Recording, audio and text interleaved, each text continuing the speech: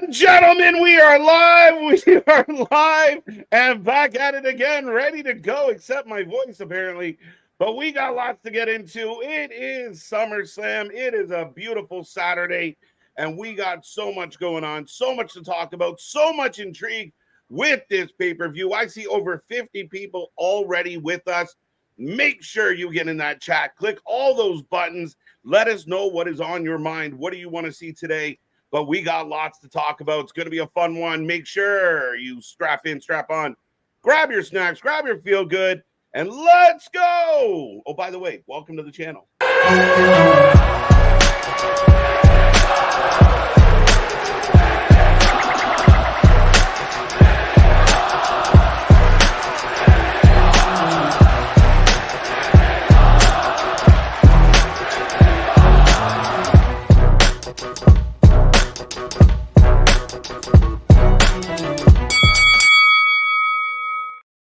Ding, ding, ding. We are live, folks. We are the Wrestling for Life Network, and this is another live stream. We are the channel that just watches more live wrestling than anybody else out there. We are here early. We are here ready to go. A crazy SummerSlam is ahead. Live from Cleveland. We're looking forward to it. It's going to be a fun one.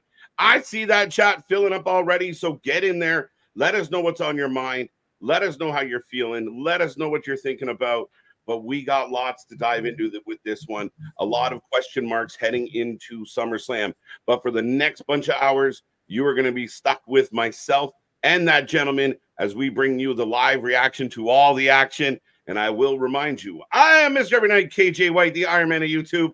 That is Big Nick. Ladies and gentlemen, boys and girls, children of all ages, the Wrestling for Life Network proudly brings to you its YouTube tag stream champions of the world, the Every Night Delight, KJ White. I am Big Nick, and my guy, it's the biggest party of the summer, so what better watch party than to be here with the Wrestling for Life Network? I mean, my birthday was in the summer, and I feel like it was a pretty big party, but this will be the biggest party of the summer, I will concede. But here's the second biggest. We're good. Like our second favorite box is kicking around somewhere, but we'll talk about that later. Right. Yeah, we're looking forward to this one, Nick. We did our preview show. We did the kickoff show. We did SmackDown last night. New tag team champions. One of the first things we're going to talk about tonight. But yeah, I mean, 7 matches. All 7 are nothing but intrigue. All 7 are nothing but question marks as far as how they're going to play out, who's going to win. Even the ones that we think are slam dunks, we can see the avenue where they're not. Absolutely. Well, and I'm still even thinking of stuff, even what could be other possible situations here. I had this thought and this theory, and I want to get it out because you heard it here first. What if it's The Rock that shows up instead of Roman? That's, again, like we've spent the better part of a week now, like literally fantasy booking this to shit.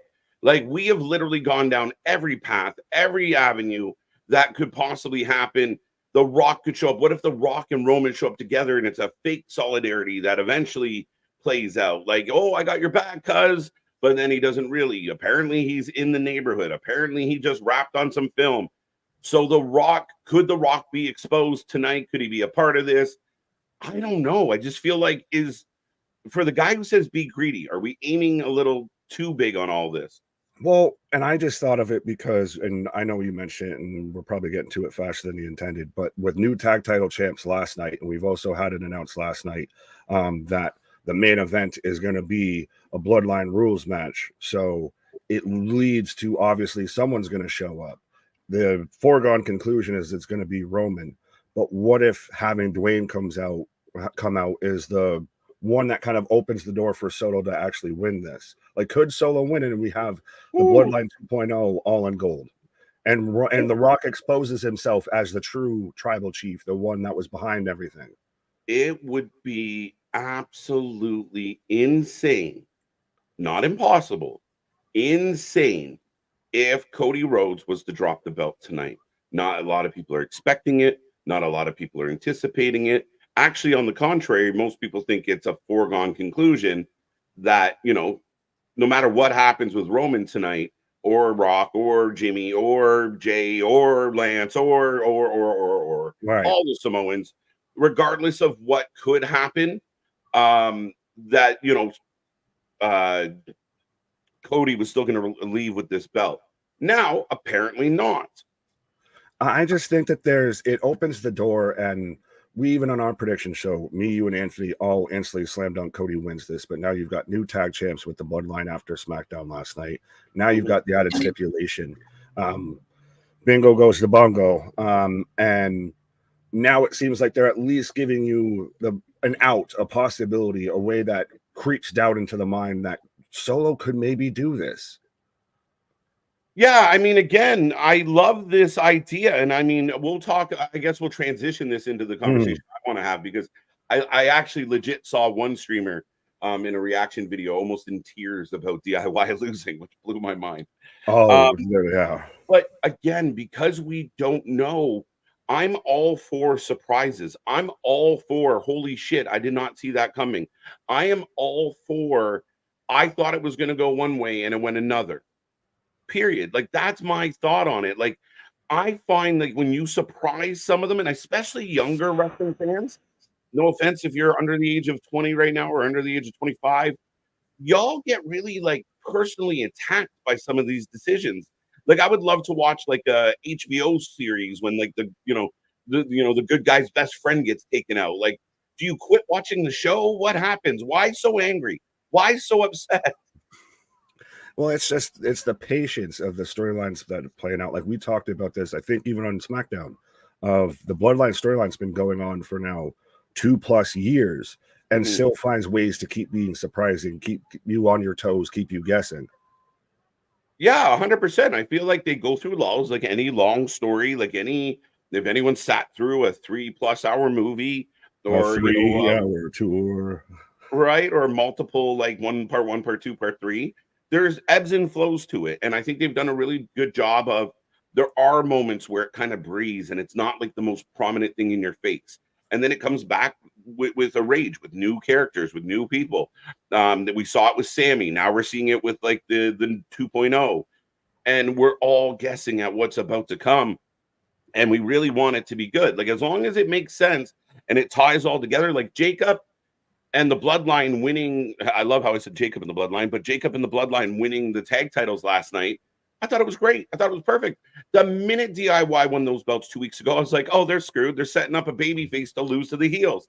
And that's what happened. The people that were, that didn't give a shit about DIY a month ago are all now appalled. Oh, they deserved better. This whole deserved thing needs to go away. Well, it's just crazy if they went from, we literally couldn't stand DIY of what they'd become to the point that we thought they needed to break up. And then they win the tag belts. Everyone suddenly loves them again. And then now that because Johnny Gargano lost in his hometown, everybody's having a meltdown. When the better team, I would rather see Jacob and Tom Gorillas of Destiny, even if Tonga Loa gets involved and replaces Jacob, what have you, but have it be on the Bloodline, have it be on one of your top factions, has to have at least some gold on it. Well, that's what I found really bizarre about some of the fan reaction to some of this, of like, like, oh, we're tired of this, and oh, this happened again, and oh, this happened, and like, they're building up the heels. Like, I mean, again, Nick, you and I have gone through years and years of wrestling where, like, all you wanted was the good guy, like the baby face, to get his moment, or you were so tired of watching Steve Austin get screwed and screwed and screwed and screwed. Right. And then you literally get to that point where he gets his moment. So this, it's, again, I preach be greedy, but I also preach be patient. You get to eat the whole buffet if you just wait your turn. And people don't like, I mean, fickle pickles. What? But I see 72 people hanging out with us already. We are a couple hours away from the show. But folks, get in that chat. Don't be quiet. Don't be shy. I think momentarily Nick and I will get to the chat just because it's going to be really long. Well, I was going to say, do we want to say hi to the people now? Because we do interrupt ourselves even when we're going through the chat. Yeah, let's get to some of the early birds. And Anna's here saying good morning, good morning, good afternoon, and good evening. Welcome back, Anna. Joe, welcome back. Cody versus Solo, can't wait. So, again, a lot of people waiting for this one to play out. Kevin's back with us. Quadarius. Oh, good. That's a good one. Let us champ. Let's go. LAUS champ. Oh, like a French translation. La champ. I'm like, Viva la champ. No, Le Champion. No, little bit of the bubbly. LA US champ. I Yeah. think we were going to talk about it, but I think it's going to happen. Do we get a Slim Jim truck instead of, the Prime truck showing up? No, but I do think he might. Like, he drove off and we never talked about it again. I'm sure he's going to show up with it tonight. Did he like paint it a different color? Did That's he put what I'm saying. He's going to show up with that. Show up with a It's Slim wrapped Jim. with it, like Slim Jim's wrapped on it and everything like that. Slim Jim hooked me up with a wrap overnight. That's amazing. Absolutely. They got that meat money. Pause. That meat stick money, Big Nick reminding everybody to join our Discord. Word, wings, weed, and wrestling. The 3 essential W's. Let's go, odds. Yeah, I think satisfying all 3 of those at the same time. Yeah, I just added on some whiskey and we're good to go. Seth should count fast like a squash since he and Drew hate Punk, but he also hates Drew. Use that angle as Drew with Seth to screw Punk for real life. Nick, this one's tricky because Seth openly hates both of them. Yeah, so it's not going to be that fast count. You're going to probably get like that reluctant, like 2, 3. Yeah, I got to count this. Yeah, no, I agree with that. I don't think we're going to get the fast count. I really don't. I don't think we're going to get like the Punk screwed Punk moment. I don't think that's going to happen. We talked about this a lot. I think it's going to be a misdirection play. And no matter what happens, I feel like Seth's going to be pretty disgruntled when this comes to an end. Yeah, somebody's going to zig and zag and get caught with, a super kick or a stomp or something. And the person that, Seth is going to sell like he wanted to win, doesn't win, what have you. But yeah, it's still going to end up a 3-way. Because Berlin's before Hell in a Cell or Bad Blood, right?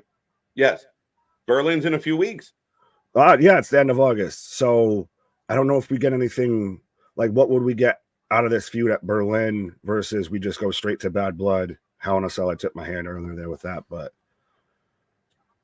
again, I think that's also part, like when you try and future book this, like that becomes the dilemma of like, okay, where does it go? Does it lead to something at Berlin? Is Berlin a pay-per-view where, maybe Seth fights Drew because Seth counted him out now, but then it ultimately leads to this Bad Blood triple threat that I'm kind of pushing for. I don't know, man. They've really left it open. Like tonight will have such an impact on the next few months. I'm really curious to see what happens. Oh, absolutely. A lot more, and that's what we've been talking about. Of all of these stories are all pretty much open-ended. I will cut the line though real quick because Ken Blakely with a $2 super chat shout out. Appreciate you saying you guys think Paul Heyman comes back tonight too? Absolutely. I want it. KJ brought it up before. Yeah. You brought it up. I'm giving you credit. I want that. No, I just wasn't sure that you would come around. I'm a Heyman guy no matter what. The more Heyman I can get on my screen, the better. Pause. Yeah, I'm torn. But yeah, I think ultimately, if you want to maximize like the reaction, Paul Heyman's the guy to do it, man. He's got such baby face love. And again, just to hear his voice and him have that arrogant smile back on his face, have him walk out, the hair is nice and, blacked out. He's got the full dye job back in. Right. And he looks like the cat that caught the canary. And he reintroduces us to the tribal chief that people keep chanting for. Does he announce him out, or do you see him like Solo gets low blowed? We don't know who does it, and then we cut to it's Heyman there, and he's just, what did I just do? Right? No, but even to hear now, real side note. Okay, Collision is on. Oh, and I got Sammy Guevara back on TV. Fair enough. I forgot Collision was on. I guess I can put that on. Yeah, for anybody watching right now, Collision is on, and I have the new trios champions, Dustin and the Von Erichs, and they're being confronted by the Sami, who looks like he borrowed some clothes from Ellen DeGeneres. I'm not quite sure where he got his outfit. Right. But I'm expecting him to break out in the dance any minute now. But yeah, anyway, he works at an Old Navy. Right? But yes, folks, we will be watching SummerSlam. Collision is on in the background. So we will keep an eye on that as well. A big presence from CMLL. You saw the Von Erichs. I wonder if these were, strategic choices as far as doing their residency in Texas. Mystico, I think, is teaming up with Hologram, so we don't have to watch that. That's good news. Okay, I was gonna say I got Mystico coming out right now. Yeah, it is. All right, Ted Rubin, how are you? Welcome, welcome. Ricochet showing up is something that I've wondered about for weeks. I thought he might be at Money in the Bank. People still think he's gone to AEW. People think he's left. I actually listened to a couple experts, quote unquote, some professional wrestlers breaking down this Ricochet thing, and they kind of said what we said, Nick. It doesn't feel like they said goodbye to Ricochet. It felt like they said, we'll see you later. Right. We talked about this from the jump of the send-off that they gave this man was the most gracious send-off that they've ever given a wrestler ever. Not even that they were like not a guy retiring. Like Taker's retirement was worse than the send-off that they gave Ricochet. Fact. 100% fact. And now that it's gotten all quiet on the Smart Mark front when it comes to the dirt sheets, the Meltzers, the SRSs, etc., talking about Ricochet of, well, Ricochet's, had a meeting with Tony Khan or was backstage at last night's, Dynamite taping, what have you. And it's not he was released, so he didn't have no 90 days. His contract's up. Shane McMahon had a picture with Tony Khan sooner than Ricochet had a picture with Tony Khan. That tells me he ain't going anywhere. 110%. Now, speaking of working for Tony Khan, if you had asked me to wear a giant glow-in-the-dark H, I don't know how you convince. If I was a pro wrestler who had a career prior to this, and they listen, you're going to come in, you're going to wear a giant H. Like Buzz Lightyear to infinity and beyond. The hologram shit is exactly that. Bradley, 53 people in here, and we're still a little over 2 hours out before the pay-per-view even starts. Holy cow. Folks, we appreciate it. We love it. We see 74 with us right now. We want triple digits. We want double triple digits. We want it all, folks. We want to be greedy on this one. We appreciate everybody for showing up. This long list at the beginning of the shows is amazing to see it grow and blossom before our very eyes. But we thank you for being one of the people here, Bradley. And again, we are looking forward to this one. So let's go. Absolutely. And seeing all the new names and everything and popping in it as well. Absolutely. Trips with us. Big Dog back at it. Let's go. James L. Welcome. 5.43K says Big Dog. Subscribers. Wow. I bet we can hit 7K before the year's out. We're going to hit 7K well before that. But that's me. I'm trying to hit 5.5K by the end of tonight. What are we talking about? Let's go. I want 10K by the end of the fucking calendar. Let's go. Yeah. Happy SummerSlam. Let's go, Kira. Welcome back, Jake. Good to see ya. What's up, everyone? Here's my prediction for SummerSlam. 3 championships are going to change hands. Seth Rollins will betray CM Punk. Can't betray him if you already hate him. Dominic Mysterio will... What? I said there's no championship on the line. Yeah, no. Dominic Mysterio will betray Rhea Ripley. See, this is where it gets really interesting, Christian, and you and I and Anthony have talked about this. Not everyone's going to screw everyone. This is an eyes wide shut. Like there's got to be some discretion. Yeah. Well, is Seth Rollins? Would you count that as like a screw job or anything? That's like not. No. That's technically the only one that I think is going to get screwed over here would be Rhea getting Dom's costing her. I think that's most likely the case here. Yeah, absolutely. Well, I know you think that Liv's kind of gone single white female and everything like that of just burning.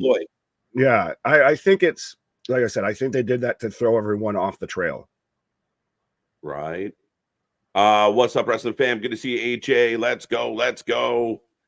Good last second leveling. English doing are you how? All right. Christopher, good to see you. Welcome back. As always, it's a pleasure. Hope everyone's doing great. Hope you are doing well. I hope everyone out there is happy, healthy, and safe, enjoying their weekend. We are super appreciative that people are spending their weekend with us in these hot days of the summer. Grab a cold drink, grab some snacks, and we are looking forward to it. MDB, always a pleasure. Reminds me to remind everybody the prediction title will be on the line tonight. 7 matches, probably come down to a tiebreaker. So make sure you get in that chat. Make sure you make yourself known. As Big E hanging out in the crowd right now, if anybody was wondering. Yeah. Sorry, I clicked over to Collision. I still have Collision rolling on. The premier athletes taking on Hologram and Mystico. Oh, I have them in different tabs, so it's I didn't have it as a separate window, so it's one of those of I gotta watch one or the other. Liv Morgan versus Rhea Ripley will kick off the show. We'll kick off the main show of SS. Okay, yeah, no, that makes sense. I read that completely backwards. But yeah, it's already been confirmed that Cody and Solo will be the main event. I could see Rhea opening the show because it does kind of spill into a few other things that are happening. Yeah, well, I think it was like PWN or whatever was sourcing the layout for SummerSlam that Liv and Rhea kicks off the show. Then I think it's Sami, Bron, Logan, LA, Punk, Drew with Seth, then Priest, Gunther, then Solo, Cody. Did I forget a match? I don't think so. No, that sounds pretty solid. We're pretty good. SummerSlam in Phoenix was hot as balls. It was 96, if I recall. AJ, that's the temperature. But it's a dry heat. It's a dry heat, right? It's dry heat. Kiss my ass. Howdy, folks. How you doing, Boston? Welcome back. Big Dog, got you already. Christopher, we see you. Christian, we got you. Odds. Keebler, Elf. Bring me some cookies. Yeah, he said the same right away. The two fat kids. Hey, give me my cookies. Right. Keebler wants everyone to know he was just promoted from head fudge packer up to the anyway, moving on. This is again why hashtag not sponsored. True, we need some Keebler cookies. It was me, Roman. It was me all along. The Rock. I did it for the Rock. The higher power, the Samoaner power. I'm still telling you, it's going to be the head of the board versus the head of the table. Yeah, no, I agree. I believe ultimately they will work that match back in. People still wanted to see that match.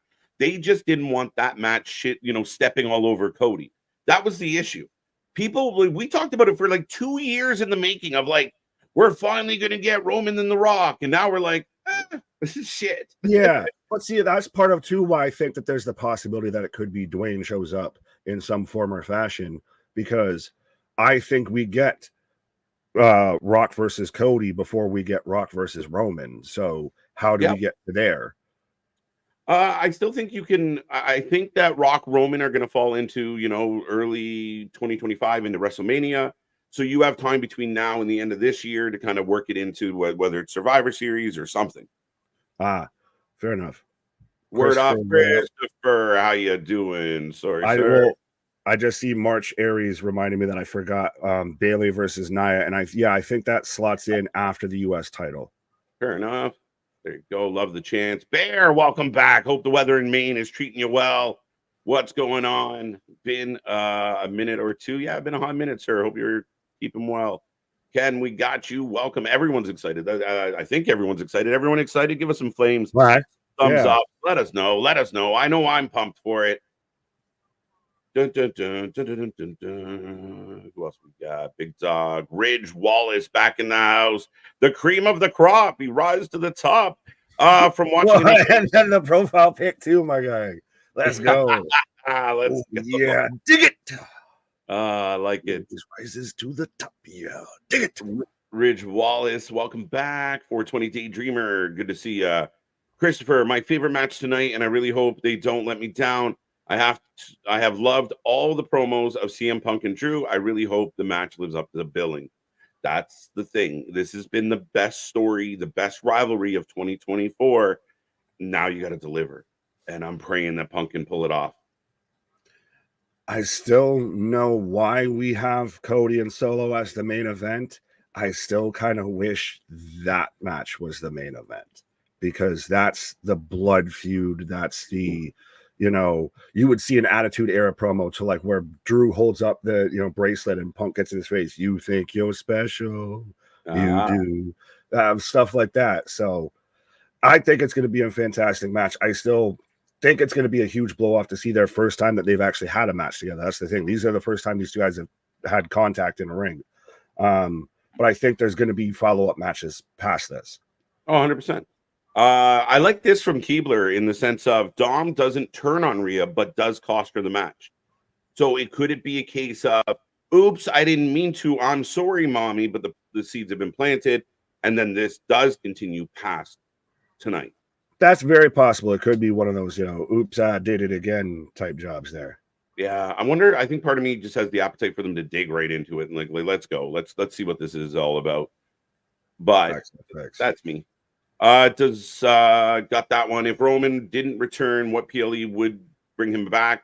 Some people saying it's too soon. Yeah, do you see Eric Bischoff was like it was too soon? We It had was Eric. talked about that. I think we brought that up like a Yeah. while ago on one of our streams and everything like that when he said, I think initially, I maybe I could see that, but like Bridge said, like you said, I think when we talked about it before. So then when do you do it? Like the Rumble would be Yeah. the soonest, but then still that's a little fast track. He's been out for over 100 days already. That's a big chunk of time. And the fans are chanting, "We want Roman." But that will only go for so long. Facts. Eventually, they will stop chanting, "We want Roman." And again, then he'll get an even bigger pop because they're surprised. But you kind of want it when everybody's, for a lack of a better term, but if we're all walking through the desert and someone shows up with some water, we want it when we want it. If we're already sitting at the bar and found our way and you show up with the water, it's not as, well, it's at a needed. fever pitch right now for the demand for Roman to come back because, like you said, if we're 2 months down the road and there's not so much of a "we want Roman" chant anymore because you keep chanting he won't show up, so then now is the time to strike when the iron's hot, and you still need to set up to Survivor Series, which is another show going to the Great White North, going up to your neck of the woods there in Vancouver, Van City. War Games in Van City, and dude. I mean, that's a good show. I would have traded if we could have got War Games in Toronto and had Van City take Money in the Bank. I would have taken that trade, and I would have went to War Games for sure. If it's Samoan Bloodline Civil War, yeah, so tempting with War Games. So we'll see. They had their chance for Rock vs. Roman last year, Boston, but they blew it. No, they didn't blow it. No. Sorry about the damn luck. Yeah, it's not blown. Again, you remember wrestling fans are fickle. Timing is everything. And again, the Cody story took precedence. They booked it in a way that Cody had to be the guy. Cody won the Rumble. Nobody was going to let it slide that he, Rock just comes in and takes it.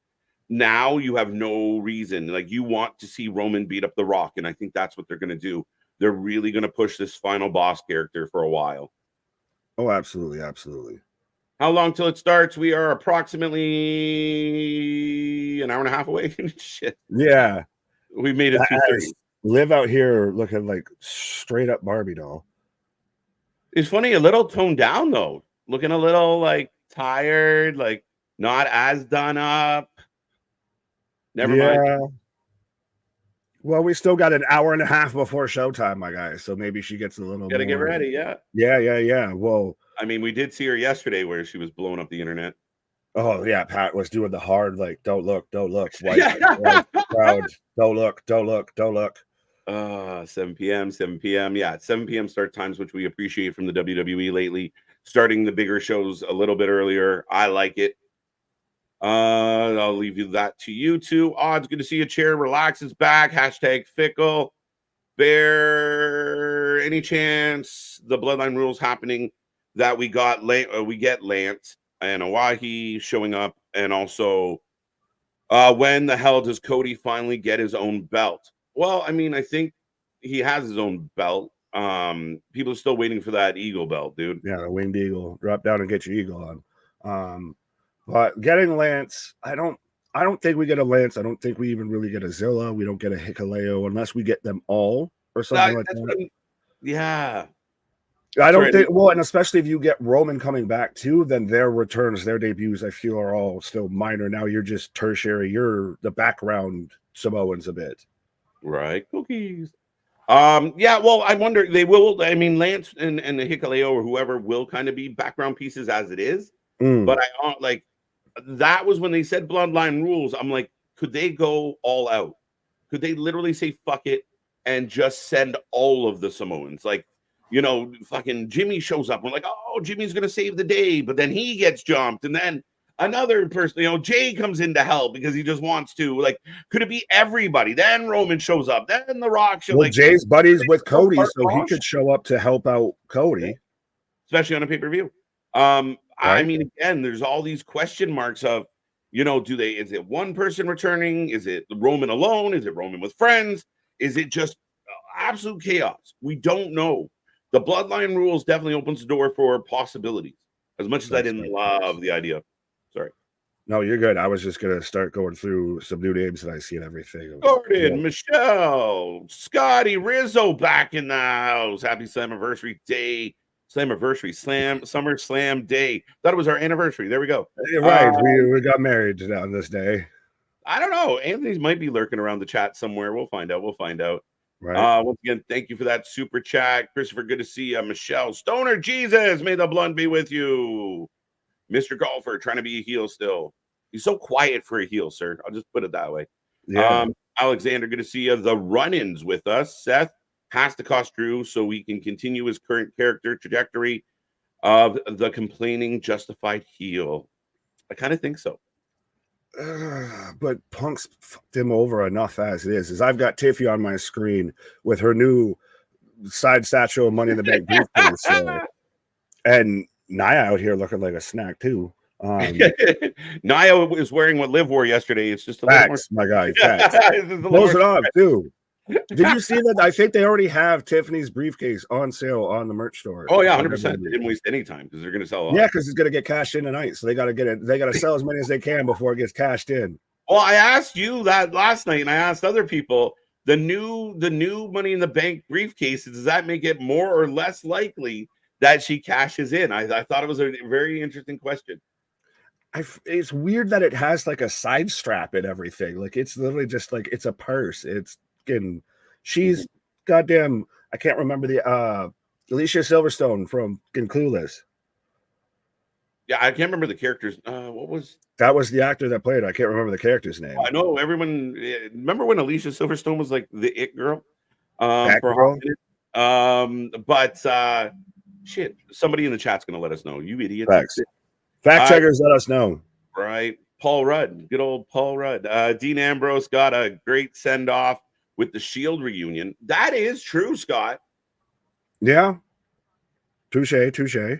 Braden, good to see you. Ridge, I think we got you already. We'll get back to some of the longer questions. Eric's back with us. The plethora of Erics we have on this channel. But good to see you, Eric, Kevin. Well, we had Braden up there. Rachel, JV. Right. I got the Wrestling Podcast. Hey, guys, what up? Jordan Kirby, does Rhea win or Liv retain? I think we both think Liv retain. Steven Elimination Chambers, what's up, KJ and Nick? SummerSlam time, baby. Hope you guys are doing well. Hope you are too as well, sir. Well. Right. So if anyone's curious, Mariah May and Toni Storm are punching each other right now in a bit of a pull apart. There we go. Rachel, good to see the Chomp is here. Smile Mark's back in the house. James L. Yes. How do we feel, though? Because we haven't really acknowledged this. Speaking of people we might have to acknowledge later on, but we haven't acknowledged the fact that Tony Khan moved Collision out of the way of SummerSlam. SummerSlam said, we'll go at 4. Screw it. Yeah, I think that's part of it, but I still think it's funny of like he literally moved his show away from them going. Like, is that it's bending the knee a bit? It is 100% bending the knee. It's this goalpost moving. Like if your product, like, dude, if I set up a fucking burger joint and you build one next to me and I'm convinced my shit is the shit, then I'm sticking around. I'm not the one moving. If I'm better than you, if I'm selling more than you, I'm staying where I'm at. Now, again, it's a bit of the goalpost moving of like, well, they can't compete with SummerSlam, but you guys are the best wrestling. It shouldn't matter. The way y'all talk, it shouldn't matter. But even the AEW fans are watching SummerSlam. Even the AEW fans are watching Money in the Bank. So Tony's got to do some of this crafty shit. And again, it's all, well, why? Why would you make it more convenient for people to see both? Valid. But I mean, I think he's at least knows, and I think knowing and admitting half the battle of this is what we've talked about, and what Tony Khan needs to do is admit where he's at, stay in your lane, establish your lane and everything, versus don't keep poking at the bear that you know you ain't going to beat. So yeah, stay in your lane, establish yourself, build yourself up. Like we talked about, of how they've got, like you mentioned about how they've kind of got the residency, and I think it's San Antonio with this. So that really works for them. It reminds me of how NXT specifically set up at Full Sail. So I like that them staying to kind of their lane of, I'm going to at least put it out. No one's going to watch the pre-show as much as, you're hoping to catch more eyes tuning in to wrestling during the pre-show than going head to head. I'll take him bending the knee and admit that maybe that's what he needs to do. I just want to it be acknowledged that it's very much him bending the knee. Yeah, I have no problem with you adjusting your schedule, but we've seen this before with basketball playoffs, and it is kind of a unique to Tony Khan thing in AEW of like, and we hear the apologist all the time of like, oh, there was a dog show on, oh, there was a marathon of Home Alone on, oh, there was a Black Panther was the lead-in instead of the Big Bang Theory. So the excuses are, and again, that's what my issue is. Like, I have no problem with AEW going on early and understanding that they want to beat the ratings. The thing the issue is the leader, right? Like, you're doing one thing but saying another, and that's always been Tony Khan's issue. Like, everything's great, but we know what's really happening, bro. He's the dog in the meme with the fire going around, the entire building, and he's just sitting there with his cup of coffee. Yeah, it's fine. It's fine. Mm-hmm. Yeah, and again, people out there tonight, there will be people who are like, oh, Collision was so much better than SummerSlam, but they already have that pre-typed and saved in their drafts and ready to go. Right, but Propunzo, let down your comments. I see Peace T as well to say, yep, I agree. I actually agree with Boston here of it's smart of him. To me, I'd rather you stay in your lane but you have to admit now that they're not a competition. If they're going to do this and you're going to adjust around that, then you're not standing 10 toes down. You're not going head to head anymore. Yeah, and again, we know it. We know that they're the young upstart. They're 5 years in. It's been this constant rhetoric of we're just as good. We do just as good. Your ticket sales aren't the same. Your merch isn't the same. None of it's the same. And you're up against the giant. You are David. They are Goliath. So just be David. Run around with your little sling, and eventually you'll get to a point where maybe you can, land a blow or two. But realistically, again, I think but here becomes my question, Nick, is are the ratings, like when we get the report of the ratings for Collision, are they going to be that dramatically different than last week's? Or is it really going to help? Does it even fucking matter? If there's only 300,000 people watching, is it make a big deal? But if we're going into this, and if we're going on an AEW tangent for a quick second, a little bit, because to my knowledge of what everybody's been sourcing around and everything like that is that the exclusive bargaining arrangement or period between Warner, Discovery, and AEW's passed, which to some people, okay, then it can open up to other networks and everything like that. Maybe you get a bidding war, which I doubt. Maybe you go to a different place because Warner's focused on getting the NBA, what have you. But I think that this is not a great sign of that. This deal that we thought was going to be initially, Meltzers of the world were saying that this was going to be double the deal that they have. Now we've gone through the entire bargaining period to where it's just exclusively between Warner and AEW and no deal. At most a deal in principle, which is still no deal. So now that we still don't have one, I think if you're AEW, you need to make sure you get those ratings. You can't have a major L of going toe-to-toe with a WWE pay-per-view with a show, that's going to draw significantly less. Yeah, and I mean, you're going to get the reports of like, oh, but the Olympics were on, and there was beach volleyball. How do we compete with that? Or right, it will be, up like to say out loud, like, and we've said this before, that often the excuses given to us by the apologists, by the Meltzers of the world, don't help. Like, the excuse is as bad as the reality. Like, oh, well, we didn't do good because no, that's not a good excuse. Just shut up. Take your standing. You are where you are. It's like us bitching about like, oh, we didn't have 2,000 watching our live stream. We're working. We're getting there. But to act like we're oblivious to the facts is it. We know where we are. We know what we're doing. We're developing. Do that, Tony. Say less.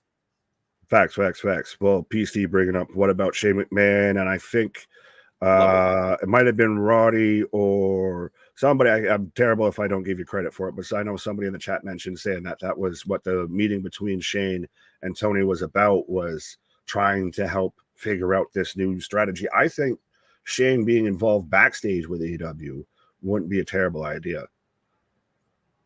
Versus being an on-screen thing. Maybe you do him as an on-screen thing. Granted, you just had the Elite lose. That whole thing's just, I think, gotten too much of a mess. So you just trash it or something. Be interesting how you bring Shane in.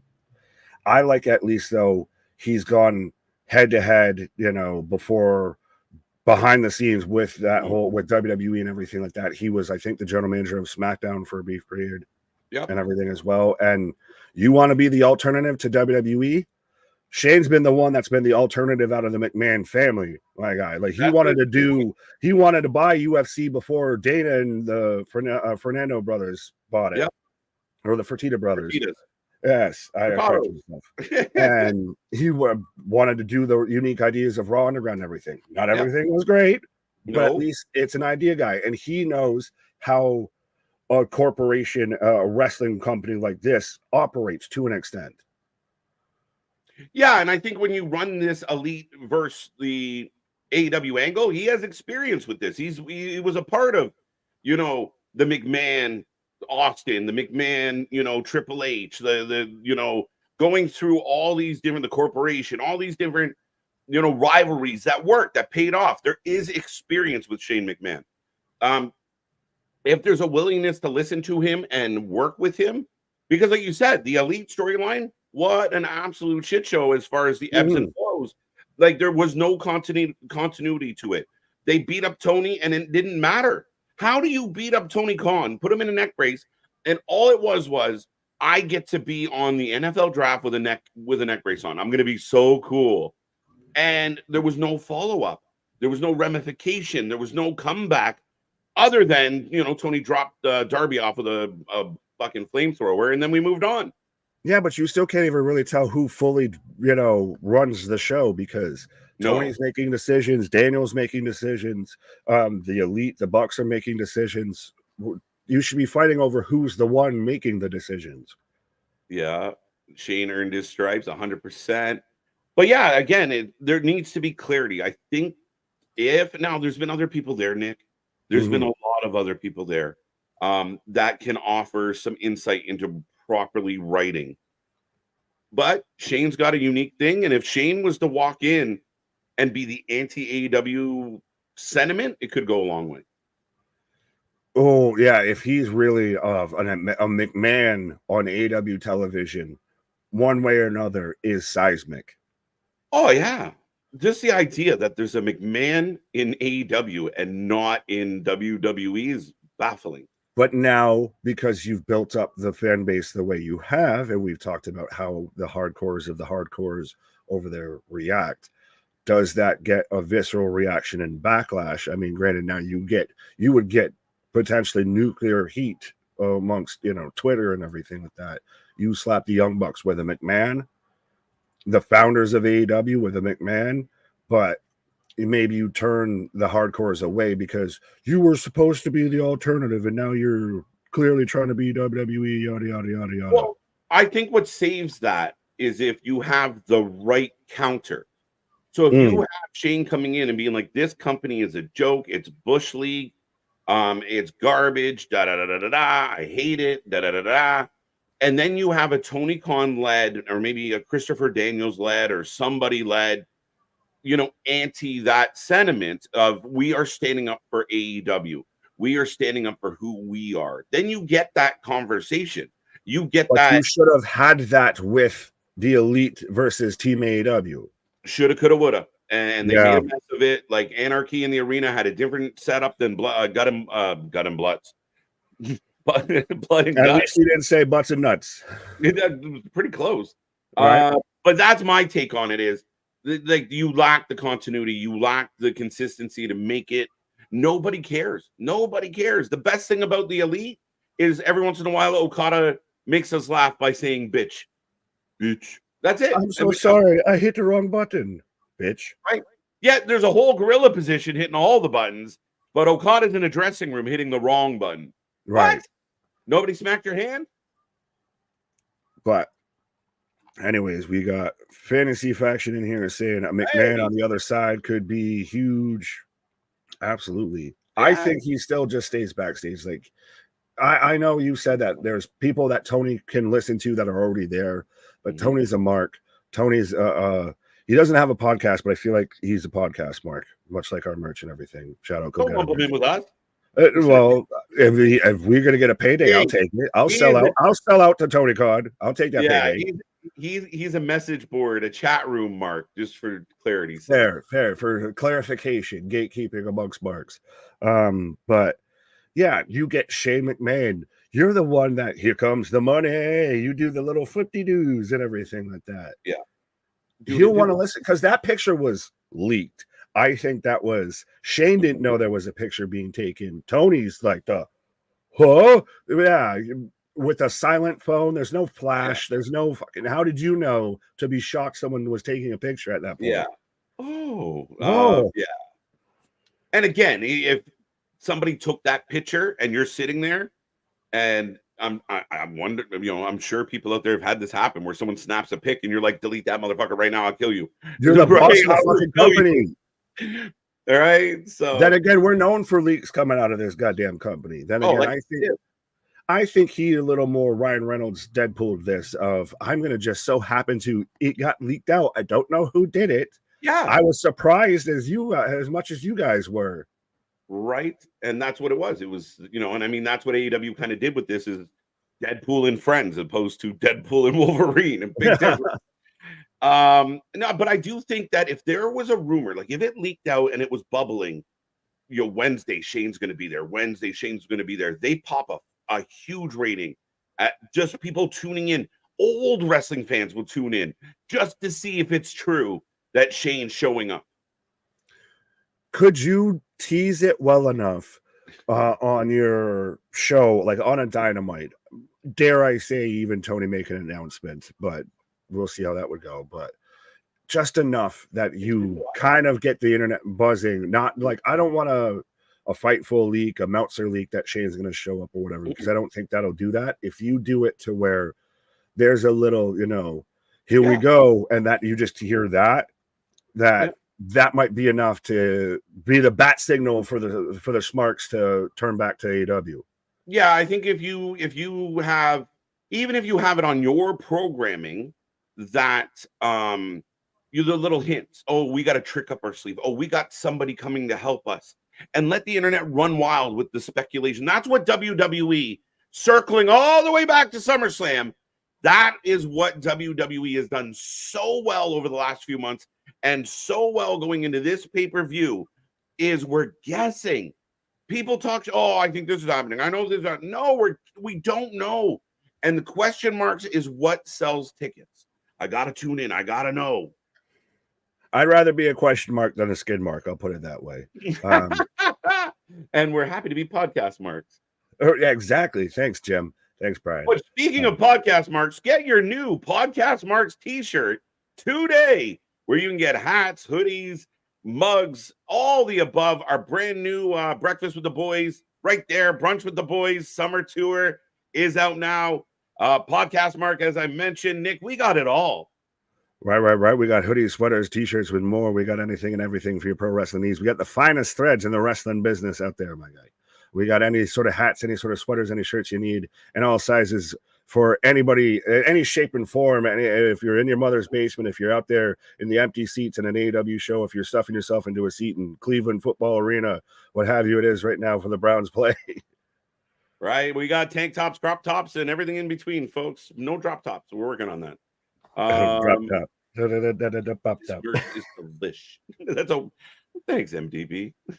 Why do I feel like he went like delish? Like I'm just so used to seeing that type of on my screen, I guess, in America. So I'm like, delish, huge. We have the best merch out there. It's fantastic, great merch.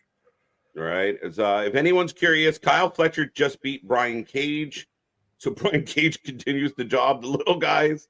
Whoa. Well, did you see the teaser footage and everything, the trailer going on for NXT premiering on the CW October 1st? They've been pitching this wait for my life to be over. Right. Yeah, we've been getting a lot of ads, a lot of previews, a lot of little like drops, but October 1 is the day that it moves to CW. Even talking about you had Braun Strowman in an interview being like, I can't wait to go to Netflix and do whatever the fuck I want. And you're like, oh. Yeah, but then you have Punk saying he doesn't want Netflix to just be this excuse to drop F-bombs and everything like that. No, and again, it's not going to be gratuitous, and it's not going to be.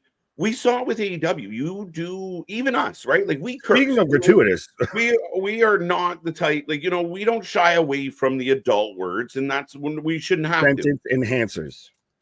Perfect. But when you do it to ad nauseum, like we saw it with AEW flipping the bird, like, oh, Moxley flipped the bird, that's cool. Then everybody started flipping the bird, and we're just like, what are we doing? Well, this is silly. Why is he cursing again? Why did he curse there?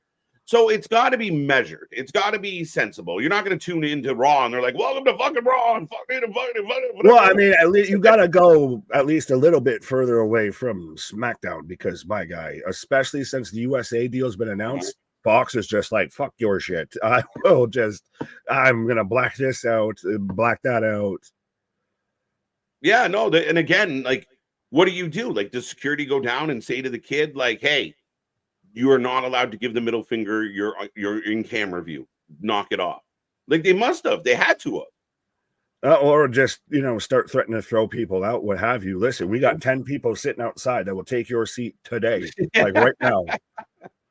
We got people just walking around the concourse just hoping that somebody gets up and moves to go to the bathroom just to sit down for a minute. Now, something near and dear to your heart, the American champion is on AEW right now. Talking to Kyle Fletcher. So we're going to get Kyle Fletcher versus MJF. It's so confusing. I don't know if we want to touch on it, but I'll ask this. Did you see his promo in CMLL? I did. Do we want to talk about it or do we want to keep it moving? We got lots of time to kill. I don't get the fucking suit.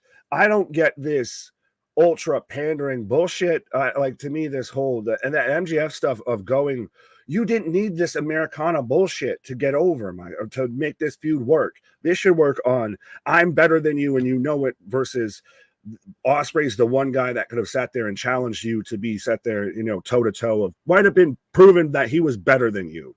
So that's where you need to go with this versus America versus the UK, just so you can get a cheap ass pop in the UK when you go to Wembley. Yeah. Hatui. Listen, man, I thought we might have to argue about this a little bit because I know of your affections for MJF. And I say that, like I said, scarf carrying member, but Hatui. I agree. It just seems so not necessary. It didn't work when Kevin Owens did it. Well, yeah. Well, he's fucking Canadian, so, but. Right. No, the MJF, again, it's all set up for the anti-British feel going in. And it's like, it was almost like when you don't believe in yourself. So you got to go over the top. Where it's like, dude, just be you. The crowd's going to boo you. They're going to cheer for Will. And they're like, some people might cheer. So this is the way he's going to get the most hate is by being anti everything other than Long Island. This feels so much more like Tony than it feels like Maxwell as far as this character, because this feels like forced put on. The company's based in Florida type of shit. We're going to have this weird America shtick added to it. Like, you didn't need that. You didn't need to toss away the championship. You didn't, like, was this all just to have him? You could have done it as he's the international champion, and so he's going to still go and defend it because I'm going to prove I'm better than Will Ospreay. That should have been what it is, of the competitive edge of, you took me to my limit at 59 and 58 seconds, but I still proved that I'm better than you, but I didn't beat you well enough, what have you. If that's the way he needs to challenge, or Ospreay should be the one goading him into this instead of he's got to go, America. Hey! Sorry, Xbox is on my TV. Hall of Famer. Telling everyone to suck it. Pause. It's true. He said it, not me, guys. But Xbox moving, in the house. What's that? Alexis, tell me to keep it moving. Keep it moving, Nick. Listen, I know some people got offended by some of the promo. Again, people got to stop being fickle, and people got to remember this is entertainment. Like, nobody sends death threats to fucking the villain of a Bond movie of like, how could you do that to James? Like, it's there's probably one or two that they get. There's probably one or two. 100%. But you have to have, the heels have to have, when people call the wrestling and stuff, oh, it's a little boring, it's predictable. It's because the fans force them to be that way. when they do push the envelope, you get people triggered all across the fucking country that start fucking whining. Like, the heels are gonna say heel shit. Is it because of there you can see people do the same type of shtick on a TV show, but like people forget on one hand to an extent of there's that blurred line between it being a character and the person. So that's where people seem to get misconstrued and convoluted with that of like whatever drama TV show character can say something or can push the edge one way. But if a pro wrestler does it because you feel like you know them as a person, like it feels like it's them saying it versus the character, the gimmick, what have you, that it almost has this extra like sting to it somehow. Yeah, like lighten up, people. Like, geez, enjoy the show. But it's speaking of enjoying the shows, folks. I see that chat blowing up. I've seen us teasing 100. We do want to see triple digits in the chat. If you be a friend, tell a friend. If you hear my voice right now, take our link, take the link for this stream, share it everywhere you talk about wrestling. Facebook, Reddit, I don't care where. Let's see how many people we can jam into this building tonight or into this channel tonight. We'll call it a building. It's well, no, like I said, it's the biggest party of the summer here with SummerSlam. So 100%, there's no better watch party than you need to be with than the Wrestling for Life Network. Often imitated, never replicated, never duplicated. Ever. Let's go. Facts. I'm watching mascots fight. Big E's about to just slam a mascot. Right. As he threw out the first pitch at the Guardians game yesterday, I believe. Or maybe if there was a guy, and I don't want to say this and put it away, but if there's a guy that's going to replace Pat on commentary, that's going to have the same vibe, same energy, and if he's still dealing with what he's got going on in the ring, give Big E a run at commentary. Big E is a great personality, very comfortable, great speaker, highly entertaining, can get energized, can go over the top. I'm all for it. Well spoken too for being a guy that can go over the top of, big BDV Ben smacking meat and everything, but can still be really well spoken and really eloquent. And I think people have always suspected that it's Tessitore going to it. You don't need a straight guy with Michael Cole. You need a color guy. And I think they've already said Tessitore is going to SmackDown to be a 3-man. Oh, I wonder. Okay. I thought maybe they'd split up Graves and Barrett.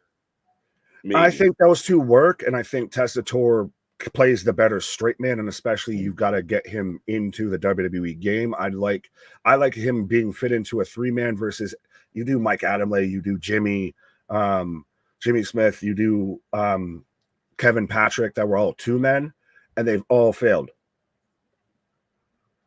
Yeah. Again, I like my preference is 2-man. I think the 2-man, when dialed in, works the best. But ultimately, and for anybody wondering, right now, something we don't need in wrestling in 2024, Karen Jarrett is on my TV. And I guess Jeff Jarrett is having some issues with his old friends now that he's a baby face. That's your update. But right now, I got Logan Paul talking to Jackie Redmond. Speaking of insufferable people on my screen, but yeah, I don't know who I dislike more, though, of Karen Jarrett or Alicia Edwards. Both trash. Both people I don't need on my screen. Slight edge to Karen for me, just because I see some of the value Alicia brings. I don't see any value in other than can my wife get a paycheck too, Tony? Yes. Yeah. That's my issue. Fair enough. The greatest thing about WWE right now, it's like you said, KJ, it's unpredictable. Even when we think we know, we are clueless. I love it. It gives everything more importance. Absolutely. Trust me. We do this, and we do this damn near 7 days a week and everything like that. I'd rather be tuning into a show that I don't know and I can still make guesses and we can still be out here theorizing and back and forth and bantering about everything than clear as day, clear as crystal, what's going to be the result of this match. And it's more of just, let's talk about some other shit instead of what's going on. Well, I mean, again, beyond, look at last night. It could have been easily, if you wanted to keep it where people, talk about predictability. The bloodline gets a title shot, but they find a way to, screw it up, and DIY gets to be the champion still. But they didn't do that. They surprised us. The bloodline actually pulled it off. Nobody interfered. Jacob looks like a monster. They get the win. And now people are like, oh, what a short reign for DIY. Well, we can't surprise you and stroke their egos at the same time. You And we can't weren't have both. cheering for DIY beforehand. So that's my take on it. It's just, and again, you got to be open to the surprises. We got to go on the roller coaster ride. We got to enjoy the journey. And anytime I'm sitting here at this mic with my jaw on the floor, it's a good day. It's a good day. Pause. That's the only stands version of our channel. But yeah, that's the memberships. Wait, what? No, it ain't. But that's my take. Is just you can't be upset when you get surprised. You got to enjoy it. And I mean, this is not for everybody. A lot of us fans ride the waves. Being surprised is the biggest part of all of this. Year in and year out, show in and show out. When we get surprises, twists, turns, excitement, that's the best. Well, and especially, let's be all honest here. Let's have a moment here as a conversation with the congregation here. We're all in the smart mark category to an extent and everything like that. Mm-hmm. We all, for the most part, pay attention to the dirt sheets a little bit. We see the rumors online, Twitters, get Instagrams, what have you. We follow, the inside rumors and the speculations and what have you. So if we can still get surprised with stuff, that's tenfold. Where it's not the casual viewer that, once a month, throws on a Monday Night Raw, versus we're here every day watching this, paying attention to everything going on. And when they've still managed to pull a surprise on us, it just hits like tenfold, because it brings you back to being that like little kid of, a surprise happens and there's no internet. You got to sit there and wait to stew over it, to talk about your buddies on the bus ride to school tomorrow. 100%. And I mean, even this week, I didn't expect Liv to do what she did. We were sitting here during the main event last night going, could Jimmy show up? A lot of rumors, a lot of speculation. Could Jimmy, but they got us guessing.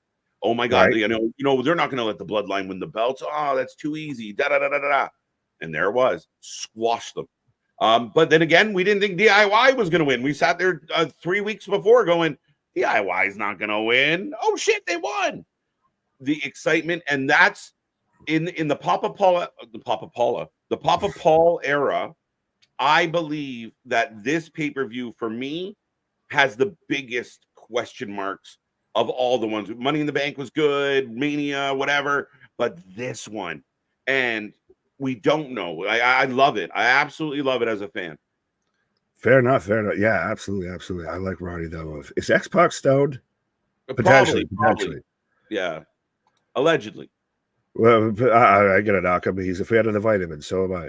That's it. Yeah, but right. Ladies and gentlemen, we are just finally over the hour mark. So we are about an hour away from the start of this show. Make sure you get in that chat. Please be a friend, tell a friend. Let's see if we can blow this one up. We have been sitting at great numbers for 2 hours now. Like we're 2 hours out. So we're looking forward to this one. It's going to be a party. And if you don't know, we do this for all your favorite wrestling. And we got so much to cover, so much to get into, and more interviews and all that fun stuff. So without further ado, I'll be right back. KJ is going to take a pause for the cause and go and check on, see if, if X-Pac is, on the vitamins or not here. But yes, folks, I've got a WWE commercial. I'm assuming it's a gaming commercial because we got Woods and Zelina Vega and all of that. But 420-day dreamer, the Wild Samoans has tag champs. It just feels right. It works, and especially of Jacob Fatu, and they needed something to open the door to make this not seem like this was clearly going to be a Cody wins match. Of now that this is bloodline rules, now that you've got already part of the bloodline, you've got Jacob and Tama with some gold on them. Now, granted, it was a little awkward, a little weird of how much Solo celebrated with the belts, like he was almost their manager or something. Like they won him and just gave them to him. But I think it starts to get to that situation of, do we get the bloodline all draped in gold, at least for a little bit? We had it with Roman. Does it become, that's what happens with Solo's version, to get a little bit more of that tension between him and Roman?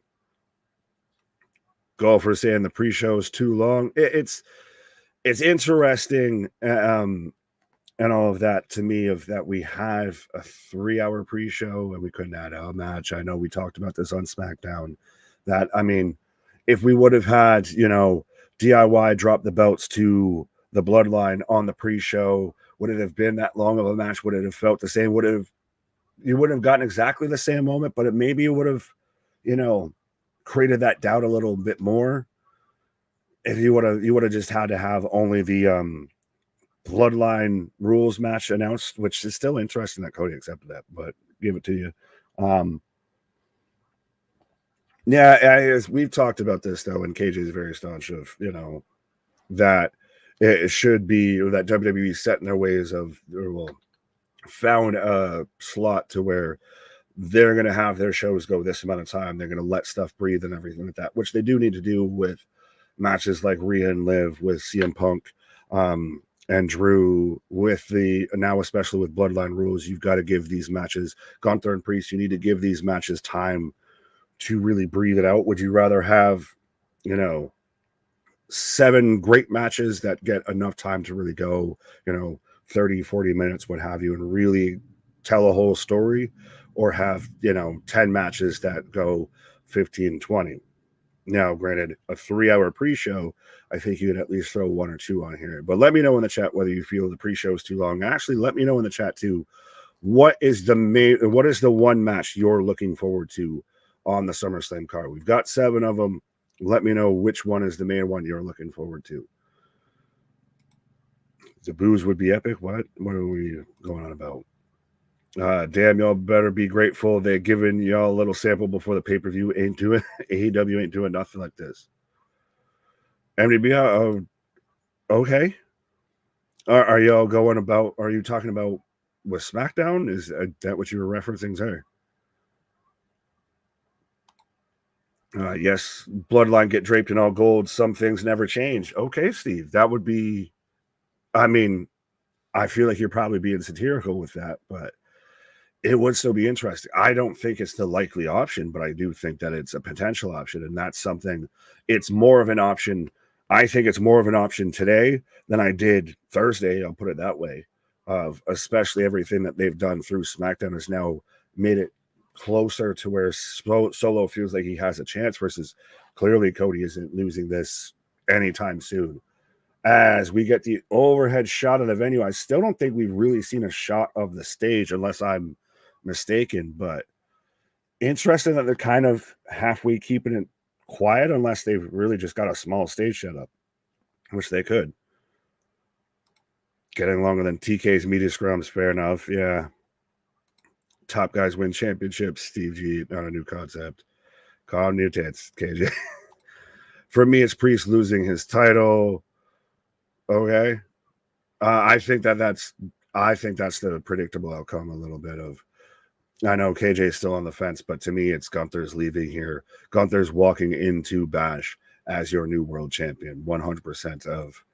I know that we've gotten behind Priest a little bit, and he's still only had a brief run so far, but I really think it's kind of capped out here. Like, where the only other way that I could see it going, I think, would be Priest retains here, and then you have Gunther win at Bash.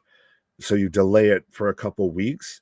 But I think that there's a stronger potential that coming out of Priest Gunther, that we're setting up Priest Balor out of that. Aren't the Wyatts facing Gable and company tonight? No, big dog. That is on Monday Night Raw, which we'll be here live for. Monday night, starting at 7:30. We'll be here live for the debut in-ring action of the Wyatt Six. So we've got Gacy, Loomis, and Rowan taking on Gable and the Creed brothers in 6-man action. So 100%, my guy. Elias with a bit. What? Alex, what up? Both Dominic and Liv rushed their interviews in a hurry. Could be. And it's still funny of, let's not forget that we still caught them back a while ago, even I think before Rhea got hurt, or it might have been just around the start of it, to where we caught them coming out the same locker room in like 8K, I think, behind someone getting interviewed. So there's really been this whole collusion, and then this whole little back and forth connection, I feel, for a hot minute here. Now, granted, does Dom out and outright turn and clearly, puts his allegiance with Liv and come Monday Night Raw, we have Liv, Dom, and Finn are the leaders of Judgment Day, if that's still a thing. Christ, we talked about it during the prediction show. Could Finn be the one involved with Liv? And it's all been Finn, working everything, stealing hotel keys and all of that, the whole time. But I think the best likelihood is that it's going to be Dom looks like he's trying to help Rhea, but turns around and accidentally costs her. And then that's how Liv retains, what have you, and we run it back. And then we start to, by the time we run it back, I don't know if we do it at Bash. That might feel a little fast to turn around and get Dom to fully turn, but maybe. And do we get a Rhea versus Dom match at some point? If Dom turns and screws Rhea over, do we get a Rhea versus Dom match at some point? Do we actually get an intergender match? PSD said Elias is in NWA. Cool, fair enough. I don't. It's been a hot minute since we've watched NWA, thanks to Father James Mitchell out there taking a bump in all the wrong places. Michelle saying absolutely be a friend, tell a friend I don't like. She was saying I don't like Chad Gable. Well, fair enough, but I was gonna just say make sure you like that stream as I'm refreshing right now to see where we're at. As we're already at 113 likes on the stream, and the show hasn't even kicked off, folks. Y'all are amazing. But yes, be a friend, tell a friend. I see we're 3 away from triple digits right now, so absolutely love seeing this big party popping off. 100%. And be a friend, tell a friend. It's hit that like button, hit that subscribe button. It's free, it costs you nothing, but it means the world to us. And trust me, we've said it before, even when the wrestling sucks, we never do. As I'm getting a Cody Homelander Rhodes video package right now. Mixed tag, Rhea and Dom versus Liv and Finn could happen. If Finn was involved with Liv, if we go that angle with it. It's going to be interesting. That's the thing, is every story on this, even if it's like Bron and Sami, I don't think we've given a ton of love to that match. I like how they've set up this whole IC title division on Monday Night Raw now, to where you've got an Ilya, you've got a Bronson Reed, all kind of involved in that division. So you could very much see somebody get involved potentially tonight, or even if Sami loses, which I think is going to be the case, that he doesn't slip too far down, the card as the pecking order, what have you, as being a challenger for Bron or for the IC belt. 6K, let's go. Absolutely. And then who here, I know we talked about it, who here thinks that Tiffany Stratton is cashing in tonight? Because I think it's going to go Bayley wins the match, but Nia beats her down, beats the ever-loving bejesus out of her, and then Tiffany turns around and cashes in. I think that's going to be the outcome of that. 90 viewers, only 10 to go till triple digits. So absolutely. Well, we 86 right now. So 100% be a friend, tell a friend. Absolutely. Let's keep this thing going, as we're still about, I got 46, 28, 27, 26 on my screen on the pre-show right now. Paul Heyman shows up with Brock tonight. AJH3, I don't think so. I've seen people say that maybe we get a Brock show up. I don't think so. They've said, I think it was Hunter that said, well, Brock just kind of does what he does. And, if, we can find something that works for him, it'll work for him. But I don't think that they're really bringing him back here. So I've got Pat and Jelly Roll backstage. They're all wearing just nothing but black, and the entire locker room is just dark. 120 likes. Let's go, my guy. Now let's see if we can match that with 120 viewers going at the same time. You want to bet on it, AGH3? What am I going to bet with you? I got nothing. I don't think that Tiffany Stratton is cashing in. MDB saying she's not cashing in. Joe saying, I feel The Rock is going to return. I'm a little there. I think it would be a nice, everybody's set up to go this way. Everyone's set up believing that we're getting Roman Reigns. Some form or another, we're getting Roman Reigns showing up in the main event tonight. Which, by the way, Jelly Roll's performing at SummerSlam, so I guess we're going to have a live concert, because they couldn't book Joe Hendry, so we got Jelly Roll.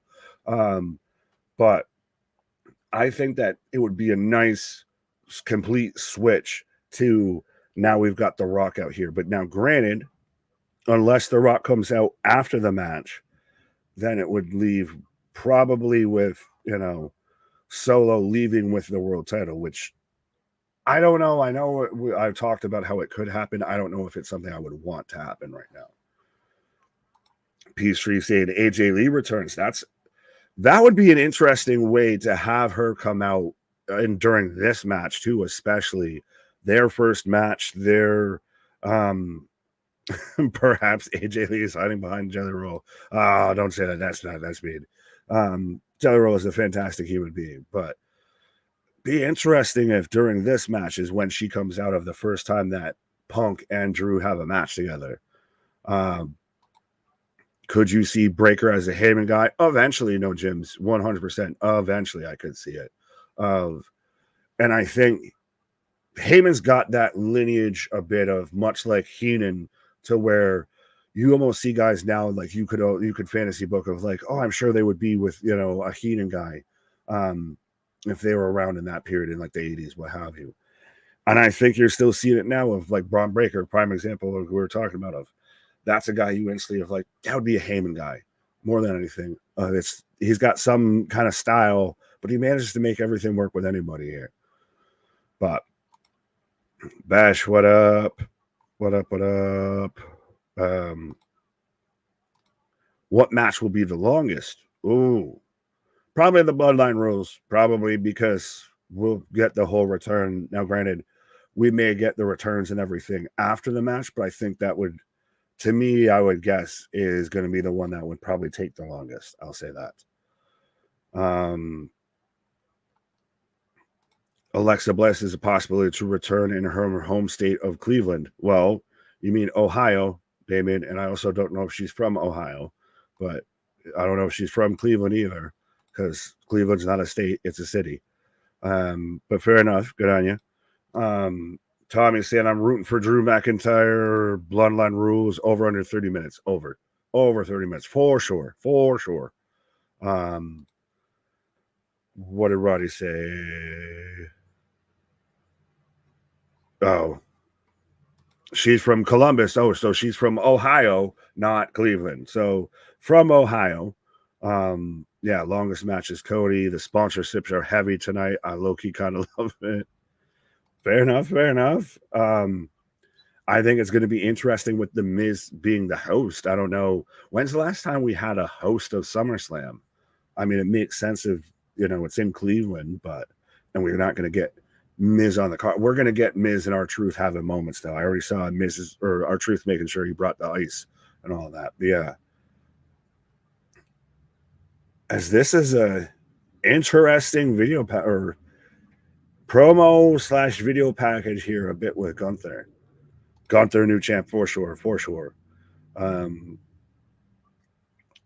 Never wary. What? Fair enough. They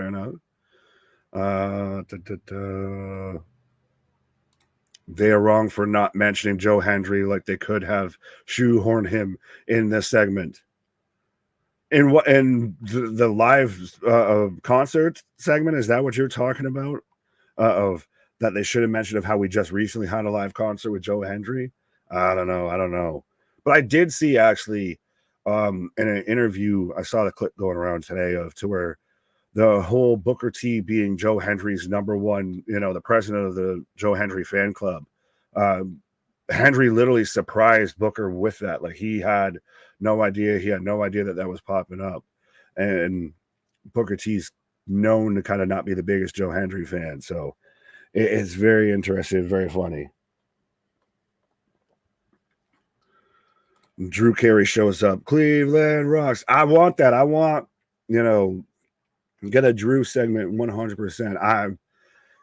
And he comes out even to the Drew Carey show theme of, yeah, they're really hiding. They keep doing this shot. They're hiding the entranceway and the ramp and the stage as they pan out of the arena. You still see how huge it is that they're selling out a damn NFL arena, but you see them pull out on that big wide shot, and you've got just the regular outdoor kind of stanchion setup. Well, then one in time they do an outdoor show, but you don't see the stage yet. So I kind of like that they've kept that hidden, because normally you'll see somebody on Twitter, and someone can correct me if I'm wrong. If I've just been here ranting and, you know, it's been actually leaked like 10 times by now or something, but I don't know what the stage looks like, and I like it.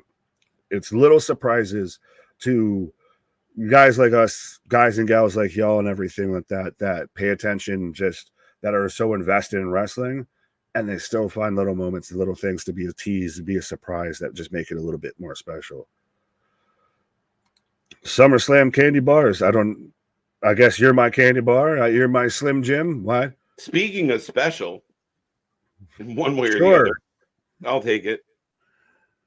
There you go. There you go. How you doing? I'm doing well. I hope everyone out there is doing well. I see us in triple digits. Let's go. If you can hear my voice right now, be a friend, tell a friend. We are, still clicking towards the show. Another 40 minutes or so to go. We are. Yeah, exactly. There you go. But we are rolling through, and we are excited for this one. If you can hear my voice, take this link, share it everywhere. You know people love wrestling. This is the best place to get your coverage of the show. Don't watch it alone. Your wrestling buddies are right here. Right. Well, I'm going to go right there for a quick second now. All right. Nick heading out, going to bounce.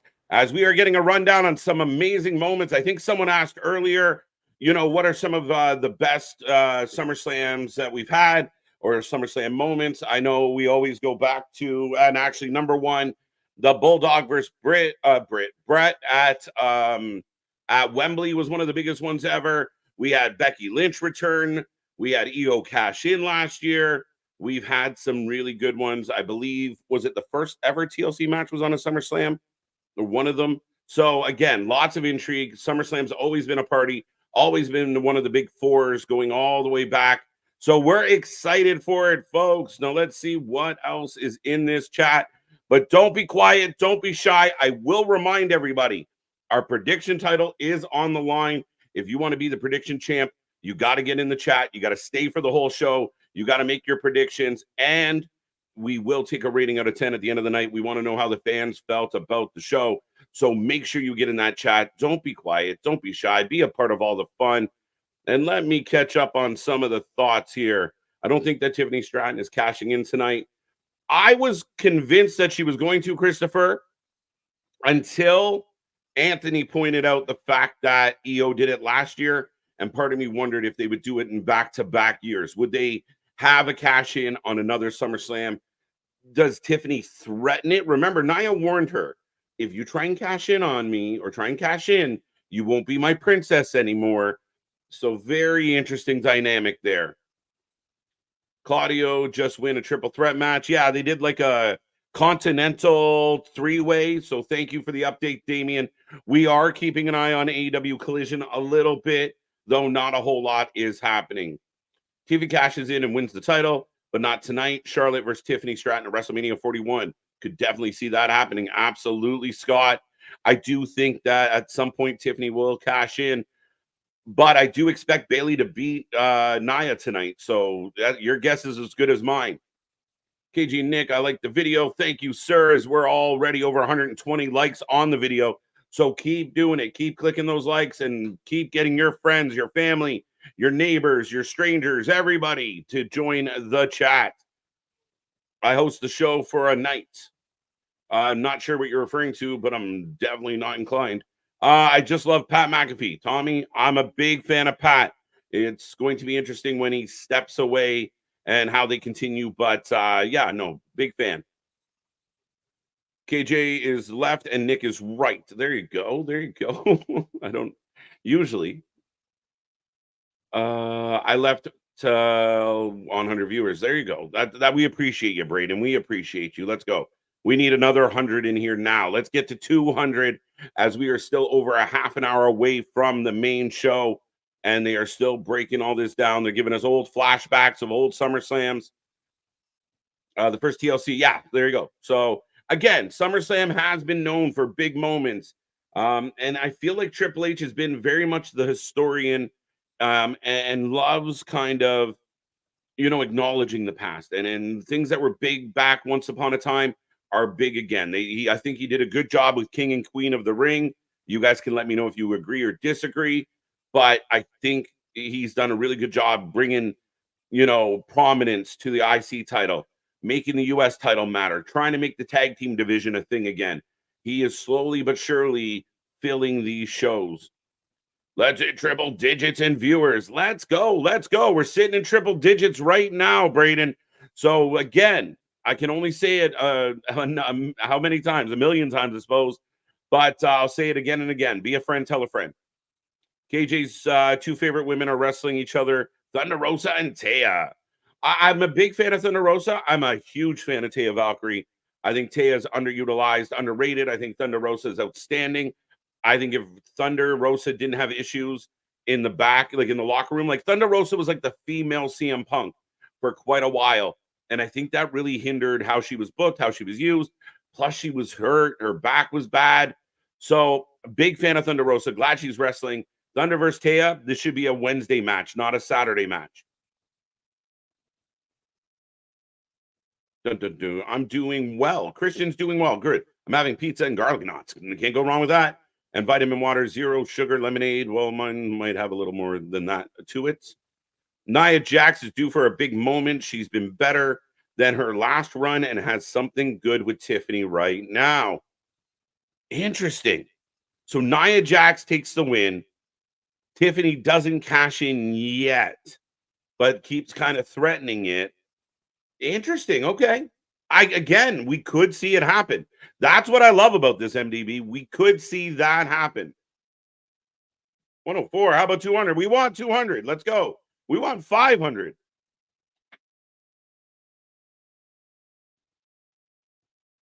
Now we just need a cruiserweight division for Raw, making it happen. Trips.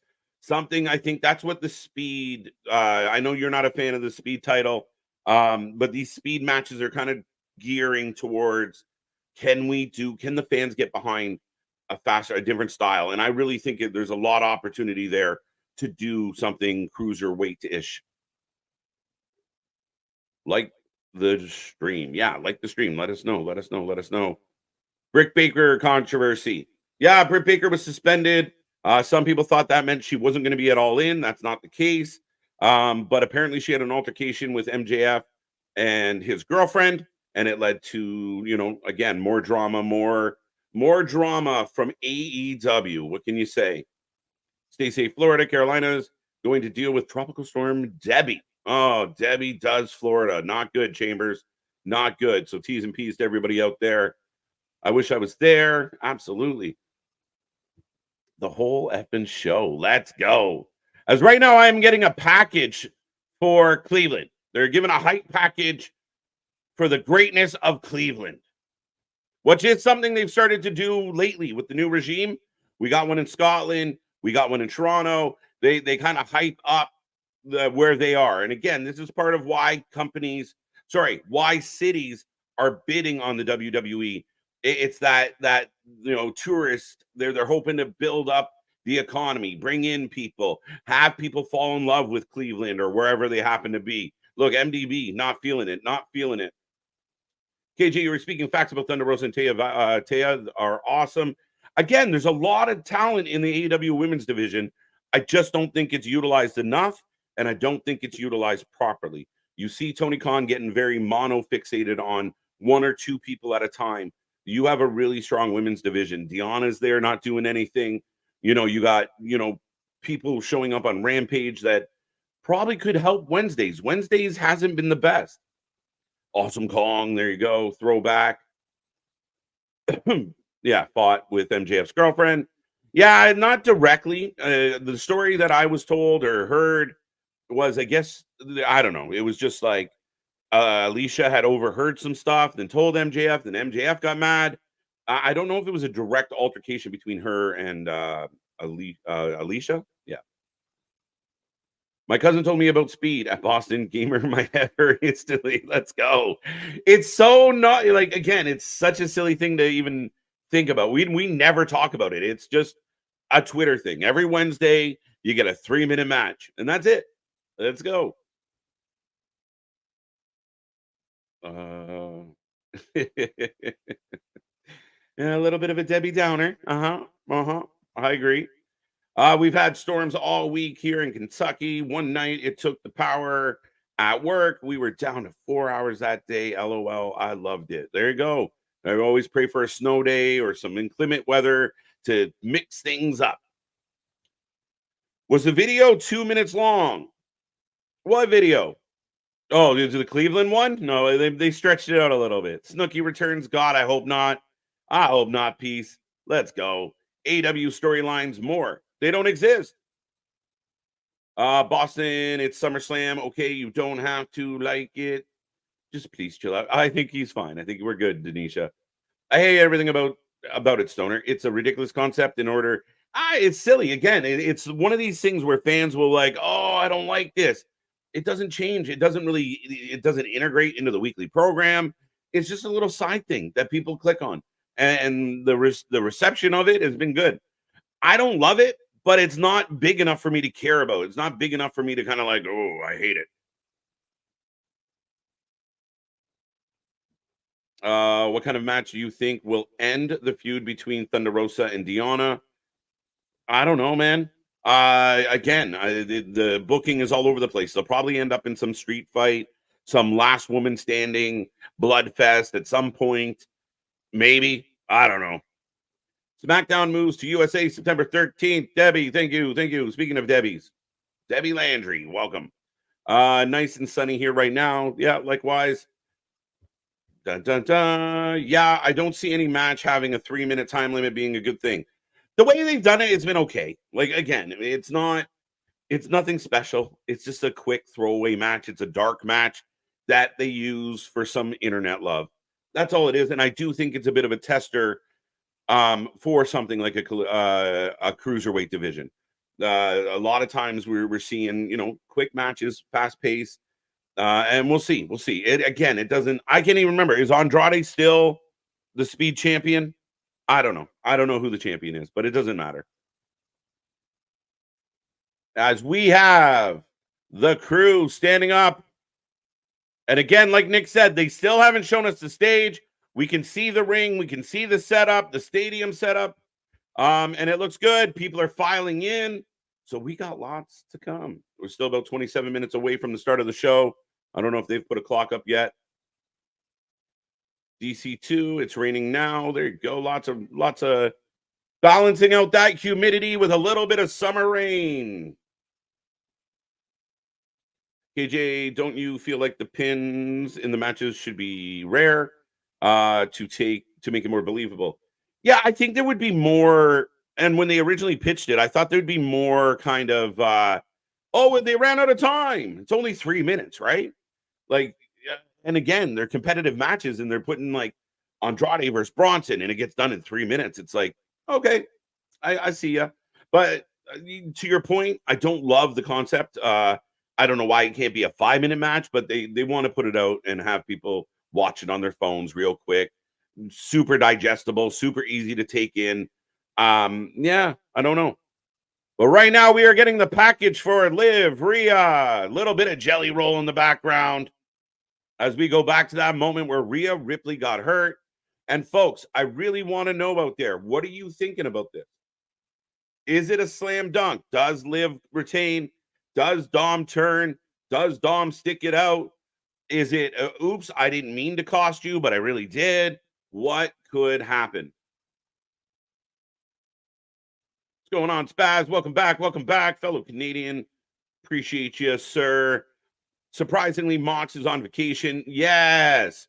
This is something that Tony Khan should mandate for most of his roster, like the Chris Jerichos of the world. I know I beat Chris Jericho up all the time, but yes, take a break, take a vacation.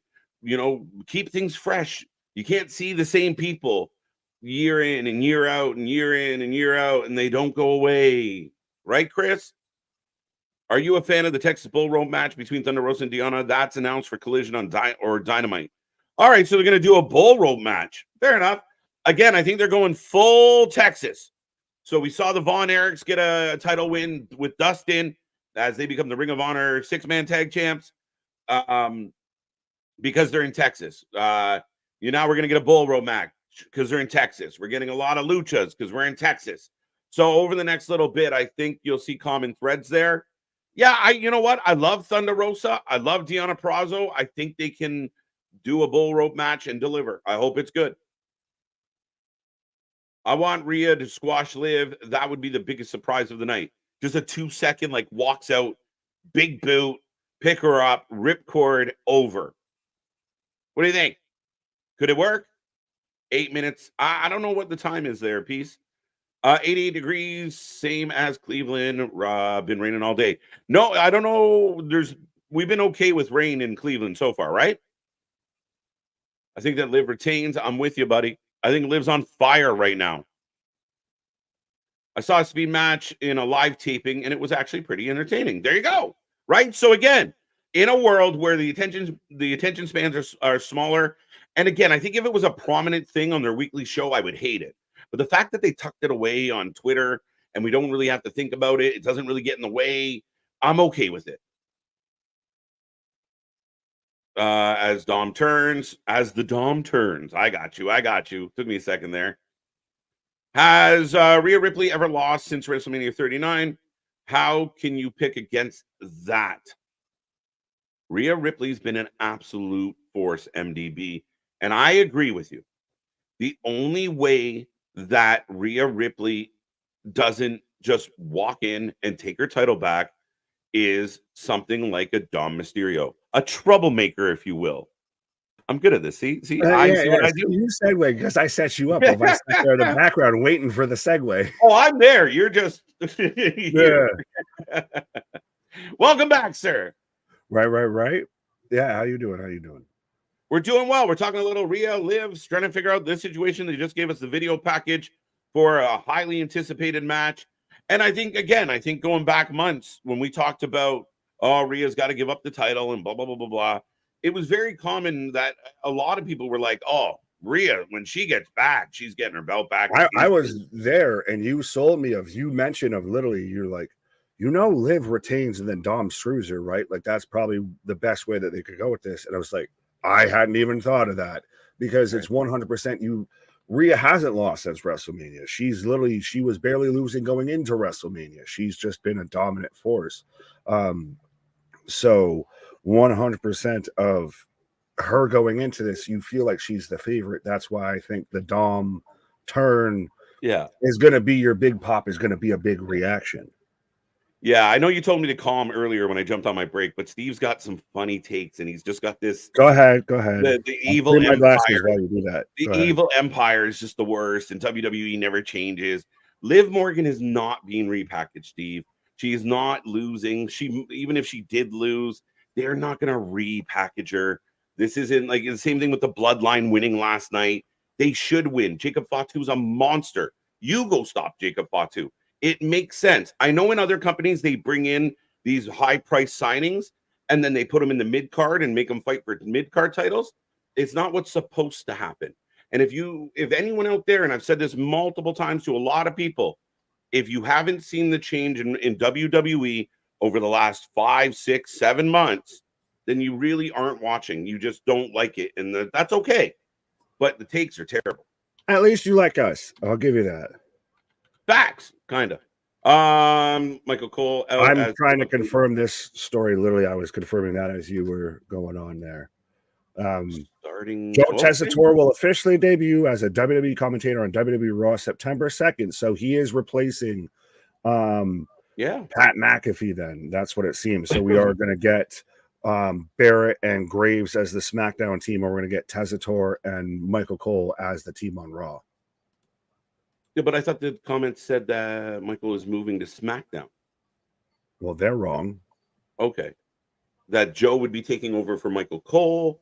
No, Joe's taking over for Pat. Okay, there you go. That's what I read. I mean, unless in the two tweets I read, didn't include anything about Michael Cole. So yeah. The Geek Box. How's it going? Like I always say, everybody's second favorite box out there. Welcome back. Go check out Geek Box doing the hard work, cutting up and clipping up all these videos for us and all the fans out there. Go check out Geek Box. He's great. How you doing? you weren't here. So I hope you have a great stream tonight doing our own for once, LOL, but we'll pop in to say hi after you're still on. And anyone who's with, okay, cool. Right on. Appreciate you, my guy. And yeah, I think we might see the Geek Box here not too far out on a Rumble, chatting it up and everything. Looking forward to the predictions. Cole just said it, September 2nd is going to be Joe's first show. So Joe Tessitore's going on Monday Night Raw. So that's what it is. We're going to have 2-man booth and 2-man booth.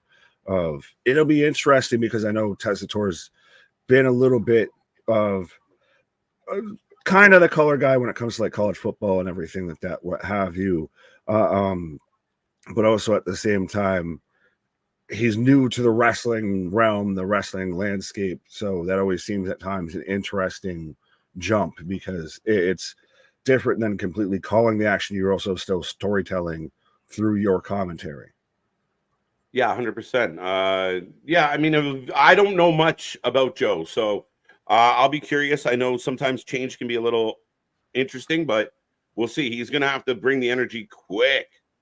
I had some good times in Cleveland, fun city. There you go, Cleveland. Now, real quick, we're about 20 minutes away, so maybe we will rapid fire through our predictions, our last check-in, see if anything's changed since Thursday. I got the card pulled up. I just clicked over. So you want to run through it? Sure. Liv Morgan, Rhea Ripley. I think we've talked about this enough at this point. I think we both think it's Liv. I'm going Liv. Liv. You got to live, laugh, love, and survive. Sami versus Bron for the IC belt. Bron. Yeah, if Sami retains, you're kind of, what the are we doing with Bron a little bit? Logan versus LA Knight, US title has to be LA Knight, and I'll leave it at that. LA Knight. Again, we agree on the first three. That's kind of funny, but LA Knight. You don't think because you were the one that was pitching because it's in Cleveland and all of that. No, and you've been a nice show, Speedy, or what have you. Yeah, I said the fans, but clearly they don't give a shit about Logan Paul in Cleveland. So I don't think that's a factor in this at all. LA Knight deserves it. Give him a big win, big baby face. If Logan wants to chase him or something, we'll find out. Right. Bron for the win. Bron, Liv, Bron, LA. Not much deviation. Not quite. Well, we've got Hornswoggle. Hornswoggle. Right, and we've got Liz to win. I don't know who Liz is taking on. They're apparently taking on Hornswoggle. Shout out to Liz. Oh, Liz is doing well. It's a heel night chat except for Logan. Ooh. Mm-hmm. Fair, because Liv's a heel, Braun's a heel, Knight's a babyface. Now, I'll agree with you because Tiffany's leaving, so still heel side that way. Drew wins, heel. Gunther wins, technically heel. Cody would be the babyface that wins too. So you got 2 babyface wins. Yeah. Yeah, I'm okay with that. I think we'll hold on. Right.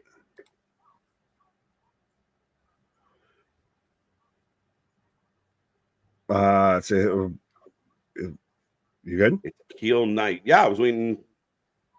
No, there for half a second, the chat on my end just literally like disappeared. Mine disappeared too, 100%. Okay, yeah. So I was like, what did I just do? Right. All the way. AJ Hawk is from Ohio. I hope he shows up. Yeah, so they can be mad about the DLC some more. Right. LA Knight, yeah. So we've talked about this, Bayley, Nia Jax. You going Bayley, no cash in at all, if I remember correctly. Yeah, Bayley gets the win. I'm torn on I'm going to say Bayley wins and shit. I say Bayley wins and cash in. I think Nia beats the piss out of her enough to where Tiffany cashes That was my original theory. It seems like the obvious choice, but now did we just, because like you said, because we just got the pink briefcase, do we cash it in this early? Well, and this whole dynamic between Nia, like people almost have me convinced that Nia's going to win. Well, Anthony had his whole theory to where Nia wins because she's been on a great move since her comeback and everything like that. And she's queen of the ring, and you set up this kind of awkward tension of Nia's champion, but her main challenger, the one that could cash in at any times, her best buddy just hopping along, hanging around with her. Yeah, and she keeps like, if you try and cash in, you're not going to be my princess, and right. So yeah, I'm a little bit. Again, another one that I'm a little torn on. I'm gonna go. Nia wins. Fair enough. I think that's how you went on Thursday because Anthony convinced you. Anthony had the whole theory. Yeah, I don't know, something about it. Right. Punk versus Drew. I think we're on two opposite sides of the fence here. Yeah, I'm going Punk. And a very upset Seth about it. I'm going Drew. Punk screwed him over enough. I think it's a reluctant pin count, but I think Seth would rather count the pin of Drew winning than Punk winning. Not necessarily wrong, as I got Punk talking about Drew right now on our screen, folks. We are about 15 minutes away with over 100 people in the chat. Right. Be a friend, tell a friend, keep this one coming. But yeah, no, I'm going Punk. I think that now Seth is going to be the culprit, not meaning to, but it allows Punk to kind of slip out and kind of keep. We haven't seen Punk do much in ring, so I think give him the win.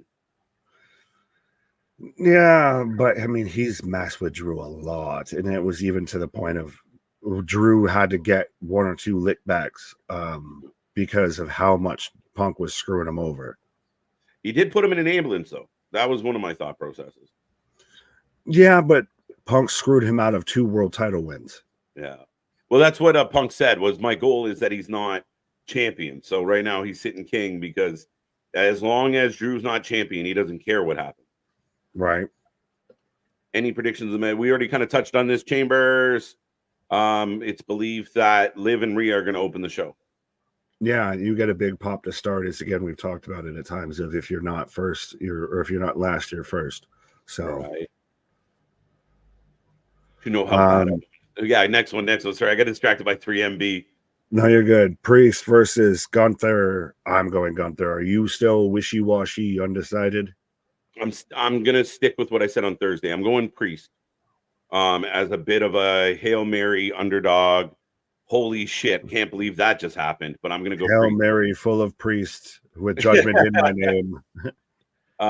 Yeah, I don't know. There's something in my gut tells me that Damian Priest is gonna find a way. The only caveat that I don't like that makes me nervous is Finn Balor. And this first match, if Liv and Rhea open and Dom screws Rhea, then I'm almost 100% convinced that Finn will screw Damian later. But everybody can't screw everybody.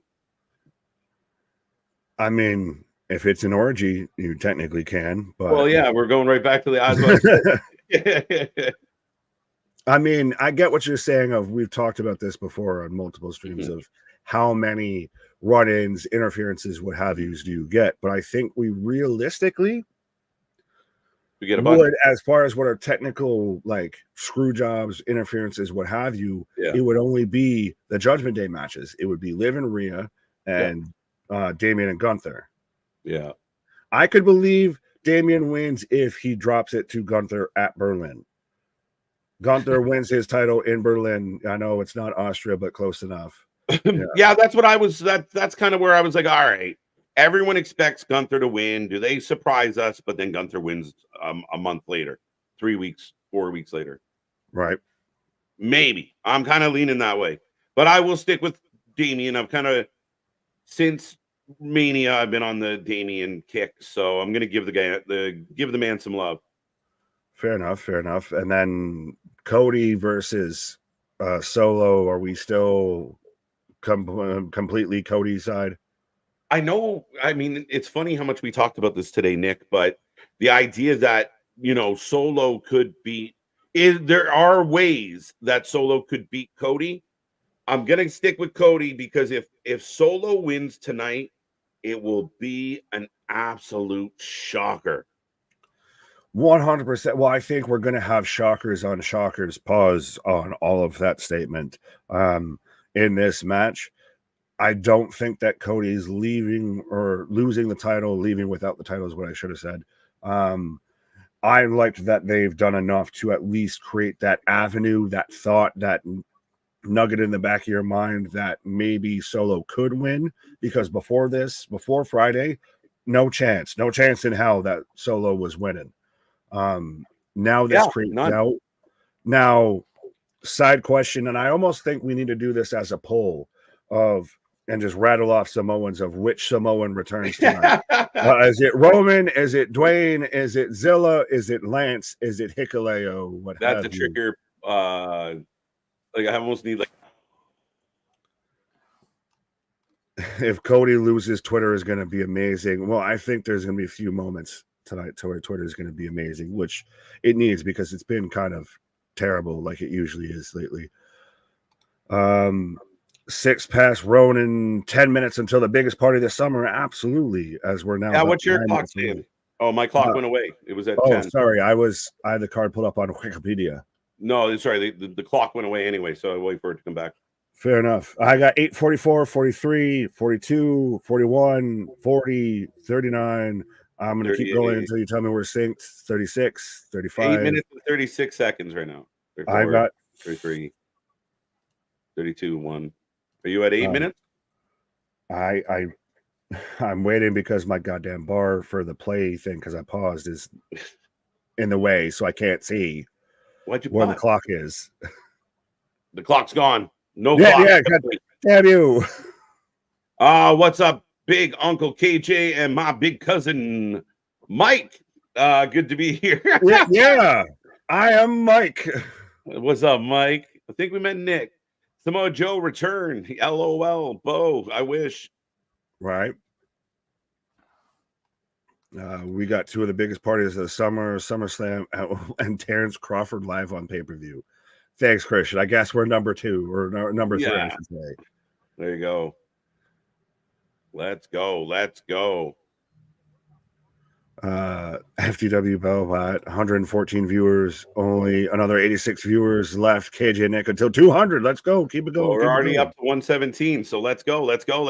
Be a friend. Tell a friend. Share this link. I'm trying to find my clock. Why would Samoa Joe return to AEW where it is unsafe with drywall? That's hilarious. Just random walls just being built. Sorry, Joe, you got to go through this today. Because Tony Khan will pay him more money than anybody else at this point in his career. But is that always the bottom line? No. He could be sick of it. I mean, maybe he's made enough. Yeah, I mean, maybe doing the sweet tooth thing and everything wasn't there if he was in WWE, but I think they would have also let him have the time to do it. They let Sasha do the Mandalorian, what have you. It's an interesting dynamic. Well, I guess Daniel Garcia is resigning, allegedly. Oh, is he? I heard he was holding out and unsure, but I've heard that they're leaning. Well, granted, I think it was Meltzer or Alvarez that said it, but that they're leaning towards it looks like he's likely to resign. That's what they always say, though.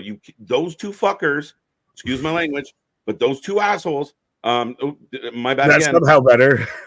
Those two guys, I swear to God, it's almost like they try and like, if we report this, then like the other company won't. Like they said it so many times. They said it time and time again when people are coming up. Oh, they're going to. What happened to MCMG, Dave? What happened to Jade Cargill, Dave? So I don't. Stephanie Becker, Dave. Yeah, Stephanie, another one. What I would say though is, in AEW, Danny is loved by Tony and getting paid well to sit near the top of the card. He's doing stuff with MJF and Ospreay. If he goes to WWE, you're going at the bottom of the fucking barrel, buddy, and you're working your way up. So you go to NXT. Oh, NXT for sure, which to me would be their bottom.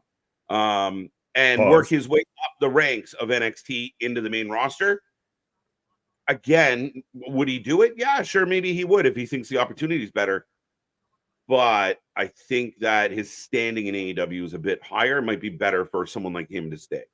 Fair enough. Fair enough. So I'm at 507, 506, 505. So Where are you? 506, 505, 504, 503, 502, 501, 540, 459. I'm guessing because again, my damn peacock of the play bar keeps blocking where the clock is, and then now the clock goes away again. Oh, you're the worst. We'll wait for then. Now we're trained. We'll sync up that way. That way is easier. Ladies and gentlemen, there's about 5 minutes left to SummerSlam. We are looking forward to this one. A jam-packed night. Saturday night streams are always amazing on this channel. So make sure you get in that chat. Go find some friends. Watch it with them. If you're at the show, which I know some people we know are, go tell all the wrestling people in your section to subscribe to the Wrestling for Life Network. We watch all the wrestling. We watch more live wrestling than anybody else out there. And we love bringing you the live reactions to all of it, folks. So be a friend, tell a friend. Plus, we got so much we're working on: interviews, members only, new show concepts, seeing if we can make ourselves, do some other things that we haven't done yet. So, click that little bell, subscribe, be a part of the family. We are the wrestling friends you cannot get in your real life. You said that aggressively. I was going to just say, what the end of you cannot get in your real life. Just grab your phone if you're at the show and everything. Tell them you're going to take a picture of them and just make sure you hit the subscribe button as you're taking that picture and everything. Absolutely. What's up, Anthony? Good to see you, buddy. Hope your Saturday is going well, sir. Right. See how some of these predictions hold up. Oh, so we finally see the stage, and it's a really small stage. It's a little tunnel. It's the tunnel style.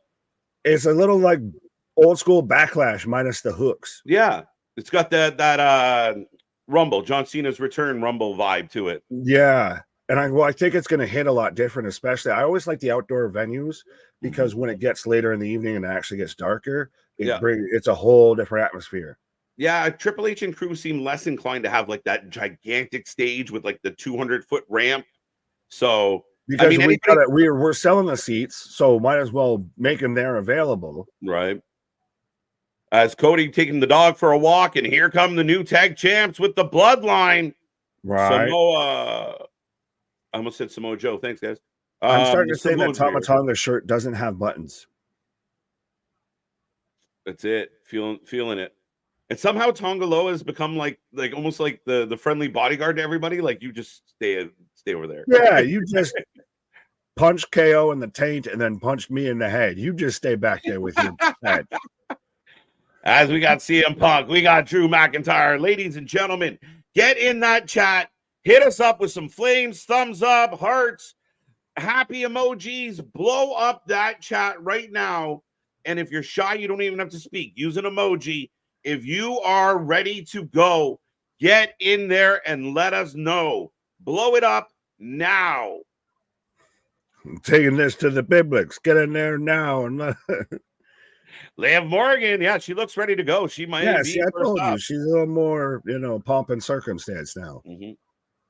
Well, again, I think they're selling on like the emotional side. Like, I was crying all night. I'm a little white female after a breakup. Right.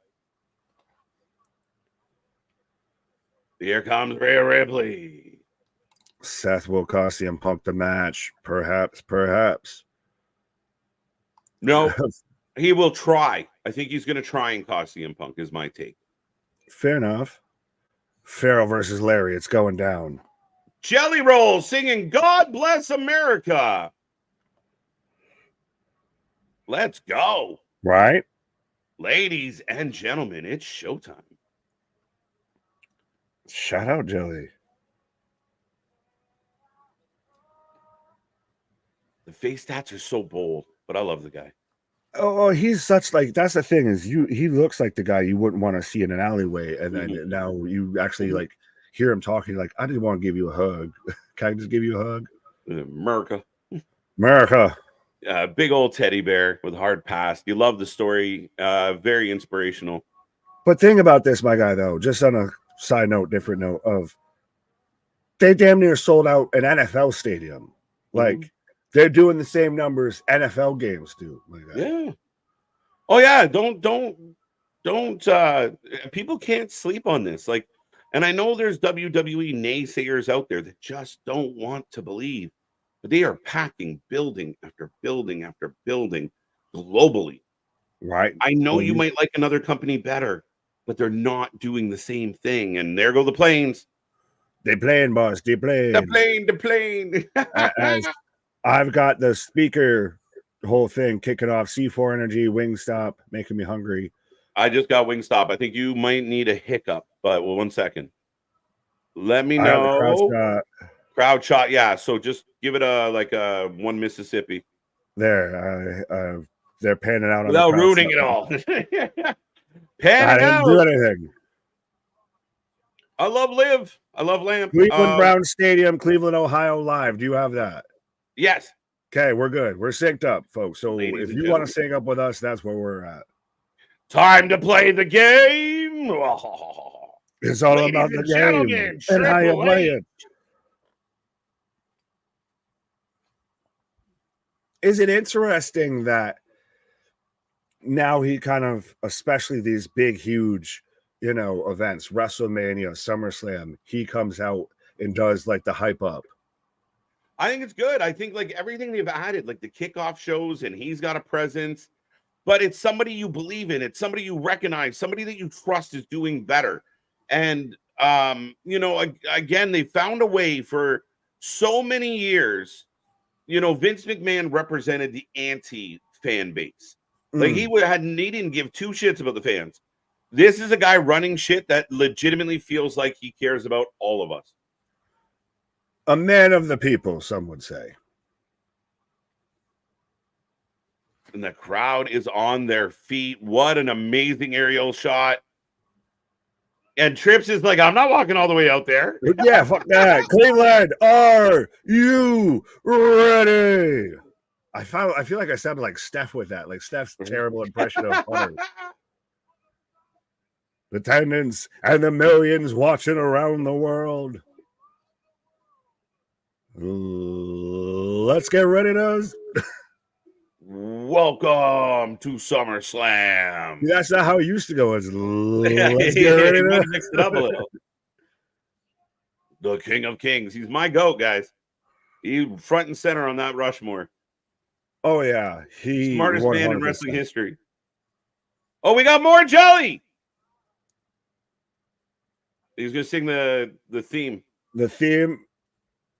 Now, how would you feel, and I'll ask this respectfully, of you had a 3-hour pre-show, and now you're getting a 2-song concert before the show kicks off. Well, one's the anthem, so I ignore that.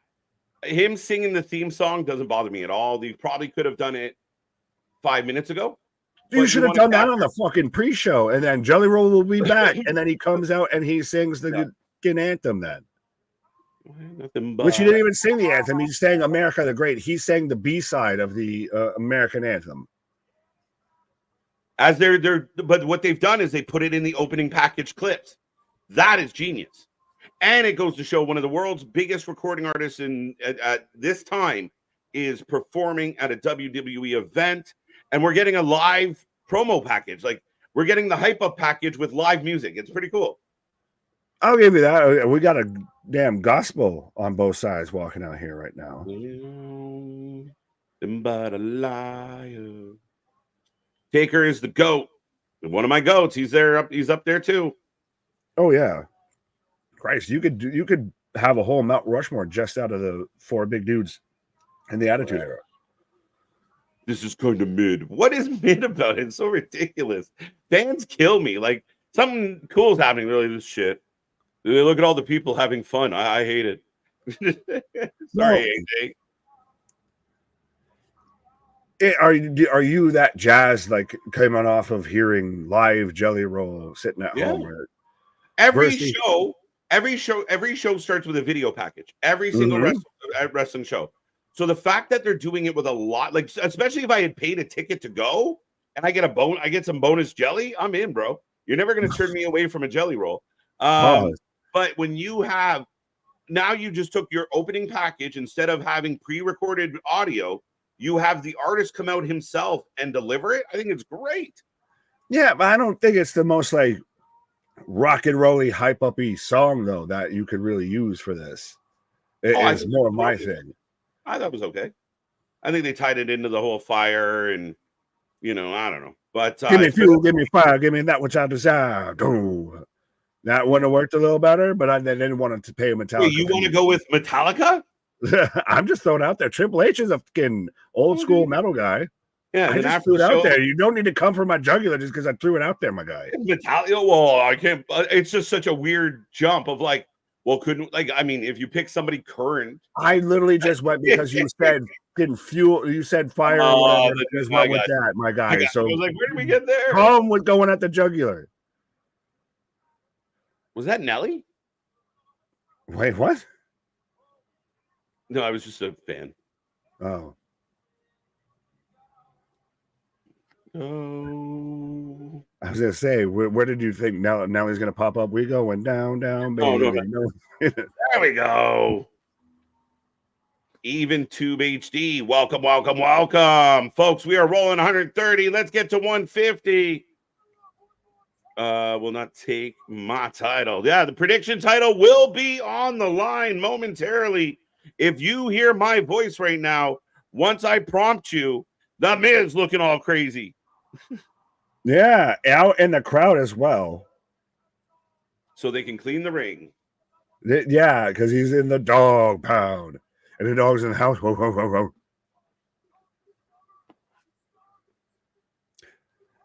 Yeah, they call it the dog pound because after a few weeks they get euthanized if you don't get collected. Whoa, my guy! And that's generally when the Cleveland season ends. About I saw the whole. It was going around of fitting that Johnny Gargano lost in Cleveland because it very much was staying true to. Here comes Rhea and Dom Dom. Sorry about your Johnny story, Nick, but Rhea and Dom Dom are on the way out. And they're giving that whole that hype up. The dun, dun, dun, dun, dun, dun, dun, dun. This is my brutality. Oh, that is such just the vibe there, my guy. Who wins? You ain't nothing but a liar. and to see how Rhea's giving him the puppy dog eyes and everything of 100% he's screwing her over. Pause. They're too lovey. They're more lovey. Yeah, that's the thing. Is this feels extra lovey-dovey. Speaking from experience, when it gets extra lovey, something's afoot. I'm not going to touch that with a 10-foot pole. Be careful, folks. Gets extra lovey. There's something up.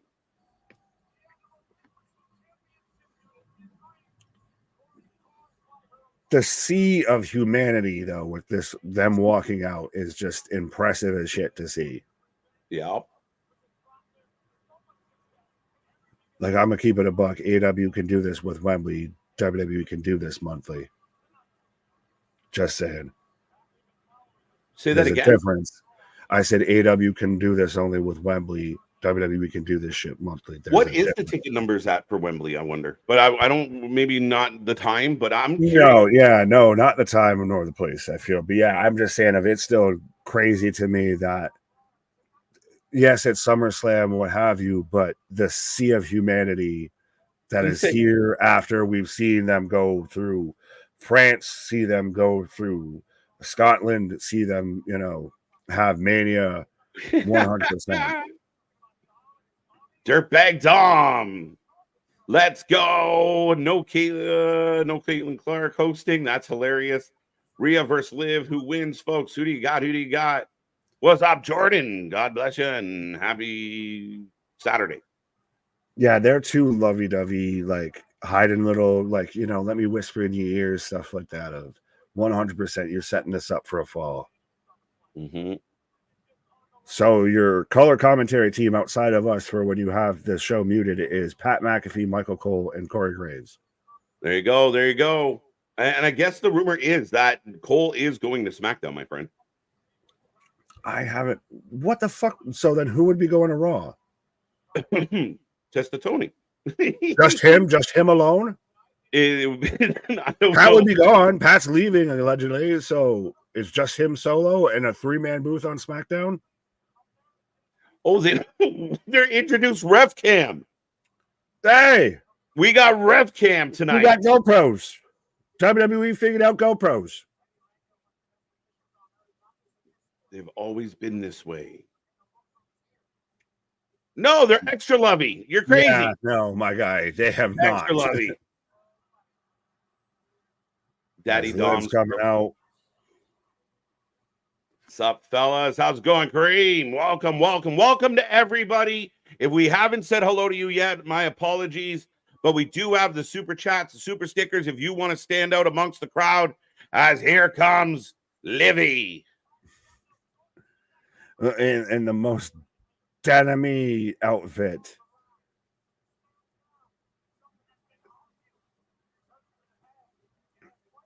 I think it would also be a bit too fast if she turns around and loses the championship tonight. She hasn't really had much of a defense run with it. Most of it's been this whole Dom story, right? Yes. She came out in black and purple. And my theory was that she takes over the Judgment Day. It's not just about Dom. Where do you see black and purple? She's wearing purple, is she not? She's wearing fucking blue. It looks damn near like denim. Are you gotta adjust, folks? Is it purple or she's wearing purple? Maybe a soft Is purple. it blue? I'm pretty sure it's blue, but you can have that. Definitely purple, and that's I'm not arguing with you about it. You can have that. I think she takes over. Let me use my good eye, regardless of what color her wardrobe is. Right.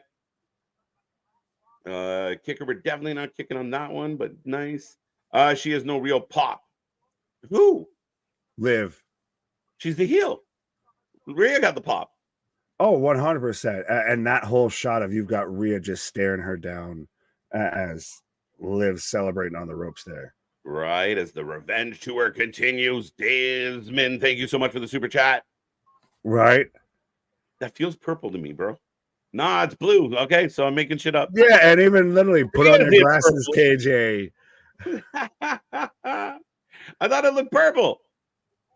Right. Calm down, lover boy. Oh, wait, what? Oh, yeah. Who cares what color it is? Just went from 6 to midnight. Down, boy.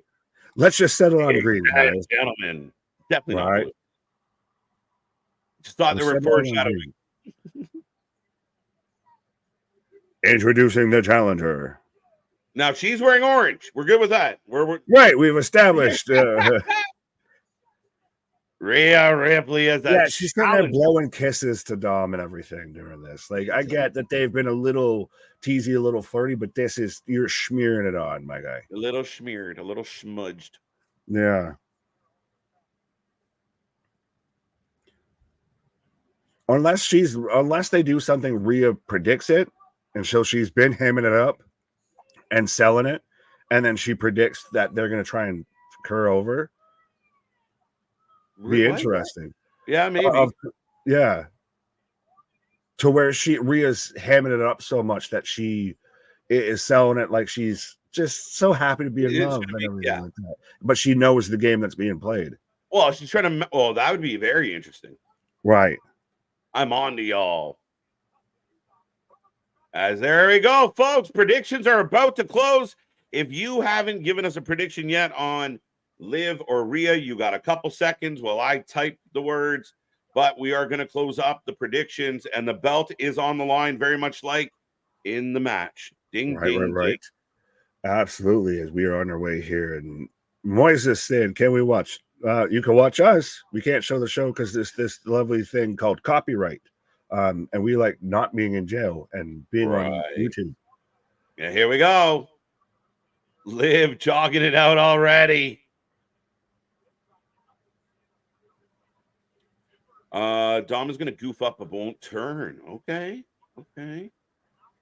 That's the interesting part. Does he turn, or does it just he kind of screws it up and costs Rhea the match? I don't know if I love the idea of leaving it kind of open, like moving forward. I kind of want them just to dig in. Is he with her or against her? Like, fair enough. I don't know if I want to do maybe for another month. Valid. Live. Not a whole lot. I mean, do we got a lot? Where's Rhea? Is anybody voting for Rhea? Rhea. Well, right now we're just playing cat and mouse game here. And we knew that.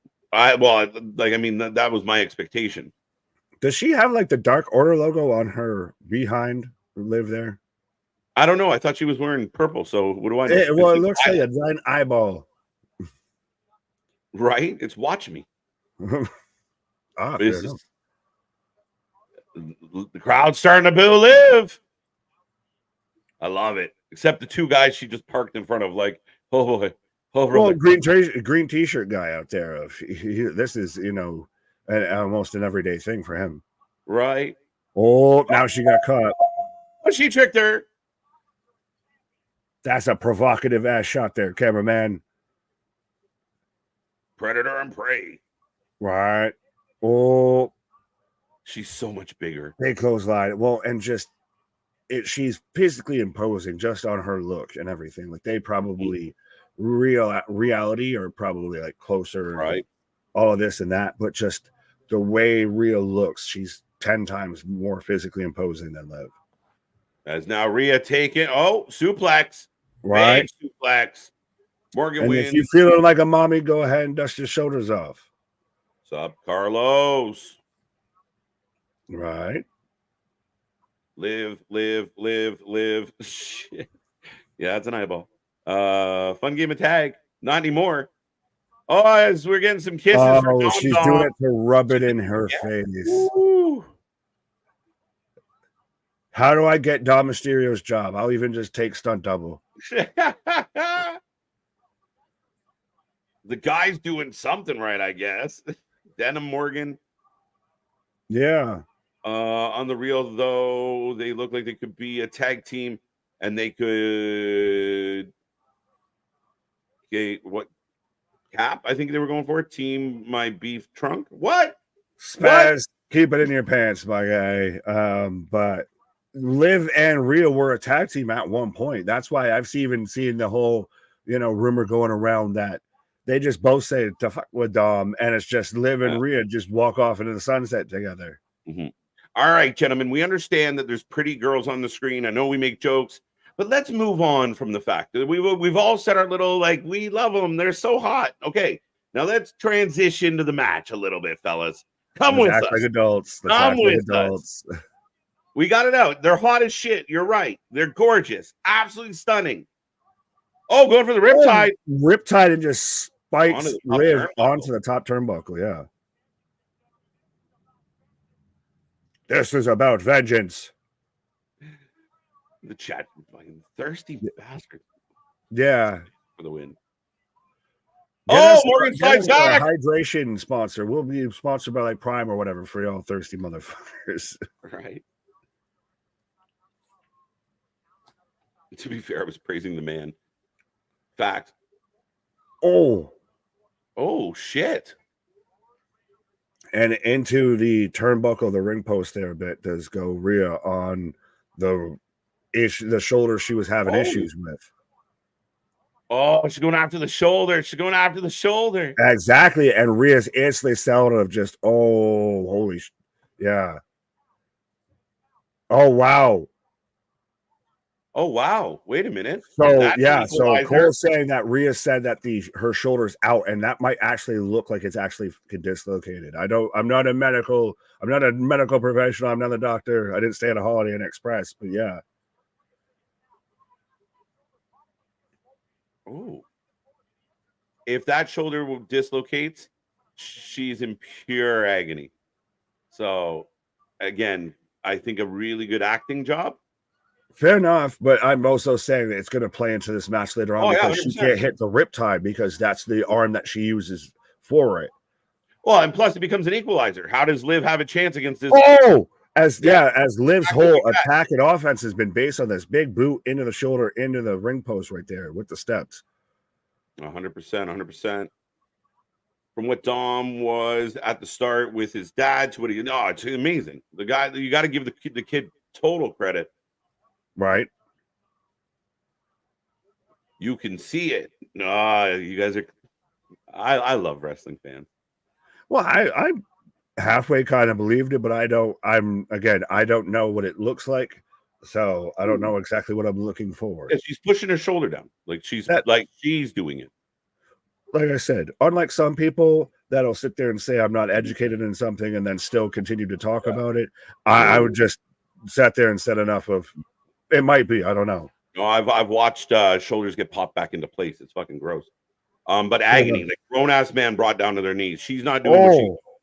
If it was truly what it was, I don't want to ruin the kayfabe, but she's dying, folks. She's dying. Sexy Rhea pinned by Liv on the Rhea. That's awkward. Somebody was a chair. Somebody said that Liv is untalented, and I don't think that's accurate or fair. Who won? No. That's not out. Have you actually? So see, odds is with you there. Fantasy Faction Dom is going to throw in the towel at cost Rhea. No, you bitch. No. That is a twist because he did it for her. He did it for her. Oh, we got ref cam. We tapped into ref cam now.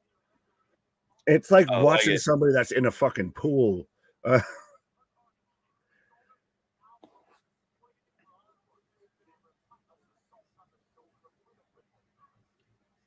And everything that Liv has done has been focused on that shoulder, has been focused. Yeah, no shit. Yeah. Oh, my. And again, he dropped the ref cam. The ref cam fell down. That's why they clicked to it and it went away real quick. And then I just saw him have to pick it up. You got to pick up the GoPro. Yeah, I wasn't sure what it was. Like, shit. And strap on and strap in. Big kick by Rhea to fight back. No, this is perfect. Perfect. This is how Liv retains. Just pop it. Do that whole like badass shit to where you see them like jam it against something and pop it back in. Oh, Tope Liv takes out Dom. He took a bullet for his mommy, says Cole. Oh, she was supposed to roll her in the ring. Yeah, wait, get in there. Just let me palm your ass, G. What? Dumb Dom, as Pat calls him. You heard Dom Dom. Oh, come on. Do the badass, like, snap it back into place type shit. Yeah. There we go. As Rhea runs herself into the announce desk to turn around and pop her shoulder back into place because I am woman, hear me roar. Badassery. Yeah, let's go, Mel Gibson. Get in there. Right? They may take our dom-dom, but they'll never take our shoulder. So she's good to go. We're good. Shoulder's good. Right. That's how every time when you pop your shoulder back into place, it instantly is just perfectly fine right after that. It definitely feels better, but I don't know if it's that much. But she holding her arm. Again, you're giving ways for the smarmy heel to stick around. Yeah. Oh, just faceplant them. You know what? Two. Mommy reborn, says Beef Swatch. Yeah. She's the Terminator. She was the Eradicator. Now she's the Terminator.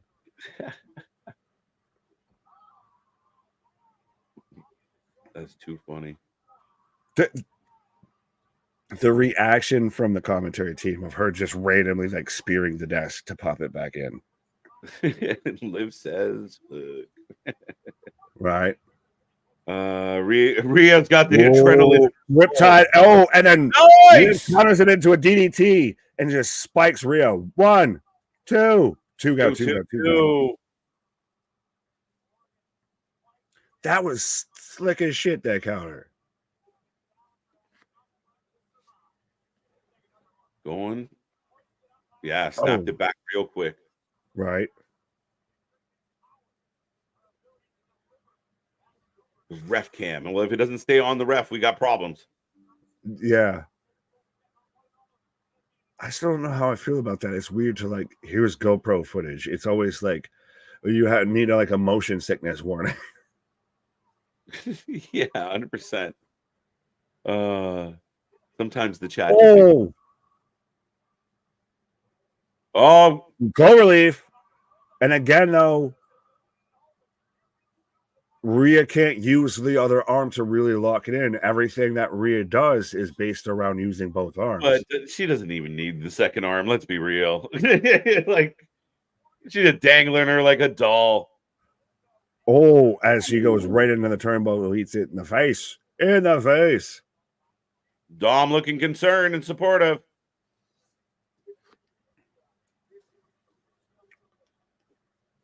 Oh. 1, 2. Two go. Nice move by Liv. Into the armbar on the injured shoulder as well. Major WrestleMania vibes, 100%. It's got good vibes. I like this. Absolutely. Think about it, we're this excited, this jazzed, that this is still just the first match. What if Tiffy cashes in here? Highly unlikely, but very unlikely. Could you imagine though? Let's go. I mean, Rhea Ripley versus Tiffany Stratton. Be quiet, my wet dream. What? Right.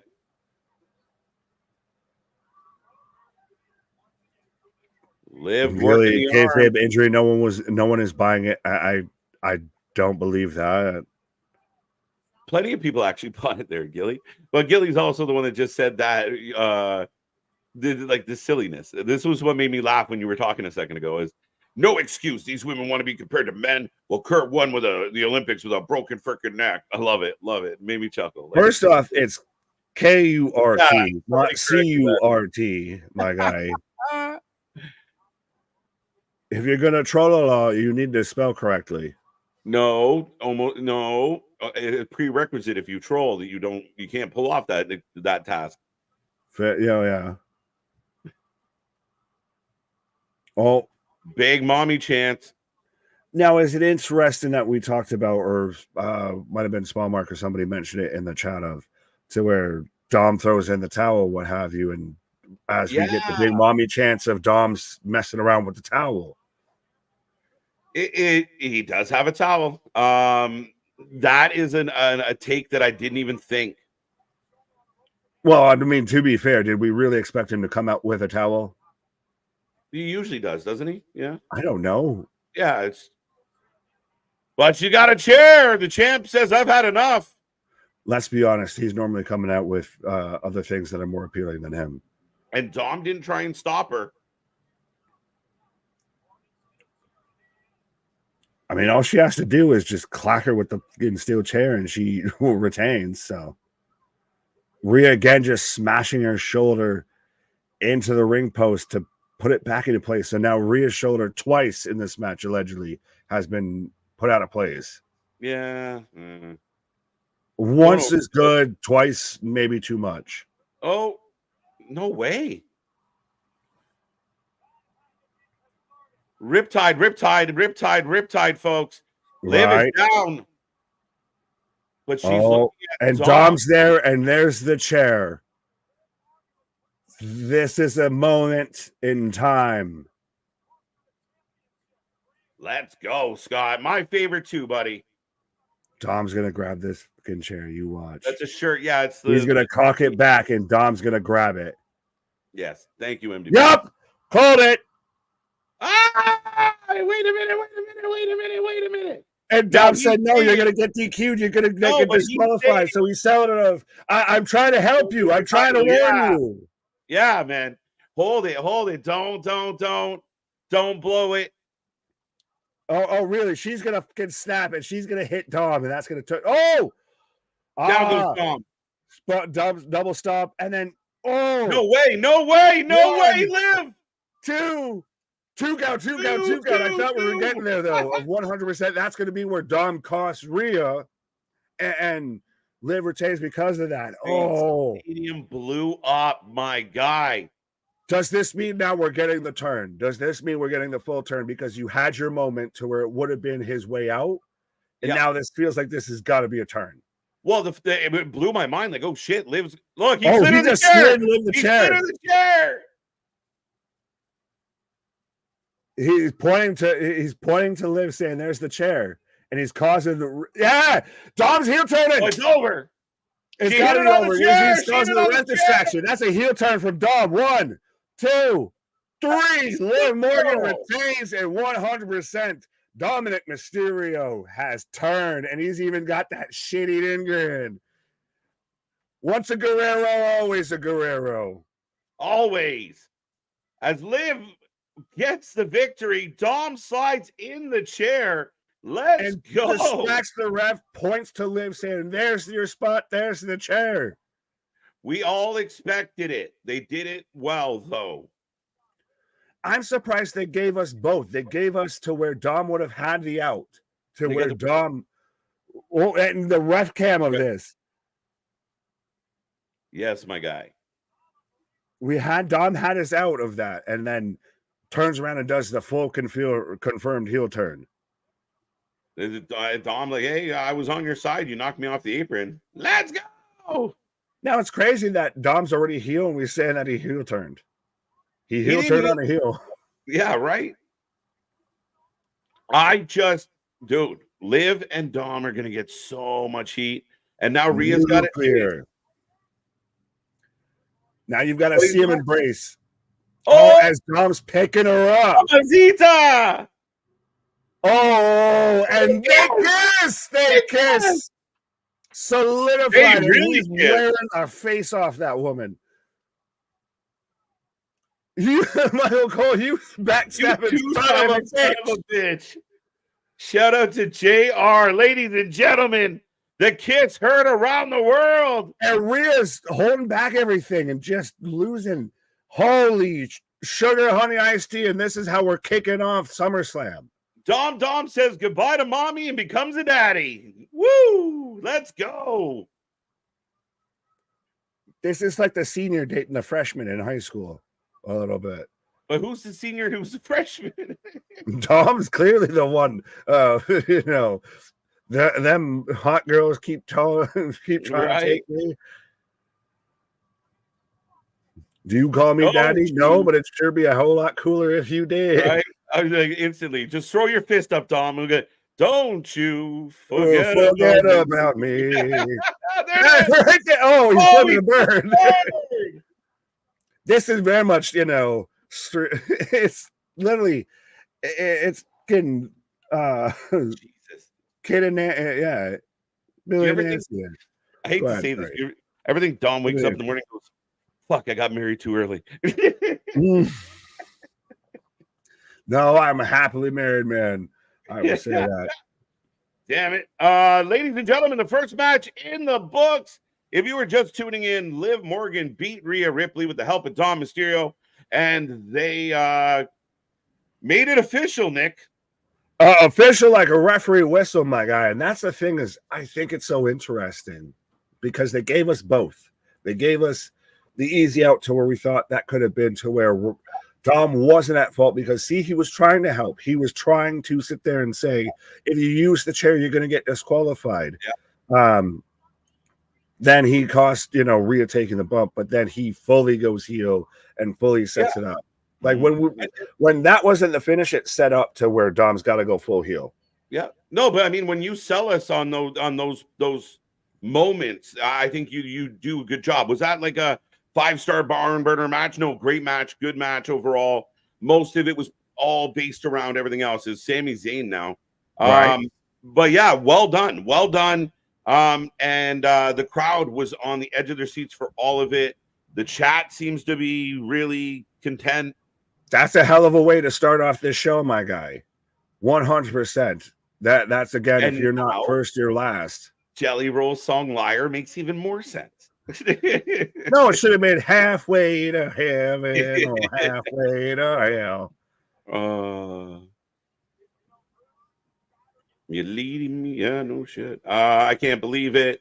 I just lost my voice from hollering. There you go. Absolutely. As we're about to get the Intercontinental Championship match coming up next of Sami Zayn taking on Bron Breakker. But yeah, that was such. I hate to say it, but it was like cathartic. We all kind of knew it was going to happen.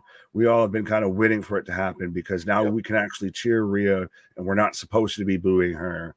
And like you said, especially I think you start off Monday Night Raw with Dominic Mysterio and Liv Morgan come out and they get nuclear heat. They get Roman Reigns after he beat Taker, and he can literally just sit there and do this. Of I've got them eating out of the palm of my hand. The massive amount of people that are going to boo the shit out of this situation. Nothing worse, especially the Liv Simp Nation. Oh, their arts are they're pouring out. That Twitter shut down now with Liv Simps. It should have been me. Boo! It should have been me. Yeah. Rest here, weary traveler. I'm sure you've seen a lot of the Dolph Ziggler gif of "it should have been me" going around right now.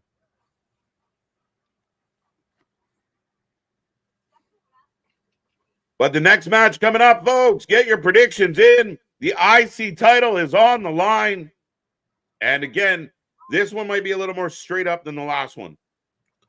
I want a cut of Dom turning and like pointing out the chair and causing a distraction, everything too, with like, "I can be your hero, baby. I can kiss away the pain." It's crazy because we started off this whole thing with Liv just stealing the smooch. Well, you got it, I got it afterwards because USA Network's a bitch. To where Liv was just wearing the face off Dom, and now we've got it solidified of vice versa there. Mm-hmm. Yeah, they're definitely digging into this, and I'm glad they did that. I think too often nowadays that you play that like hiccup game, like are they in, are they out, are they in, or they just be in, just pick and make it strong, and that's what they did tonight. Right. And again, like your point about the chair spot, on the surface, he wants to protect Rhea from being disqualified, but is it really no? Just don't hurt my girl. Like, don't do that. And that's the other side of it. Of like, oh, wait a minute, he wasn't. It seems like he's being helpful, but is he? Oh yeah. Well, now hindsight's 2020, and I think that's also a little bit of one of those of, well, here I'll set this up so I'm so good, even if she just happens to lose. If I was trying to help you, he has the out. She kicked out. So now, fuck it. Now we've got to go with option B of now I'm going to slide that in. Because that was the big tell when he slid that forward and then was pointing out where it was and everything to Liv. Yeah. Smile Mark throws out 5% chance of Ricochet. Do we want to throw any chat out there? What's your percentage on Ricochet? Yeah, I'll say this. I'll keep talking while you put up a poll of does Ricochet return during Bron Breakker versus Sami Zayn. What's the likelihood, Nick? I would want it to happen.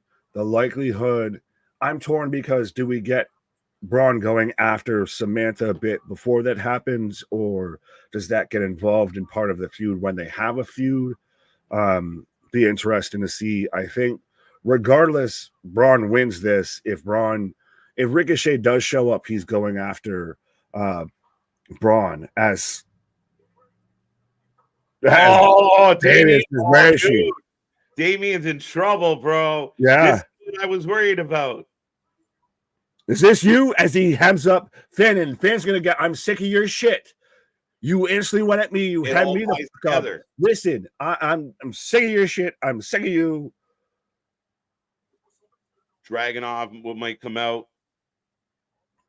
Perhaps. I doubt it, but perhaps. We'll find him. I don't trust this. We'll go find Dom. The next time we see Dom, but it's only left down to Finn and Damian. Oh, I thought Finn was staying around, but so they're all searching for him. Yeah, they're going. No. Finn said they'll go take care of it. The next time we see those three might be at ringside as they're screwing Dom, and Damian and Rhea end up on the outside looking in, and a new Judgment Day is kind of formed. Back to Ricochet. I think Bron wins, but if Ricochet returns, it will be tomorrow or Monday. Monday. As Bron coming out here just looking, my guy, he is straight out of like Jim Crockett, fucking Mid-South in 80s wrestling, territory wrestling, wet dream. Steiner for the win. 100%. He would have all the championships all the time. The Judgment Day is having a cruel summer. Not going so well, is it? Braun Breaker for the win. Ricochet should get a shot at the title. Gunther reign started with him. No. Finn is going to cost Priest now. I really feel like that's what's happening. I told you. What did you tell? What? What? Oh, no. What? Wait, what did you tell us? I'm curious what you told us. Well, no, you have been wishy-washy about if Priest is going to lose or not. I'm saying the Gunther? Yeah, shit. The Gunther bet's looking real solid. Right.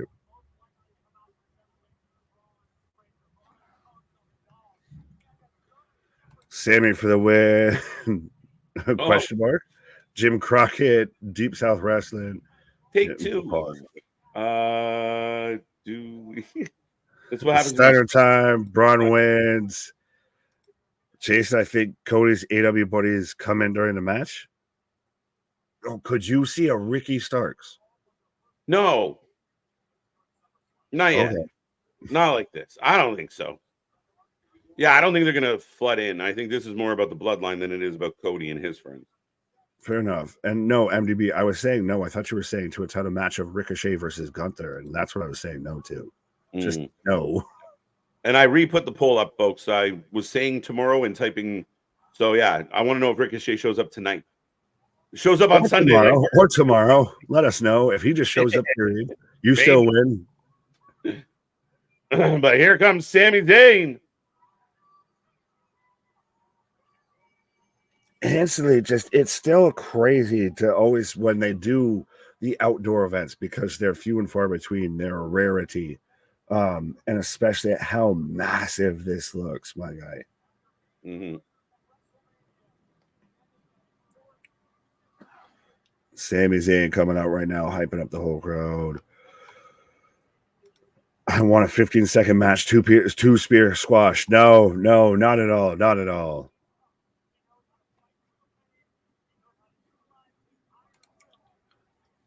Sami Zayn is the bait of my existence. What? Why? I don't know.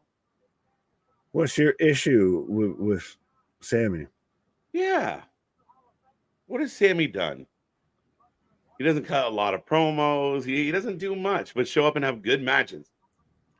And set up good camera angles, because he's the one that's always been like the guy that they follow through, all of Gorilla. Like, he's the one that walked out and was looking up and segued into Jay walking through the whole arena and everything. Mm-hmm. I like this, though, of 119 days Intercontinental Champion competing in his first ever SummerSlam PLE. Give you the height and the weight, too, as well. So give you little factoids, little stats. First ever SummerSlam, he's winning. No, I'm just kidding. Fuck no. Judy Bagwell endorsed is a sign in the crowd, and a giant Canadian flag as well. Two-spear match, would love it. It's hard to do the two-spear match because you've already had the match. If it was the first meeting, maybe, but it would really shock me if it went that way. Matches like that for a title or anything only work when it's like Brock versus Goldberg or something like that, of guys that aren't known to already go long at all, that have the 5 moves of doom pretty much. Braun already into the ring post. Misses the spear. Sami jumps it, and Braun eats the ring post. Is it too much to do a shoulder spot just after the whole first match was 2 shoulder spots a bit? Like, you had Rhea shoving her shoulder back into place twice in the first spot of this match. Yeah, I guess if he made it a big focus, it would be a bit redundant, but him missing a spear into the corners, again, that's a bit microscopic for me. Nitpicky. Oh, Sami with the top rope, nothing. Like, what was he going to hit if Braun didn't move? Oh shit! Goes for the haluva and misses. He doesn't stretch his loins.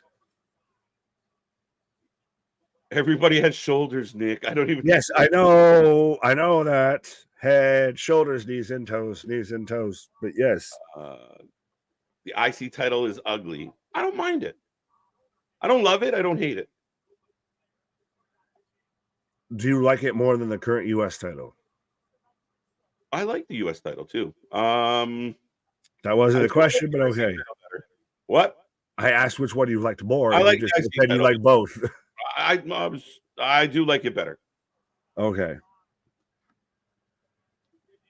I'll agree with you on that. I'm not a fan of the U.S. title. I don't mind it too much myself, but I am diehard of the IC title. The old school, going old school.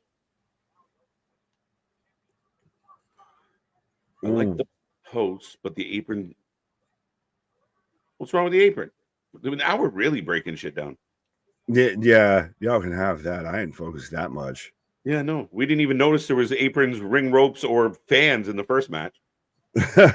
Well, we were paying attention to wagons and how they circled. This is interesting. I don't think WWE should put the title on Bron just yet. There's still a lot of work to do with him on the main roster level before making him a champ. No, before making him the champ, not a champ. Before making him the champ, him as an IC Bron instantly hops up. Oh my god! Hits a Down goes Sami. And it's so funny because it's like halfway delayed of like Bron had already completely flipped over by the time Sami even starts to flip. He does the pop where he plays into the crowd and does it with, He's a freak athlete, and putting a title on him, especially something like the IC belt, works perfectly. You've already established this kind of IC division, so you need to at least have somebody beat somebody for the title at some point. And what better person than Bron Breakker here? And it sets him up. I agree, setting him up for the championship. You don't do that now. This is how you build him up for down the road. He's going to have a long, great career in WWE. As Bron wearing him out. Yes, he is. Telling him to give up, folks. The IC title to me looks fake, brass looking. Interesting. I kind of agree with you a bit. That's how I feel about the US title. Oh, the little hop over. Big clothesline.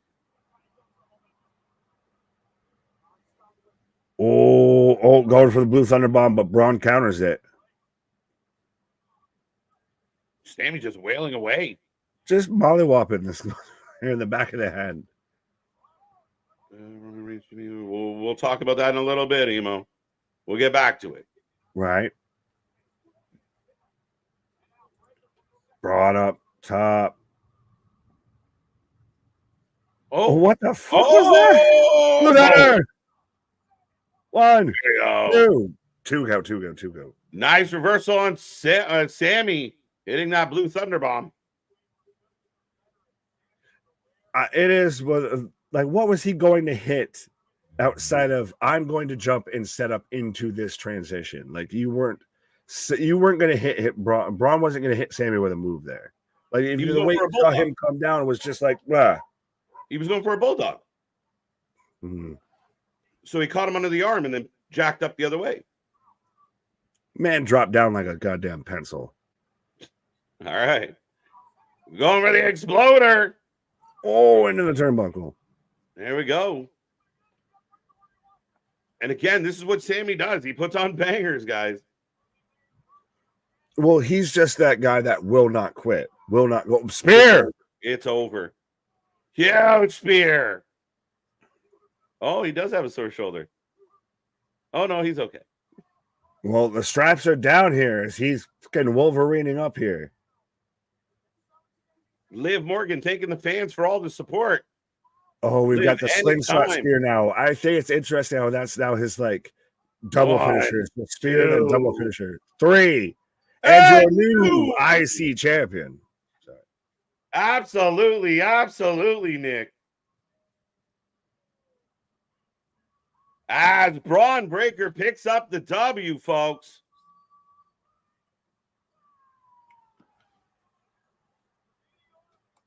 Chris is in 2-0. I'm on fire. Scott 2-0. Anthony 2-0. That was quick. Dominant. Yeah. It's the second he hit that spear and then turns around and hits a slingshot spear.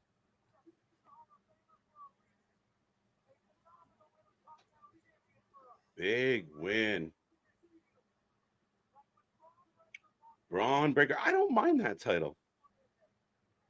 Like I said, I don't mind it. I like it much better than the U.S. title if we're comparing mid-card titles. But yeah. Right. The second he hits that spear, like it's almost who has, like, he's got to be up there with who has the most dominant spear. They even selling you. Oh, Straight Talk Wireless got onto the ring too. Go figure. There you go. 2 for 2. Good job. Braun is booked like a mini Brock. Facts. 100%. The IC title needs some blue in it. Random. Why blue? It's on the red brand. Why blue? I don't know. Judy Bagwell endorsed. Yeah, I called that sign out earlier. This is a why? What? As we are getting a John Cena trailer in 2030.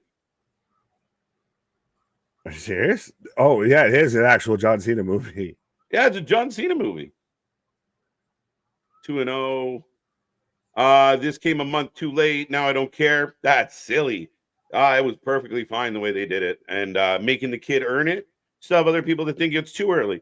Make the kid earn it. You got to put some respect on Sami's name. But you're that fickle that a few weeks ago you were all for it, but now you got what you wanted, but you don't want it. Yeah. See the problem, fans? I can see at least the halfway of the mindset of, I almost feel like they could have done it, in the first match and everything, but I'm not super upset that it took another match to have it happen. Yeah, I don't see an issue with that at all. And again, if you really wanted Braun to win it and now he won it and you're like, oh, but they didn't do it when I thought they should do it. That's ridiculous. Right. Heel 2, face 0. Good point. Right.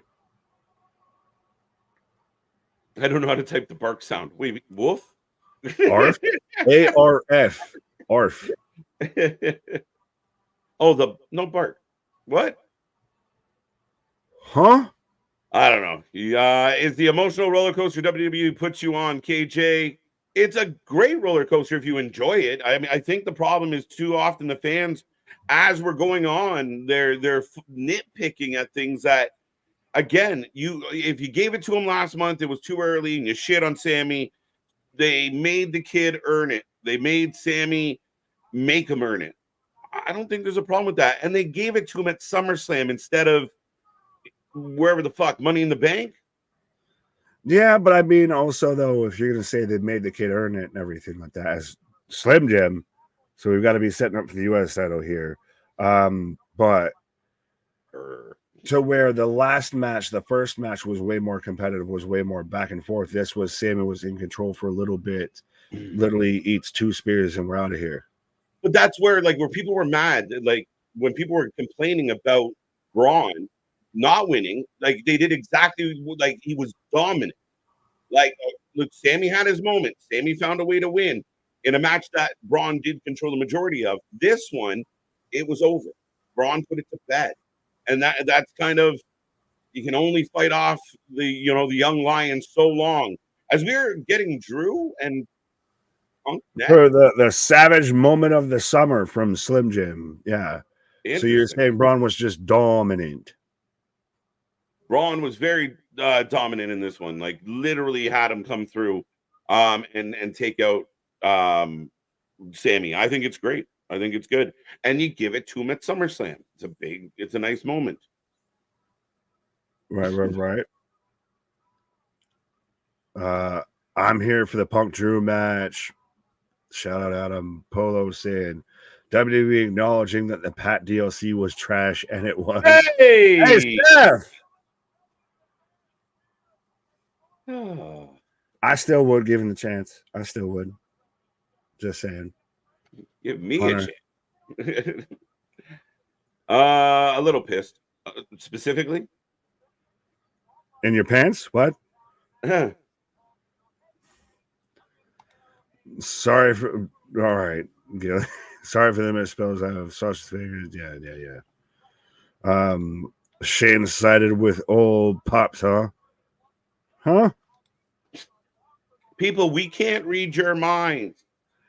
Explain beyond more than 3 words. LA Knight coming up next. Jesus. Right? We're getting a 2K24 ad right now. 3 titles in a row change hands. Oh, actually, yeah, No, shit. For halfway, I was like, yeah. Well, no, one didn't change hands. Yeah, so I was right with my brain. One didn't change hands. Liv retained. So you would get 2 in a row, not 3. Yeah, you get 2 in a row. Right. There's still a chance Logan pulls it out, but get your predictions in, folks. Who you taking? Who you taking? I'm going LA Knight. But if LA Knight wins, Damian's not losing. Really? Or all the belts are just changing. Fuck it. Fuck them all. Send it. Because Cody will retain, so that's 2 and 2. 2 and 2. 3, 2 and 3. Do it. Yeah. I went with you on that process there, my guy. I think very much LA Knight's winning this because at this point, even with what we were just talking about with Bron, of either he's got to do it eventually or you're doing it too soon, what have you, all of that, well, he should have done it the first time. LA Knight's one of those guys that if he doesn't win it here, it very much becomes very loud and very prominent of, well, when. Yeah, the when becomes a very big question mark. And again, I think wrestling fans nowadays more and more they look at everything in a vacuum, and it's like, again, LA Knight's not going to show up on Friday and get booed out of the building if he doesn't win, or people are going to just stop cheering for him if he doesn't win. But with LA in this case, you definitely need to understand of where does he go? Where does it go from here? But the question becomes, is Logan stepping away for a little bit? Is he going to be quiet for a little bit? Does he go into another direction? We'll see. I think he just goes off and does his podcast for a little bit, what have you. Of already, we've talked about it. We talked about it last night of having a more active champion on the show, especially on a weekly basis and everything like that. I hear you with they're not going to instantly turn around and boo LA. No, but it's going to start. The degradation, the decline of reactions and everything, I think is going to start a bit, because it's one of those of how much do we keep going at this and it's not going to change. So why don't I just divert my people said that about Jey Uso. People said that about Cody Rhodes. People said that about others. And again, it's just rhetoric. Like, the fans still get behind the stuff that's good. And that being said, I do think he wins tonight. I think Triple H loves giving the fans those feel-good moments as much as he can. So yeah, I think LA is going to have a huge moment here at SummerSlam, brought to you by Slim Jim. I think he also comes out in a Slim Jim truck stolen from one Logan Paul. Maybe. LA Knight for the win. Who is Mr. Cleveland himself? Drew McIntyre. Drew Curry. Drew Curry. Or should it be Christ, why am I blanking on Wild Thing's name? Fucking Major League. Ricky Vaughn. The Wild Thing is here comes Logan Paul, folks. Get those predictions in.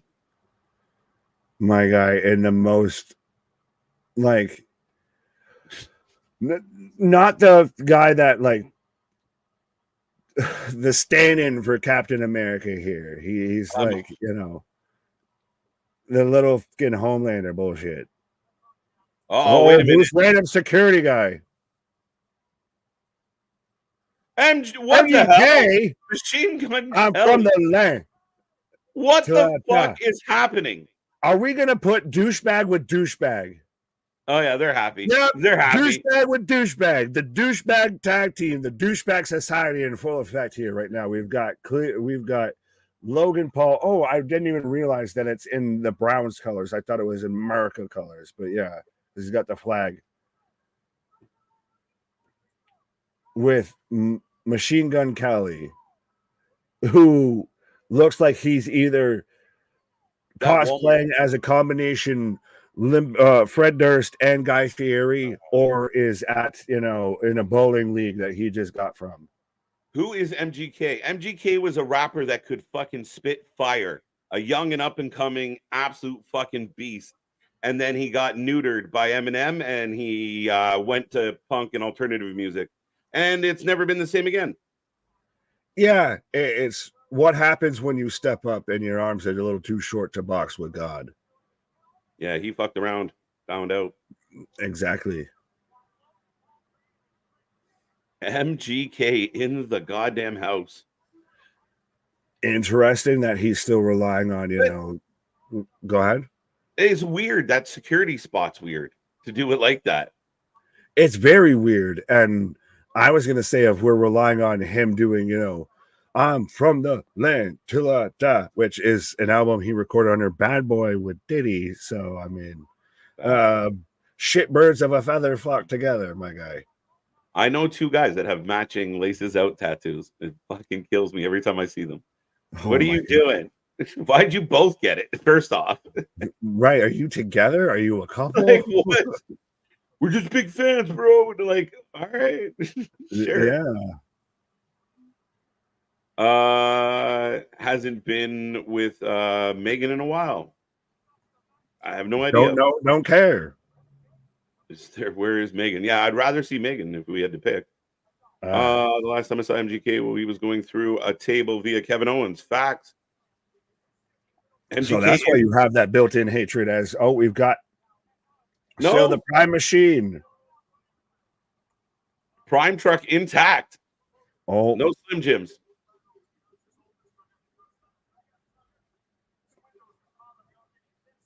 You can't see anything out of these windows. Oh, he's going to smash the shit out of the windows. Yeah. Oh, there we go. It only took 2 or 3 times, and it's very much the shatterproof because they just went as a one single piece. Yeah, like, fuck, that tint is thick. Oh, yeah. Defiant. Oh, hey, 9. Yeah. LA Knight's got a happy face on. LA Knight's about to win in SummerSlam. Yeah, instead of Logan's got boo-boo the MGK face. MGK is 6'6". Cool. He is married to Megan Fox. Facts. Now everyone looking at his wiki at one time. Right, 100%. This is the most relevant MGK's been since he sat there and challenged Eminem. Right.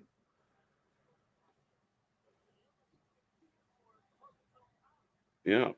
All right. As LA Knight coming out of, it's interesting. Well, I mean, I get it. It's Logan Paul in Cleveland, so more fanfare, what have you, for Logan. You've got, like the security spot. You've got MGK versus LA Knight struggles to break a window.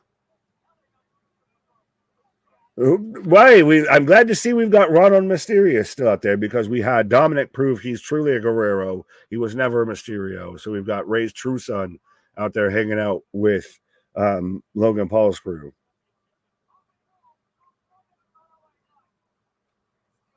There we go. Oh, right. No. All right, folks. Those predictions are about to close. Get in that chat and make your prediction. You got about 2 seconds. Logan right now in control. I'm still just like befuddled of I've never liked the Cleveland brown colorway of like just Dookie brown and fall Festivus orange. Mm-hmm. Yeah, no, brown orange is not the best of color combos. And again, you kind of it's like Thanksgiving 24/7. This poor franchise. Oh, into the prime, the hydration station. Oh, it runs the whole cart into him, right up the arse too. As Logan is sneaking, drinking some Prime. After that, just shameless plug. Okay, yeah. Oh, they have their own little. Oh, they grab the giant Prime bottle. So, that's why the miss. And now MGK is gonna smack LA Knight with that giant Prime bottle and use it like a weapon. Right. Match is not underway yet. We still haven't gotten a ding ding. Oh, Corey's getting the hell out of Dodge.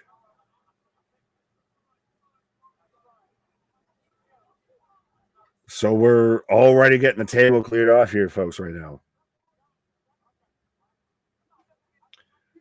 420. Prime's actually pretty good. Did you read LA that? just smashing Logan in the table.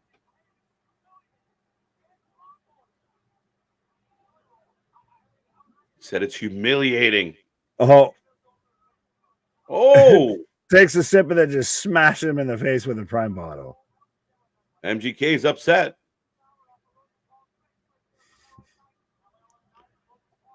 The fact that we're having to call Machine Gun Kelly's reaction involved in this match is befuddling me a bit. Torture. I was going to say that announce desk has very much been reinforced, I feel. Hits like the sit out cutter, and then the table still doesn't break. That thing's stiffer than a $2 bill.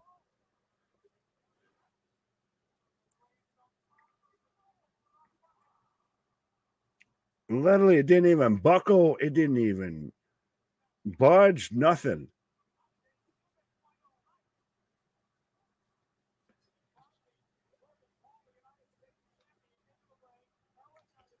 As now we finally got ding ding.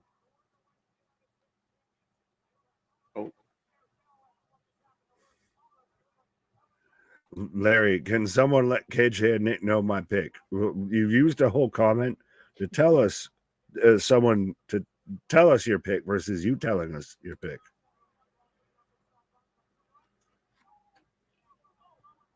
Low blow. Oh, big clothesline. Two go.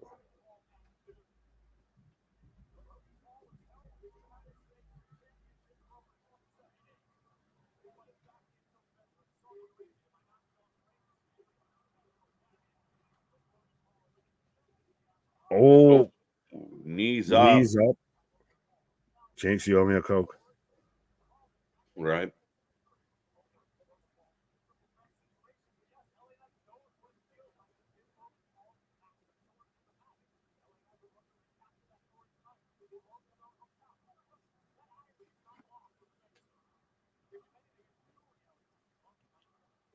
They are now chanting F you, Logan.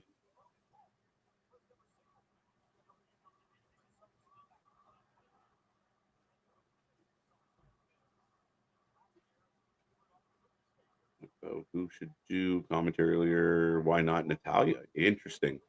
But Natalya's never been a great talker. I wonder how she convey on. Not well. Renee was the closest that we got to a female commentator, and I'm not trying to say this and sound that way, but she was probably the most capable to do that.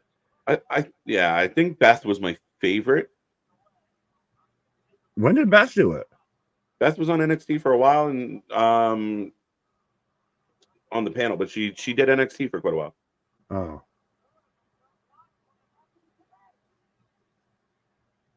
Well, yeah, I feel like I vaguely remember that. I remember when Renee was on like Raw, and then they just really she just became like, hey.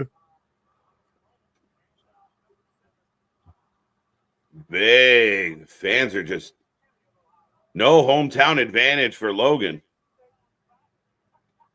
But he announced that did it not say from Puerto Rico or whatever when he came out? It didn't say from Cleveland. It didn't say from Ohio. I don't know. What the?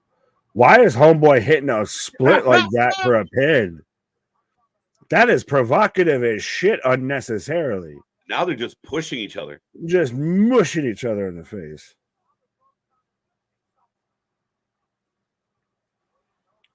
Throwing hands back and forth as every time LA throws a hand, we're getting a yeah.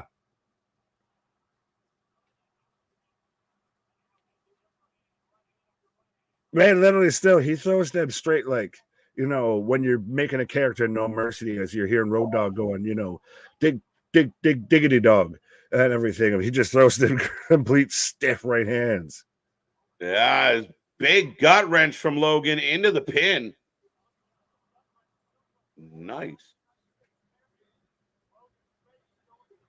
Listen, we're just going to embrace the Cleveland culture, and everyone from there loses, especially at home. So that's why Johnny lost it. That's why Logan's going to lose. Yeah.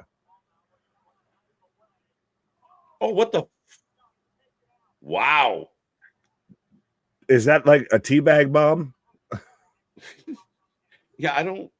I'm a headbutt you nuts as I smash you in the face. Damn it.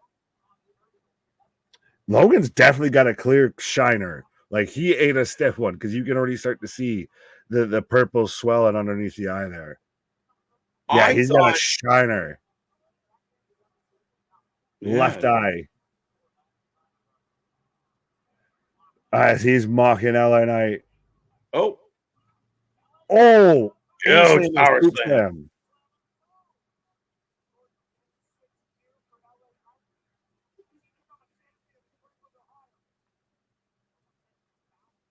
Keebler Elf. Hey, hey, hey. They put the F in fudge. Right. Got potato. Right. LA all over Logan. Oh, back into the corner. He goozled him in the corner. I like this. I'm currently rage drinking a prime bottle just so Logan Paul loses. Wait, what? How did? Okay. I'm gunning back at him by sending him my money. Oh shit! Huge hip thrust. Yeah, I wonder. I thought maybe the eye thing happened over at the announce table earlier, but I could be wrong. Either way, he ate a fucking potato somewhere. Oh. Side effect. Side effect of all things.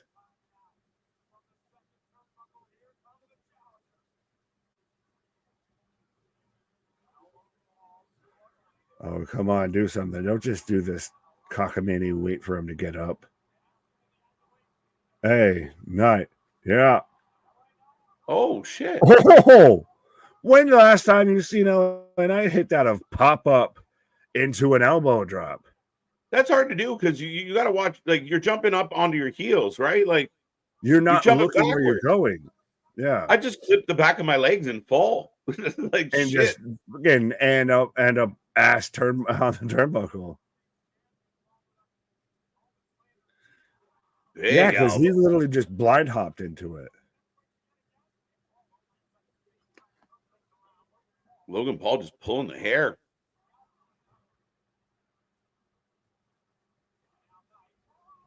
Oh, sends LA Knight out to the mid rope.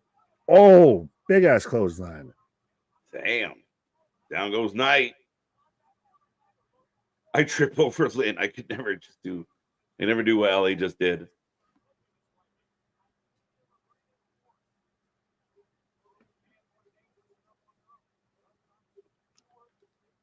Maybe somebody punched him last night. Yeah, he got the HBK Marines. Oh, what on the outside on Logan. Oh, and I don't know if that went the way it should have because you saw LA Knight roll towards Logan to try and pretty much tell him something after that. What a spot, though.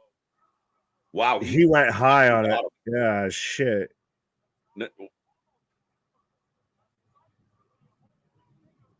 He damn near overjumped him. I'm glad that Logan popped back up, not hurt as well. He kind of went down funny on the landing, but he's in control. Hell of a moonsault. Oh, yeah.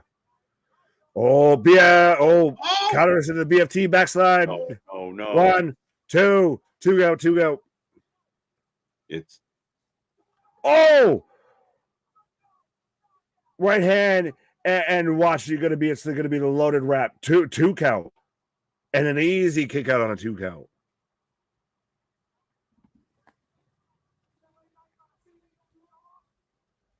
Oh, my heart stopped for a second there. Right.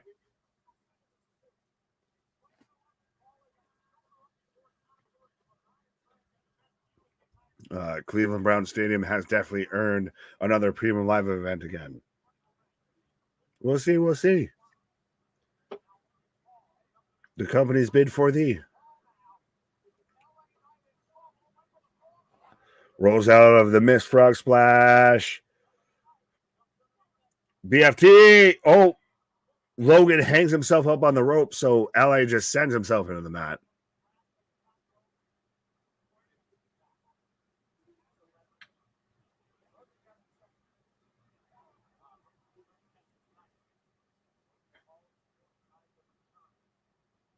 Logan to the top. Wow. Right. LA meets him.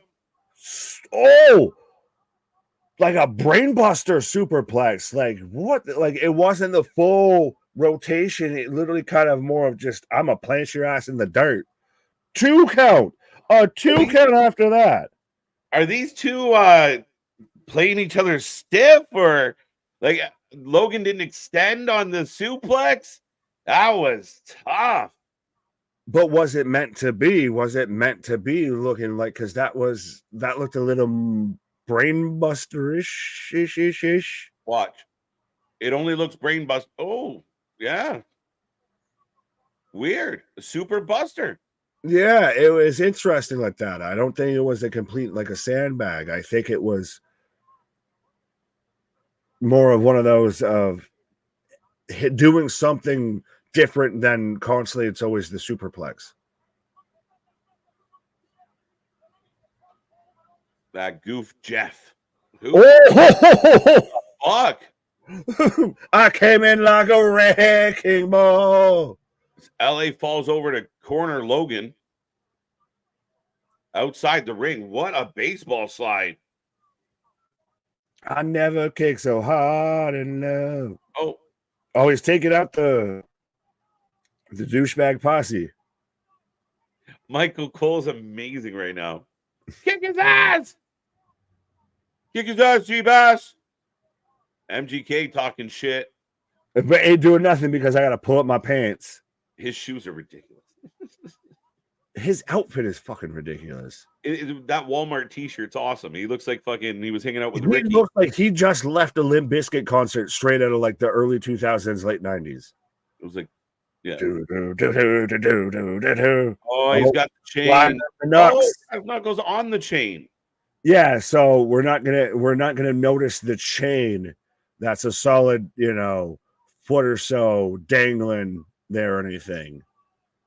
Look at those shoes. The clown shoes. They look like the default, like, no way. Character. No way. No. Logan pops him. No way. Drops the chain, setting up for the buckshot lariato. Ducks it. BFT. There it is. 1, 2, 3. Bob's your uncle. LA Knight is your new U.S. title holder. He's not the title. He's the title holder. New champion, folks. Logan Paul has been taken out. He cheated. It didn't help. LA Knight gets his first title. Yeah. And so every match tonight has been a title change or theoretically an upset.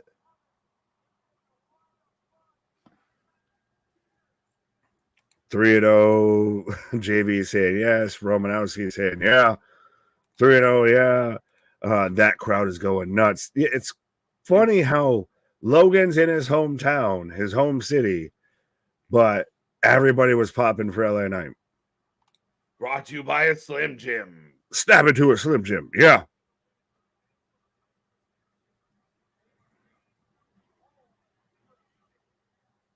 And it seems so much like he had that, the little knuckle spot scouted of, oh, right, I know he's done this enough when he's going to hit here.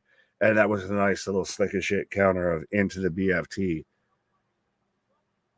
It was perfect. I thought it was done. I thought they were going to like, all right. And I didn't expect it to be that much of a quick turnaround. He used the knocks, but it didn't stop him. And well, it works perfectly well too, I think, because the BFT is one of those moves of it's a step inside. So you can use it as like, it looks easier as a counter or something like that, because you just got to dodge and step inside and boom, you've got him. 100%. Quick finish, quick snap. And Logan upset. LA gets his first title. That needed to happen, my guy. Say, about damn time.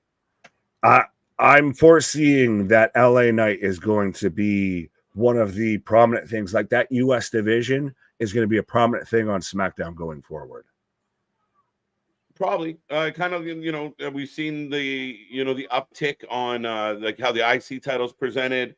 Logan did his thing. Logan helped, but yeah, LA is going to have more of a presence for sure. Right.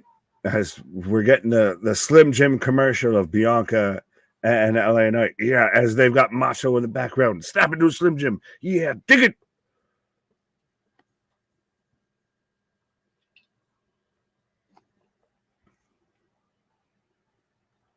Well, at least we know the buckshot is lame. Good thing I brought up Prime. Yeah, absolutely. So we're about to find out what we got next, folks. I will take a minute to remind everybody out there, we watch more live wrestling than everybody else out there. We do it on a different level. We do it on the holidays. We do it on birthdays. We do it on Jesus's birthday sometimes. But we are here constant and nonstop. Be a friend, tell a friend. Make sure you like and subscribe.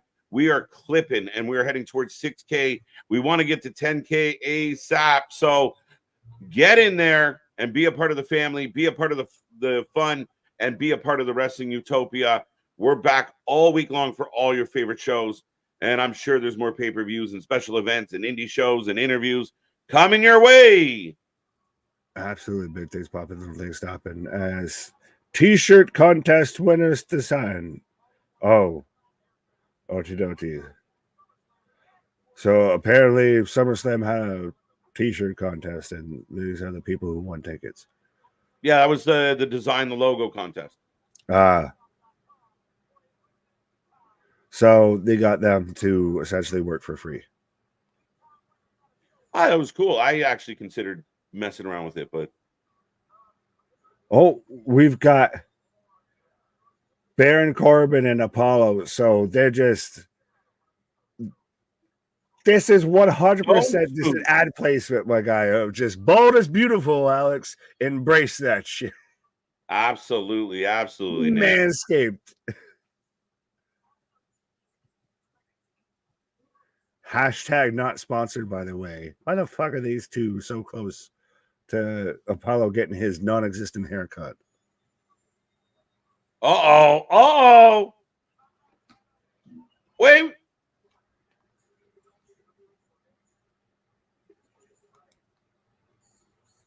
There you go. Oh, I don't need to see this. Cut the camera. Cut to black. Yeah, even Baron's. I think this is our cue to leave. It's smooth.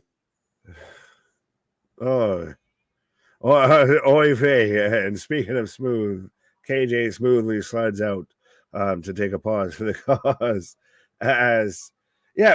So is Liar the official theme? Is Dead End Road the official theme from the movie Twisters, which shout out sequels? Or is Jelly Roll just the official theme? As night's starting to fall here on SummerSlam. So we're starting to get into the wee hours of the evening to where we're actually going to start to get, a darker arena and everything like that. And I think that's always, at times, depending on the situation, of when an outdoor arena looks even better, because you've got just the natural lighting to everything. Jelly Roll is the official soundtrack to SummerSlam, I guess. is the official soundtrack of summer. Well, the official watch party of wrestling, the official wrestling channel of wrestling is the Wrestling for Life Network. So 100% be a friend, tell a friend. As I see about 130 with us. We've been kicking with 130s, 140s, 150s. Let's see if we can cross that line to dos 100 dos. That's probably terrible Spanish, but yes. That was gross. Yeah, that was perverse and unprovoked. 3-0 says, "Oh, it's on the path to the championship. It will be mine." Fair enough, Polo. Well, yes, we do still have the predictions championship floating around. It's still in contention. So make sure you get your predictions in for all the matches. Here's where I think we're taking a nice little commercial break here. Point of we're I don't want to say halfway through the show, but we're three matches deep. Yeah, we're 3 matches deep on the main show. So what we've got left is Bayley and Nia, Punk and Drew, Priest and Gunther, and Rhodes and Sikoa. So we're really in the back half here. So it's already been a hectic and a crazy ass SummerSlam, and it's only about to get crazier. A storm is brewing. Shoot ice. It might not have anything to do with the fact that your name says the storm and brewing. Oh, here we go with all the shoe nice spots just popping in unnecessarily. Who up? What is your favorite SummerSlam moment? I would really have to go through it and look because I know that the giveaway answer is, Brett Bulldog at SummerSlam was at 91. But I think that's more of like they always hype that up to like my personal opinion. That wouldn't be my favorite moment of SummerSlam. I get why it's such a significant moment. But yeah, I'd have to go through and look into that versus coming up with something off the top of the head. Maybe the first TLC or the first Elimination Chamber. Brock versus Roman recently wasn't a bad moment of to where you had, and it takes the tractor another round with Brock Lesnar. He lifts up the ring and we get the perfect mic toss to where Roman just catches it seamlessly. So there's been always some good SummerSlam moments. To pick my favorite, I'd have to dig a little deeper. Bayley versus Nia Jax, I assume that's what's up next. I think so far from what I said was going to be the layout of the show. I think we're pretty much following format with that. Odds is asking what was next. All right. Yeah. I think it's going to be Bayley versus Nia. I would assume. 3-0. The inaugural TLC match at SummerSlam in 2000 was awesome. Favorite SummerSlam match is the first, or favorite SummerSlam is the first Elimination Chamber. 1992. Okay, so as a year off for Brett Bulldog. So, okay, now I'm confused, Roy. Was it, Brett versus Perfect 91. Okay, so I'm still another great match. Warrior versus Honky Tonk. No, that was just JOBs. Yeah, hard to find a good Warrior spot for me outside of WrestleMania 6, which even then now you almost look back at it with a different angle a little bit. I don't want to correct you, but the first chamber was at Survivor Series. But hey, Triple H versus Shawn Summers. Was it at Survivor Series or was it not at SummerSlam with Goldberg and Shawn and Triple H and all that? That might have been the second. I'll give you that, but one of the first few. As Bo said so, my queen. Yes, as we've got Queen Nia Jax coming out right now, and she's even wearing the crown, very much looking a la Game of Thrones Ice Queen-esque out here. Yes, as folks, the predictions right there, they're up and running. So let us know who you're taking for this match. Nia versus Bayley. I guess, I don't know if we want to count it as a Brucey bonus or a tie-in, extra point potentially if you call in a cash in, but we'll see. Nia wearing Raiders colors. Why? Just because it's like dark and less dark or shiny dark? Nia for the win. Bayley for the win. Bayley. Nia Jax for the win. Bloodline rules. Could be. Nia, Bayley, Nia. When Taker hoisted down like Dracula for Team USA. Larry, what in... If you're on the good, Larry, you need to share. Sharing is caring. Much like with the stream. Sharing is caring. So 100%. Bayley for the win. Nice, my prediction. The Queen wins, of course. Could we see, though, speaking of the Queen, could we see a Charlotte Flair or a Becky or anybody like that? Do we see any sort of surprise returns, what have you, in this match or post this match, what have you? There's a surprise return. There we go. Here comes Bayley. Nia and her whole crown. Oh.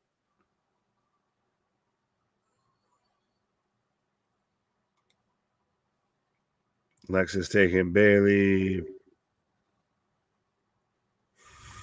Anthony, silver might have just become my favorite color.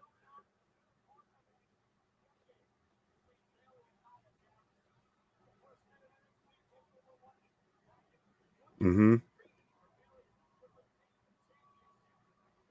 Siffy comes in tonight. Cashes in.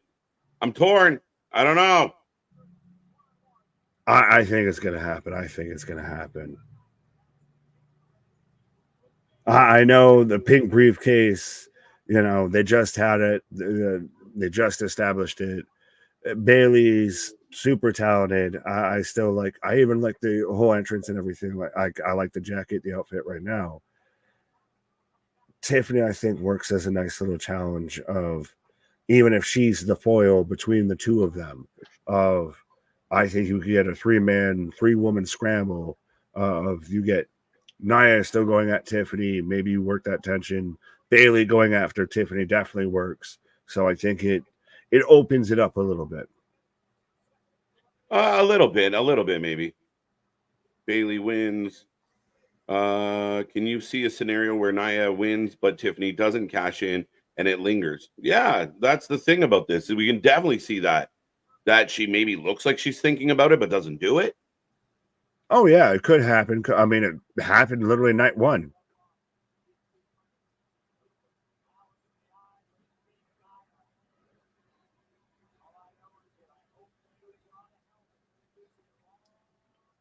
I hope Bayley brought a helmet.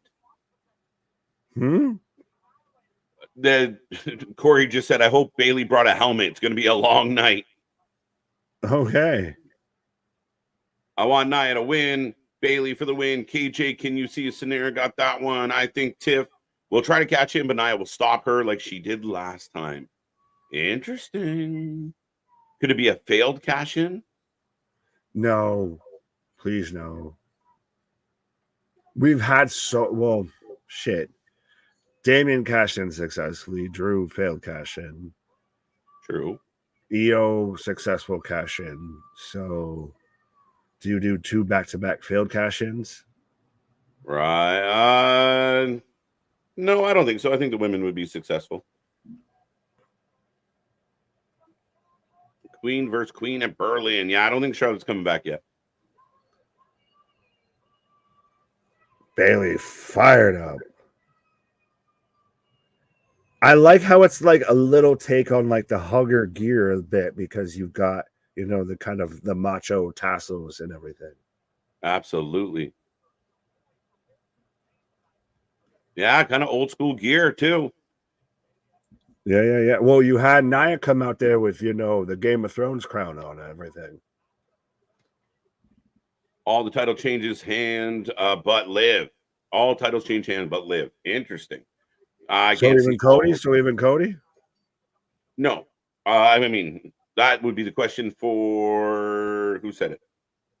JV. Yeah, I don't think so.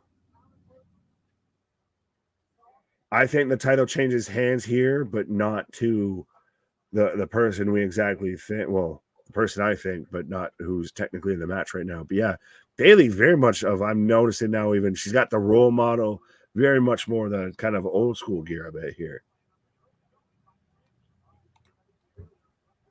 Oh, And we're off, folks. Those predictions are about to close. Get them in.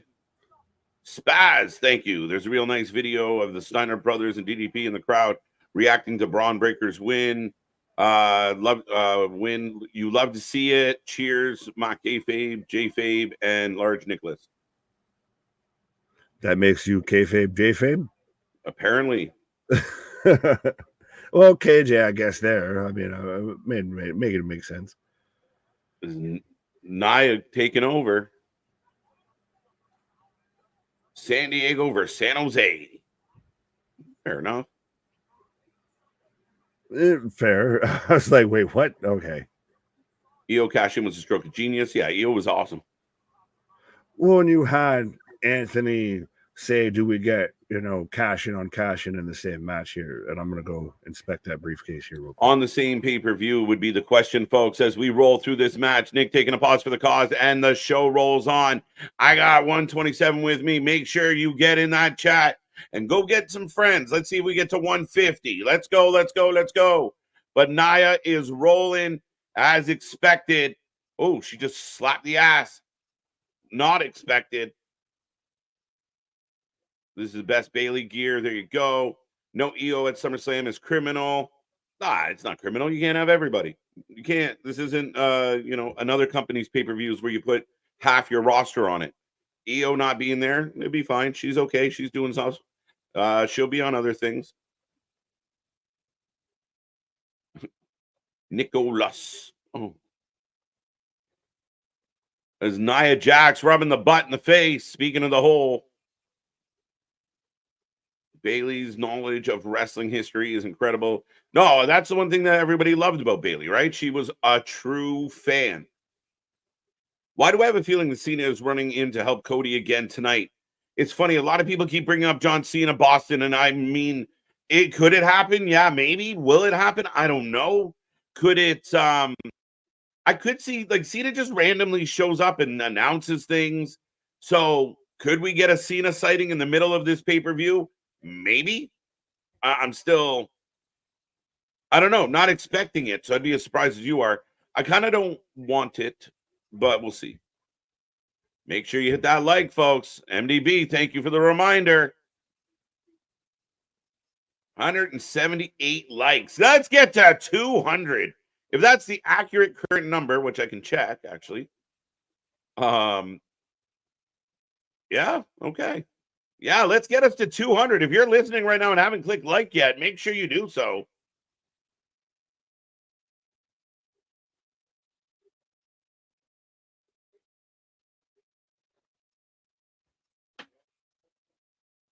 Oh, shit. Bayley getting out of the way. Nia to the outside. Yeah. Varying degrees. It's going to be KO, Randy, DIY, and then we get Hikuleo to screw Cody. JV, very interesting. I mean, could all the friends that have been taken out come back? I still don't think so. I think it was set up for desperation. I think it's set up that Cody has nobody, and it's Roman that reluctantly, not even reluctantly, but indirectly helps. Bayley all over Nia on the outside. I don't want it at all. Trust me. There you go. On the same page, buddy. Let's go, Bayley. I'm already annoyed. It's Bloodline rules tonight. I'm not annoyed by it. I think you heard my take last night, Boston. It does open up the gambit as far as what you can do without it kind of really, really pushing a lot of the imagination. A little bit of an easy out, though. Do you think Nicholas will ever be when he's gone to high school, Braun Strowman, former partner? I think I know what you're saying, and who knows? Big doofus Ryback comes out to help. No, nobody wants to see Ryback anywhere near wrestling. He sucked before, and I'm sure he sucks now. But Bayley holding on to a guillotine. Yeah, and Corey said it. You're getting NXT flashbacks right away with this one.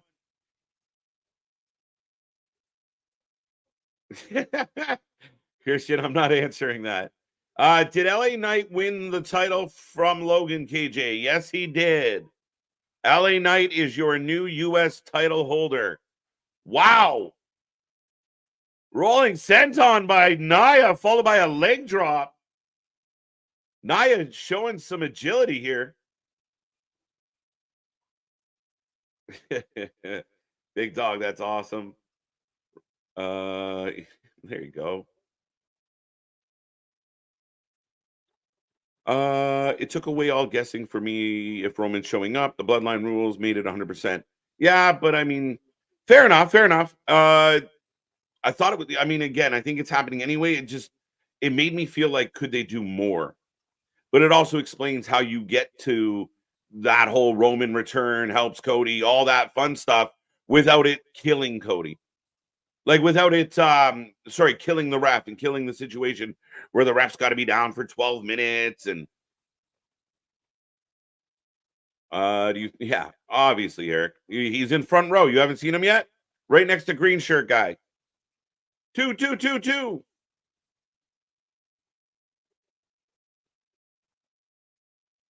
Nia pulling out some new moves. Love it. Got to give her credit. And she's arguably been your best heel in the women's division since she returned. I know people don't like her, but they're not supposed to like her. Nia reversing the Rhodes plan. Up goes Bayley. Oh, shit. Bayley rolls through. Facts. Absolutely, 100%, AJ. I'm sure I'll end up enjoying it regardless. True. Very true. With it being bloodline rules, Jimmy comes back, Roman comes back, Rock could come back, Jay might come out. Yeah, again, I think the bloodline rules opens up the, could it be Roman, Rock, Hikuleo, Land, Banzai! Bayley kicks out, Bayley kicks out. Not yet, not yet. What happened to the crowd? I don't know what the question is. Roman shows up when the show is about to end. I'm calling it now. After the match, I don't know. I still see a moment where Cody looks down and out, and then it happens. It looks like the Bloodline's going to win. The numbers advantage.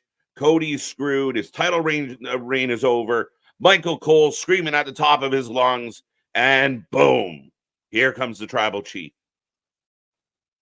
As Nia just smashing Bayley's head off the apron.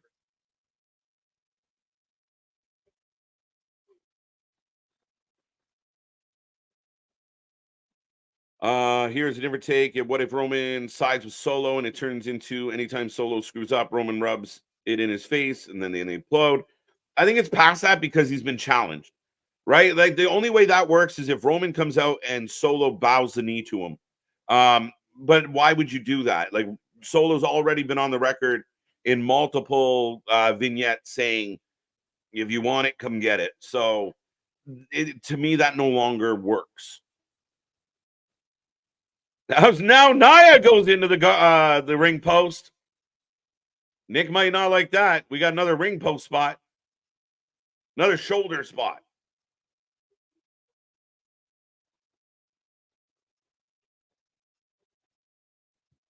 Solo wins the title away from Cody, and then you get Roman. That would be insane. Again, it would be insane if Cody loses the title. It's not impossible. Just, again, what a surprise if they pull it off. And then let the conversation, Cody's title reign meant nothing. I can't believe they did this to Cody. Wow, Samoan drop. Pancakes Bayley. All this Cody talk. As Nia in control.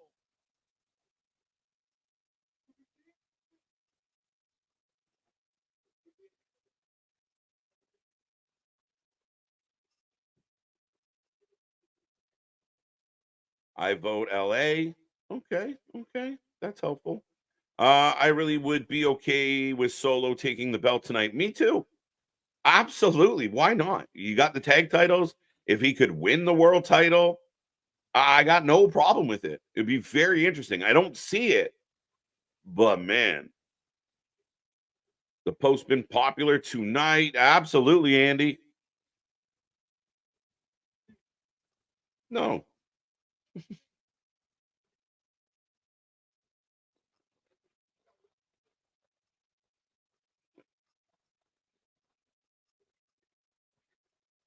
Still on LA Knight and Logan Paul, who will win. No, LA Knight won that match, and Bayley just power bombed Nia Jax.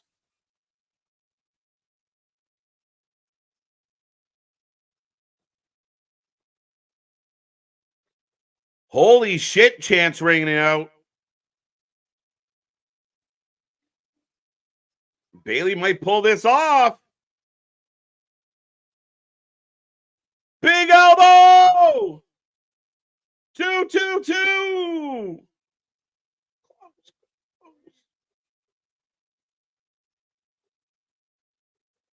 That's coming from a Cody stand. Cody's title run. It's Tiffy time! Ladies and gentlemen, Tiffy is running. No way! Is she going to do it? Is she going to do it? There's been 2 cash-ins in the history of SummerSlam as Bayley knocks down Tiffany. Nia misses in the corner. I don't know what the hell that was. But we got a 2. We got a 2. Bayley with a big knee. That's what I thought. Tiffy's down. Tiffy's down. Big power bomb by Nia. Holy shit. It could be over here, folks. Nia with a second power bomb. Corey with his hands on his head. Michael with his hands on his hips. It's over. We're getting a new champ. One Annihilator. She's demanding it. 1, 2, 3. And new women's champion, Nia Jax. I'm glad I changed that pick last minute. Thank you, Anthony. Big win. Sold it to the crowd. Playing up the boos. Tiffy causes the distraction. Doesn't get the cash in. And gets the W. Queen Nia is now your champ. And Tiff's celebrating like she didn't want that belt.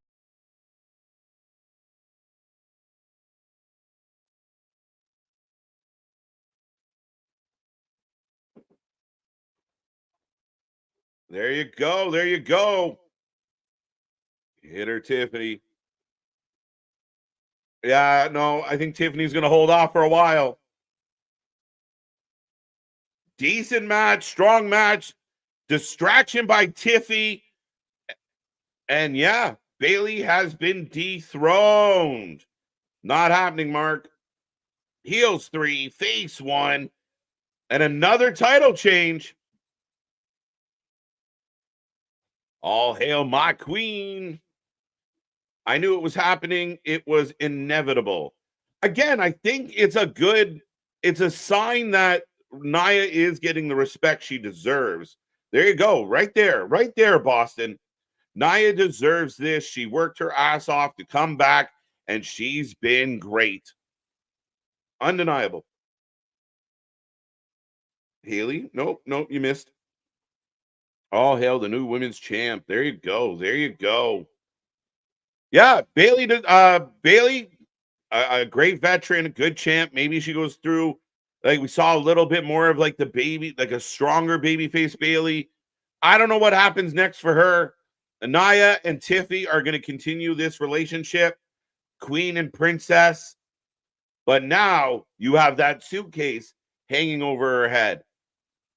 Oh, Nia hugging mama.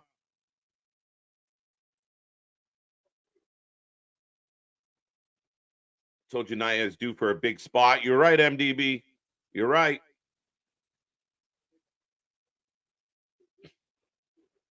As we get Sheamus in a Mike's Hard commercial, and we are getting set for the next match, folks. It's rolling along. I see 130 with me right now. Keep it coming. Be a friend. Tell a friend. I'm not okay. Dude, you gave me a point because if it wasn't for you, I wouldn't have changed my pick. Yeah, how you doing right now? How you doing? Yeah, no, we are rolling along, folks. We are back on Monday for Raw, and then all week long, don't forget, Great American Bash Night 2, Dynamite, Thursday. I don't know what we're doing Thursday. Oh, Dirt Sheet Debate on Thursday with a special guest. More interviews, more stuff coming your way, more content. Go check out all our stuff. Go check out our socials. And be a part of the family. Be a part of the 4 Lifeys. Don't forget the membership, the super chat, and the super stickers, as I am now getting an ad for NXT Great American Bash Night 2. And they're really pushing this CW October 1 thing. Mama Rock. We celebrate in Boston. There you go. Nia Jax hugged Mama Rock. There you go. Mama Rock. Woo. Anthony, there you go. CM Punk and Drew still. Yeah, we got lots more to go, and lots has already happened. That's the best part of this, folks.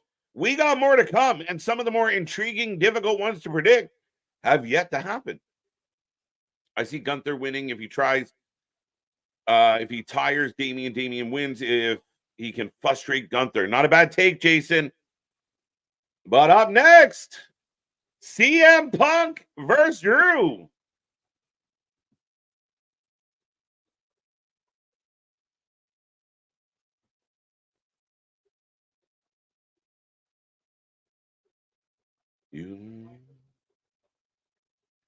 Oh.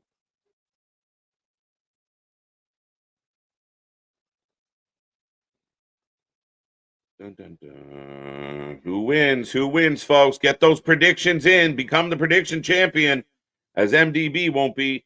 Who wins? I'm kidding, MDB. But Drew for the win. Drew for the win. Drew for the win. Interesting. Interesting. I'm going back to Punk. I'm going to stick with Punk for now. I see it playing a certain way in my head. But get your votes in. Get your votes in.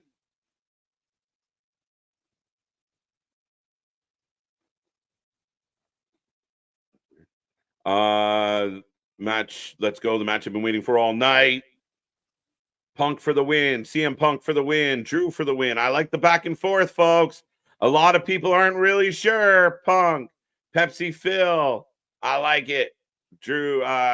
True good so far.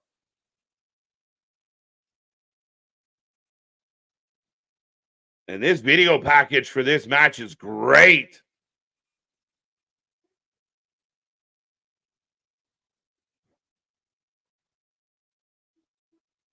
%61% going Drew McIntyre. Drew, oink. 3-1. Seth screws Punk and Drew wins. I think Seth tries to screw Punk and Punk wins. That's what I think. Punk for the win. I'm 3-1. Only one I got wrong was Sami and Bron. Wow, you took Sami. That's bold.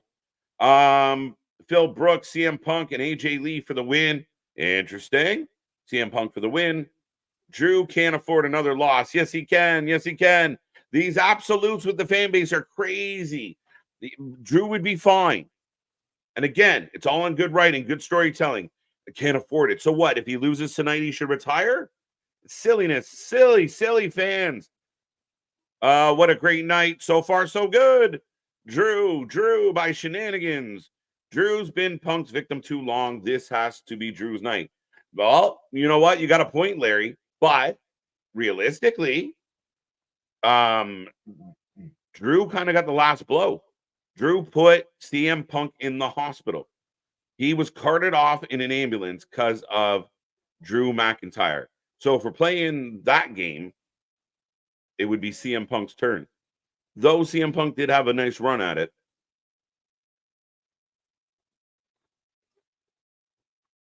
I like it. I like this whole package. If this is getting you hyped for the match, if you can't see it, I apologize.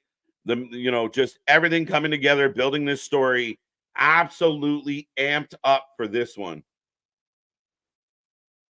Speaking of amped up, but I also have commercials right now airing on the Peacock right now, my guy. You got commercials. I got literally the hype package for the next match.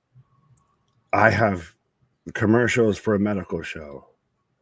Brilliant Minds. That's what I have a commercial for. The question is, can Flimsy Phil make it through a match without getting hurt?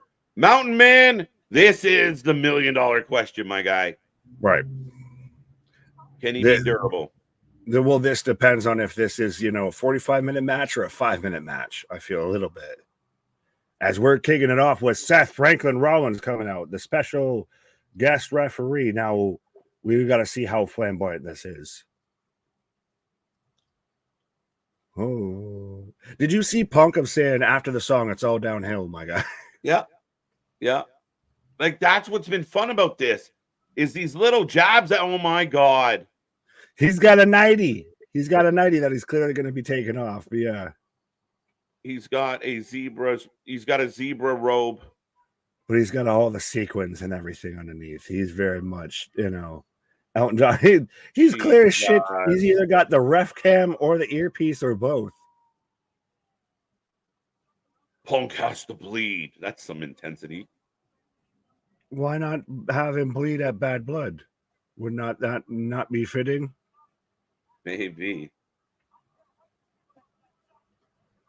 Jack Skellington, is that you? If he was a big fan of EDM.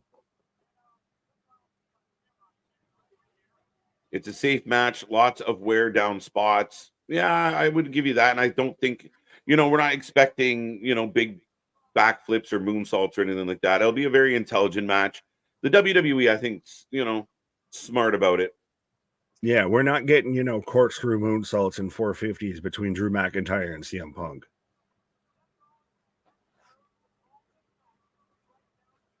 It's going to be interesting, I think, that they introduced the ref cam, and we're going to probably see these guys fight it out in the crowd because referee's discretion. So You're going to see Seth Rollins cam of what he's seeing as Drew and Punk are just throwing sandbags in the crowd. Brought to you by Wheatley Vodka. Shout out Cody. There you go. Yeah, no, I've always been a Roman Pope guy, so that's just why I'm a Drew guy. Punk has to bleed. That's a weird statement. Bleeded him. Seth Rollins is a child of Macho Man and Shawn Michaels. That's adorable. My guy. Hey, Dave, you can't say this was a distraction unless the pants is distracting because this man just made a disco ball pants. But yeah. Yeah, I'm actually surprised. What he wore on Raw was more flamboyant than what he's wearing now. Mm-hmm. Yeah, I'm okay with this. I was worried he was going to be wearing something like just ridiculous, like he wore on Monday, and it could have been a bit of a distraction or something to kind of take your eye away from what you're supposed to be paying attention to. Oh, but I'm sure, they were all smart enough not to allow that. Oh, I thought we were getting see-through shirts and cut off Daisy Dukes here. Shit, Daisy Dukes. Oh, I was waiting for it. God damn it. This would have been a time to have, out of time. So say goodbye. I think we're all just waiting for when they use Broken Dreams. They used it in the video package at Clash, but they stick to his entrance. It's funny. Fuck off. It's funny. Everyone's like, they're not going to do it. What's with the dragon gauntlets that he's wearing here? I feel like this is his attire from Clash that just got delivered. Because he looks like he is the Dragon King. He looks like he's going to ride toothless all the way from here to the rest of the ring.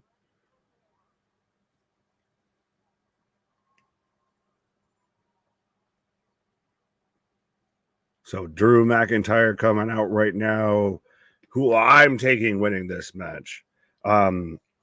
And still, this is literally such a fucking coin flip. Yeah, no, I'm sticking with Punk. I think, again, we both described very similar circumstances. We just moved around the pieces a little bit. Right. And yeah, I definitely think, you got Rollins here. He's going to be a big impact on the finish. But just like the match where you were on your pause and you missed your Tiffy time. I dodged a bullet because I thought I was going to be missing her cashing in. And I dodged a bullet with that way. So shout out Nia for winning. Anthony was right. I'll still take that L. I will happily take that L. Yeah. But yeah, I'm just glad I didn't miss her cashing in. I would have been rip shit. I would have been, we're done here.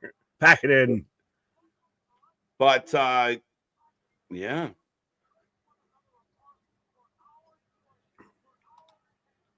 Ooh, Seth will cost Punk this match like Mussolini.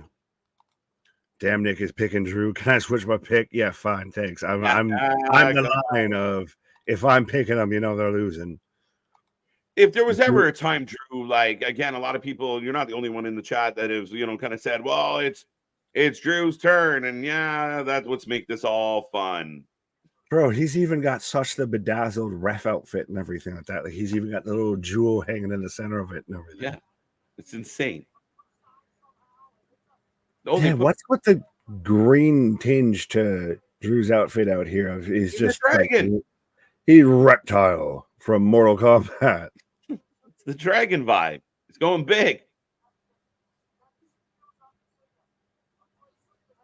Like I said, he's out here of How to Train Your Dragon. And I do like this, though, and now you got the natural lighting of that. Just, it's at that point that it's dark in the evening. So, in this, the pyros hit a little bit different, The spotlights mean a bit more, what have you. Both guys need a win. Tate is a good old Canadian girl. Excellent. Which Tate? What? Who's Tate? I don't know. Oh, Tate McRae. There you go. All right, fair enough. Who? Yeah. And the place C4, the official energy drink of WWE. Yep. Well, the place is about to become unglued, folks, as CM Punk is about to grace us with his presence. Right.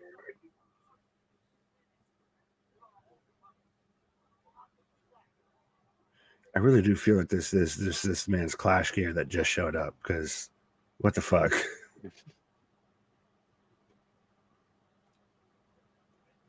Bring that bitch out here. All you got to do is ring the bell. That's it.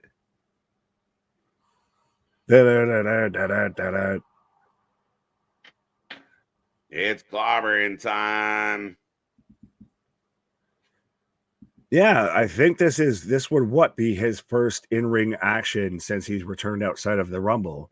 Yeah, since Rumble. Well, house shows excluded, but yeah. I don't think he's done any house shows since Rumble. Well, no, I'm saying before that, before Rumble, he wrestled like Dom and stuff. Of every match that he had was on house shows. He hasn't had an on-screen match outside of the Rumble since he's returned. True. Now let's see. As he's got the pink kick pads and everything, so are we going very much, Bret Hart here? Yeah, I mean, again, one of the biggest, arguably the best match in SummerSlam history between Bret and Bulldog. Right. So we get the It's Clobbering Time Punk coming out.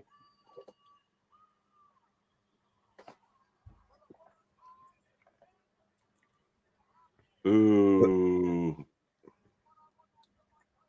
As Michael Cole says, for the first time in 10.5 years, because the other company, CM Punk's in a one-on-one match.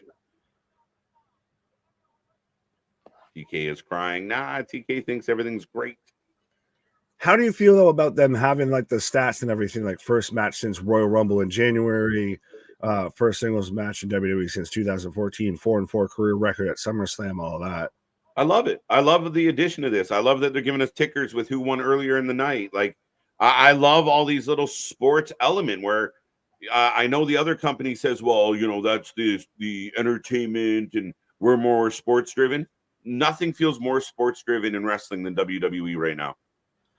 To sit there, but to blindly act like entertainment isn't a part of sport is just ignorant, honestly, too, as well. for fuck's sake, the NFL Network and everything. The NFL does nothing but try and hype up shit. That's even why schedules sit there and come out of. You want your big matches, your big games, you know, whether it be the NFL, the NBA, the NHL, what have you, at big moments, at big times in the year and everything like that. To act like entertainment is separate from sport is blissfully ignorant a bit, I feel. Oh, he was doing the pointer finger. I thought Seth was just like instantly just like, fuck you, guy. As Punk just throws his sweater on to Seth. Seth is going to come to a boiling point with Punk, and it's going to cost Drew. It's going to cost Drew? Yeah. As he wipes his butt. Right? Seth with the bedazzled Jinko jeans right now, my guy. Big Punk chance. I don't even know if you could call those bell bottoms.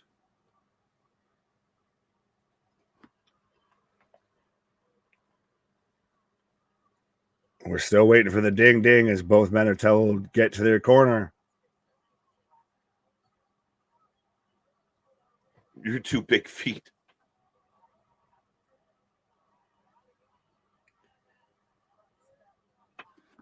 The second these two lock up, the fucking place is going to pop. It's all right. You can feel it at a fever pitch. Everyone's standing. Right. Oh, as we're literally getting a pop for them, for Seth to hit the ding ding, for this shit to finally be underway, folks. It's time. Ding ding. There we go. They're off and running. Just throwing hands. Oh. Trading shots back and forth, literally, of Punk right now gets kind of lighting up Drew in the corner here. Seth's going to pull him off. Here it comes. 5. Pull, yeah. But see, this is, we're going to get the back and forth attention. Oh. Drew with a big elbow. It's so weird. It's so surreal.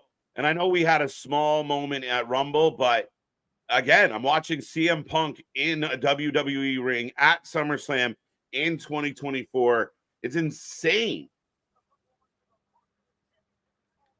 And actually, like, this is a huge match. Like, this isn't, yeah. Oh. Diving clothesline from Punk on a Drew.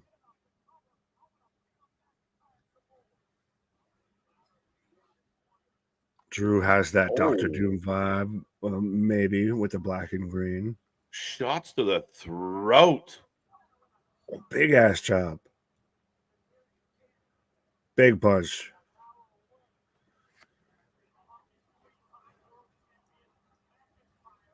Yeah, because even, we've talked about this and you mentioned this. Oh, I for halfway second thought, did he just get himself hung up on the middle rope there? But even when Punk was in AEW, it was here nor there, you know, would we actually see him and he'd actually be involved in a match, what have you. So since his return, this is one of the few true matches we've gotten of Punk.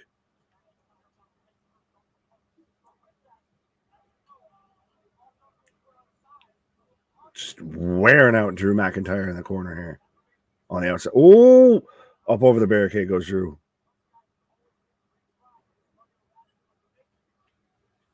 Punk onto the guardrail, down into the timekeeper's box.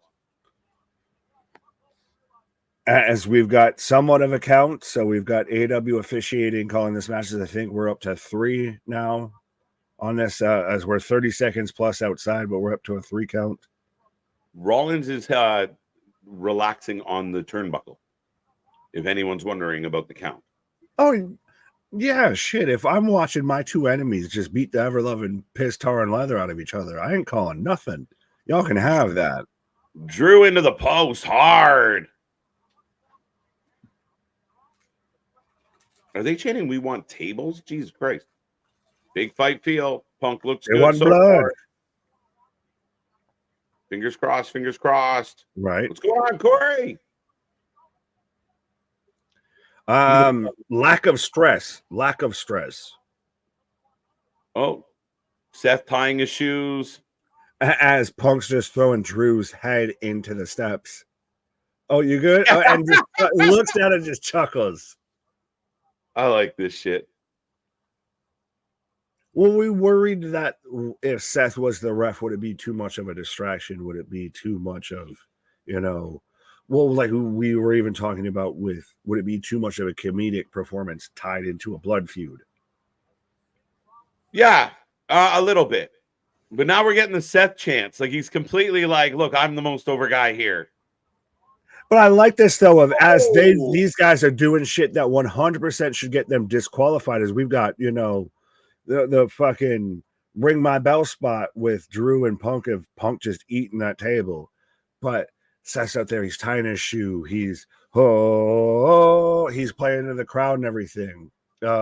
He's just taking this moment to get his shit over and not pay attention to these two kicking the shit out of each other. Seth on that apron now. Sorry.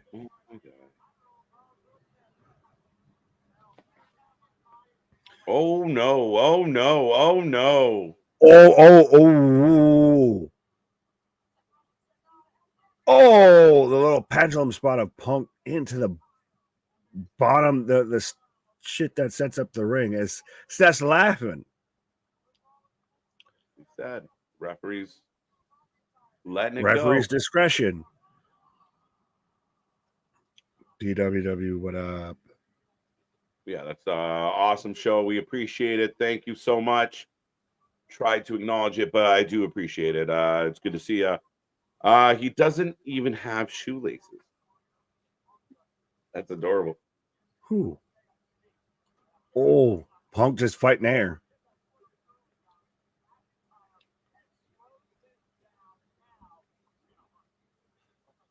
Big stomp.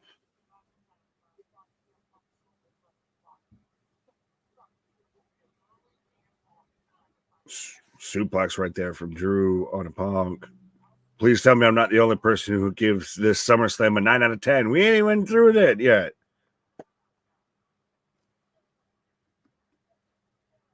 He's still moving. You said you were going to kill him. Get him.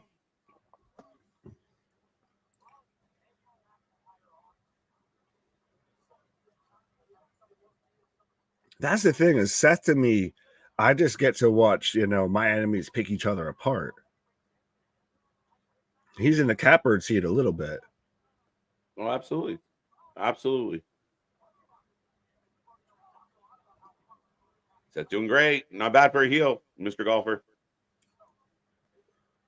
420. Got all the flames. Seth is fanning the fires.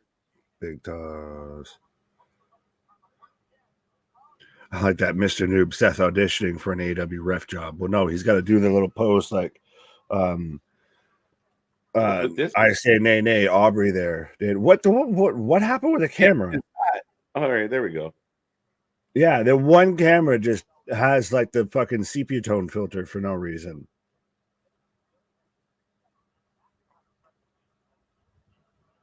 Big slap. Slap back. Pot shot. Spin it back elbow. Kick to the midsection. Oh, about to eat a powerbomb though, my guy. Yep. Thanks for playing. 1, 2. Hey, but it was an actual average speed count. It wasn't, no slow count, no fast count, no none of that.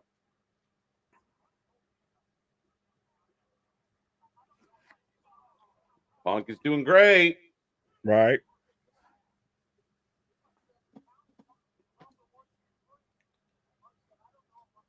So far, you're starting to make me think more and more. Well, this match is making me think more and more that Punk could win, because Drew's just been the dominant like powerhouse of like powerbomb, 2 count, big fall away suplex and everything, 2 count of just Punk's just one of those. He's a goddamn cockroach. You just will not go the fuck away. Where is Drew going? I don't know, but Shout out the vitamin cloud that just rolled in across the fucking ring that we all see. Somebody's smoking that loud pack in the arena. Drew's got a chair. Now, would Seth call a disqualification? No. But he probably won't let it happen. Well, he's very clearly seeing Drew with the chair. Will he stand? Drew's rationalizing with him. We both hate him. Just let me fucking kill him. Yeah. Yeah, let make all our problems go away.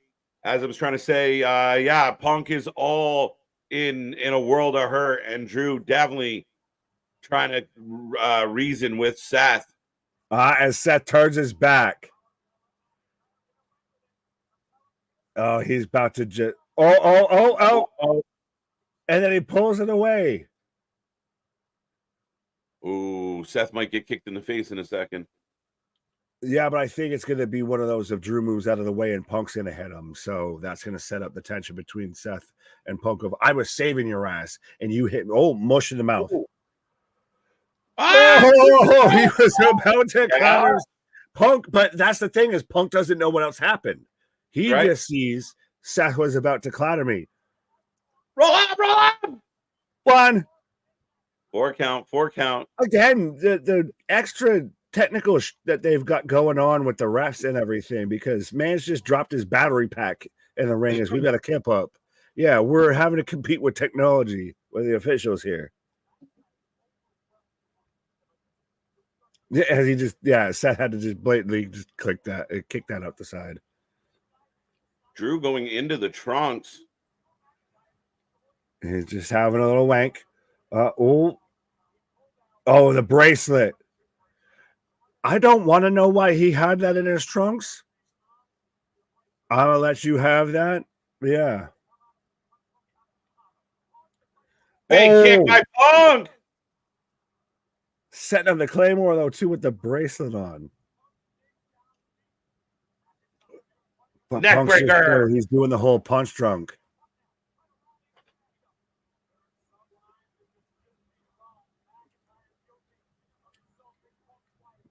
Punk's managed to work much better, I think, as like this veteran of like, you know, I'm gonna sell back from underneath here. I'm gonna be the little wobbly legs and come back here.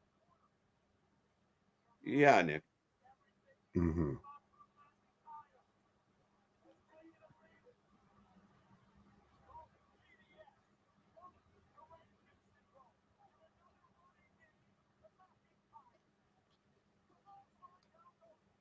That bracelet stank, yeah. Damian saying I love Seth as the referee.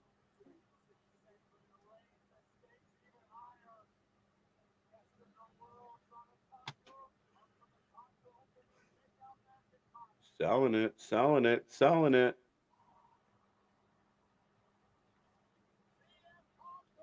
Big elbow. After he blows the kiss. 1, 2, kick out. Oh. Punk looking a little gassed, to be honest.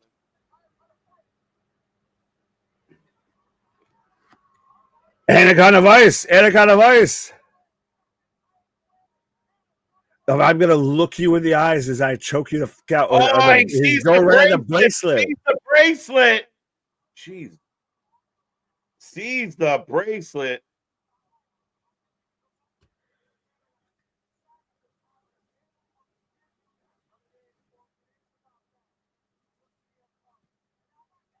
Claymore. Claymore. 2. Wow. Two count. Wow. Kick out. The bracelet was almost the distraction that cost the finish.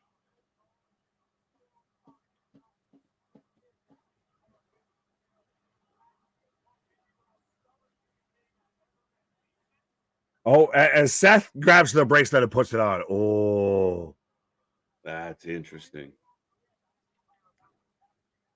Punk's going to see that and just be like, you're trying to fuck me over.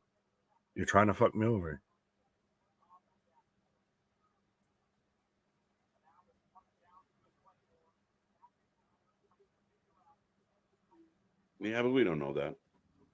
Gilly, we don't know. I mean, again, in time.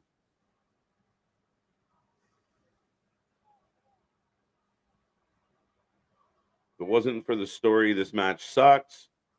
No. Yeah, no, I don't agree with that. Punk definitely looking gassed.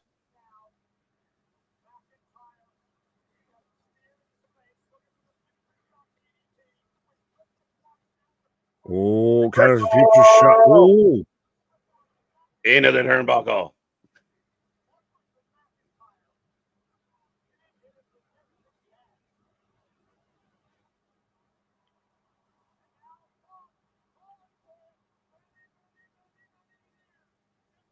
go to sleep.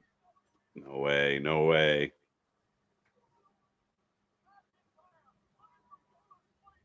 Oh, but see, like I said, he sees the bracelet on Seth and he instantly drops Drew of saying, why the fuck you got that on? You're Now trying to fuck on me.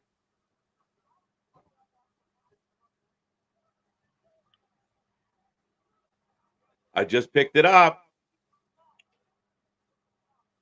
There it goes. There's the bump from Seth. Ah, let's go. We might. I don't know yet. Oh, counters the future shock.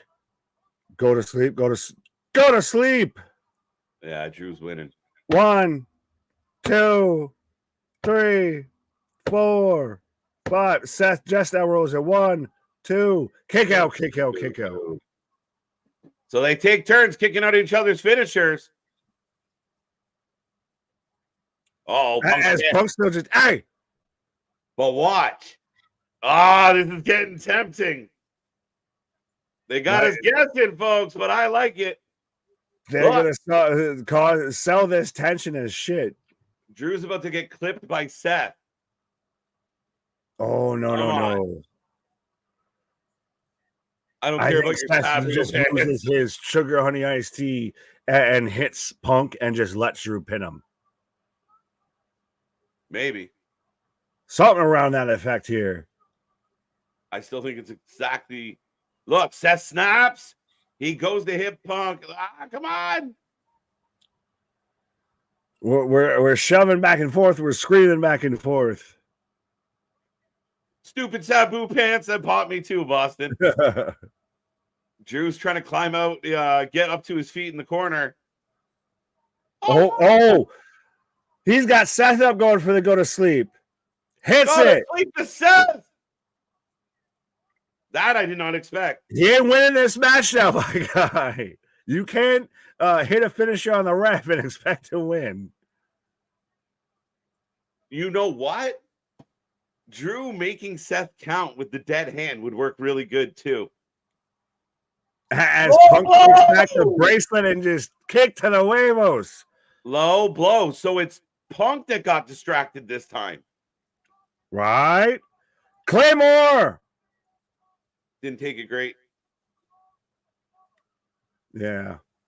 Oh, as Seth's coming too. Seth's coming too. No. 1, Drew's 2. actually gonna get a win. There it is. 3. Let's go. Drew McIntyre picks up the win over one Philip Seymour Brooks.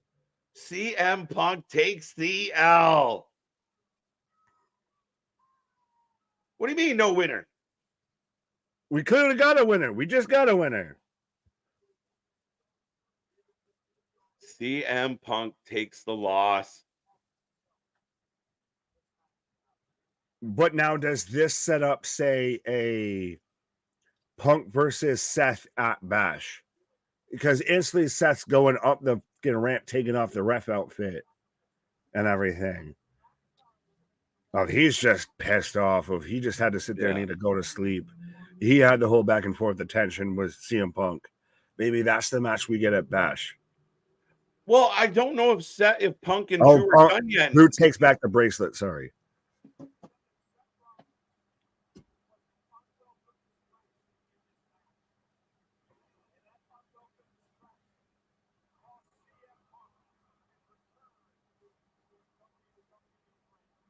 Amazing.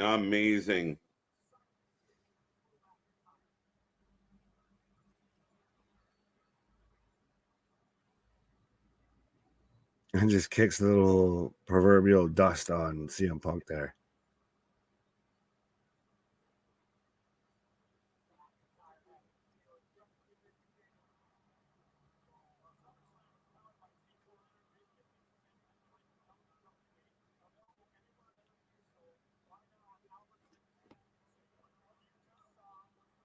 So we're getting a replay of the Claymore finish right there.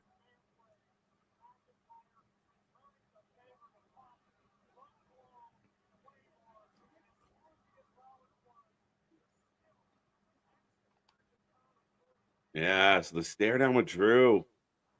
Crazy.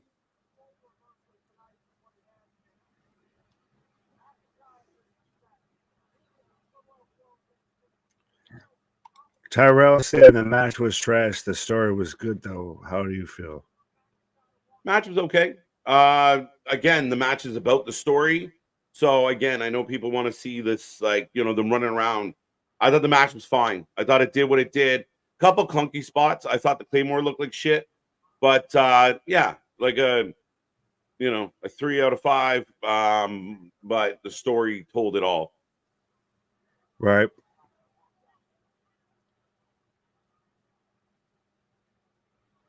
I still think it was a pretty solid match. Of even then, still Punk made it through. Punk was a viable option throughout all of that, and you kept it to where there was nothing that ever really exposed anything with Punk or anything like that. And I said it, if he does really good of selling that kind of like punch drunk of, you know, coming back, and especially like I said, if he works better almost as the veteran now than he did as like the upstart when he was in WWE initially to an extent. Yeah, I'm just happy that he got through it healthy. We're assuming he's healthy. And again, I think the match, I mean, I think sometimes we forget and we look at the past differently, but it's the angle, the story, it's everything that sold us. There was a lot of shit matches back in the day that just had a lot of good shit going on around it. So, I mean, for my money, it did exactly what it was. It had me guessing. There was a point where I really thought Punk was going to do it. And then when, you know, Drew was working his way up, I knew it was kind of fooey for him. Right. Oh, we're setting up a documentary series for Priest here. Yeah, it's really good. It's a really good one. Oh, it's already out? Yeah. Oh, I haven't seen it yet. Basically taking you from his Ring of Honor days, from his indie days, bigger fella, you know, working his way up, basically feeling like he was never going to make it, and what he had to do to kind of correct it. See, like they're hyping him up so much. That's why I'm picking him. True news. Yeah, I still remember though when he was Punishment Martinez and everything. And I like that they've got Taker involved with him. That's always been kind of that same kind of comparable of, you know, bigger, taller, athletic, kind of spooky-ish guy, lots of tattoos, all that. As I believe that will be up next. What the fuck is he putting on his hand? Oh, the other wrist cuff. Yeah. They can't find him. Did you check the hotel rooms?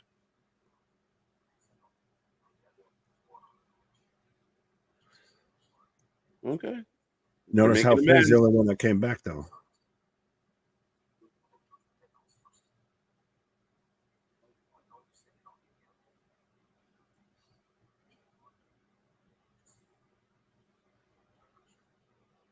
There you go. The friendliness always makes you nervous, folks.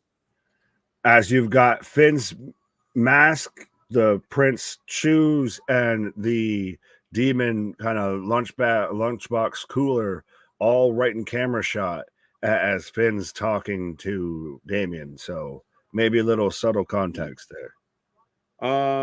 Yeah, maybe. KJ, the kick was fine. Punk sold it like you would when it happened. You kind of crimpled in the wrong direction. Momentum's a thing, my friend. So generally, yeah. But I mean, again, that's nitpicky stuff. I think overall they delivered extremely well. I'm getting another package for Damian Priest. I'm getting more commercial breaks, so you can have that. Gunther wins, Priest retains. Folks, get those predictions in. Priest for the win, says Dale. Finn is going to screw him. It feels like it's possible. I think it's likely. Likely? Yeah. If it's not, even if Finn doesn't screw him, I don't see Damian retaining.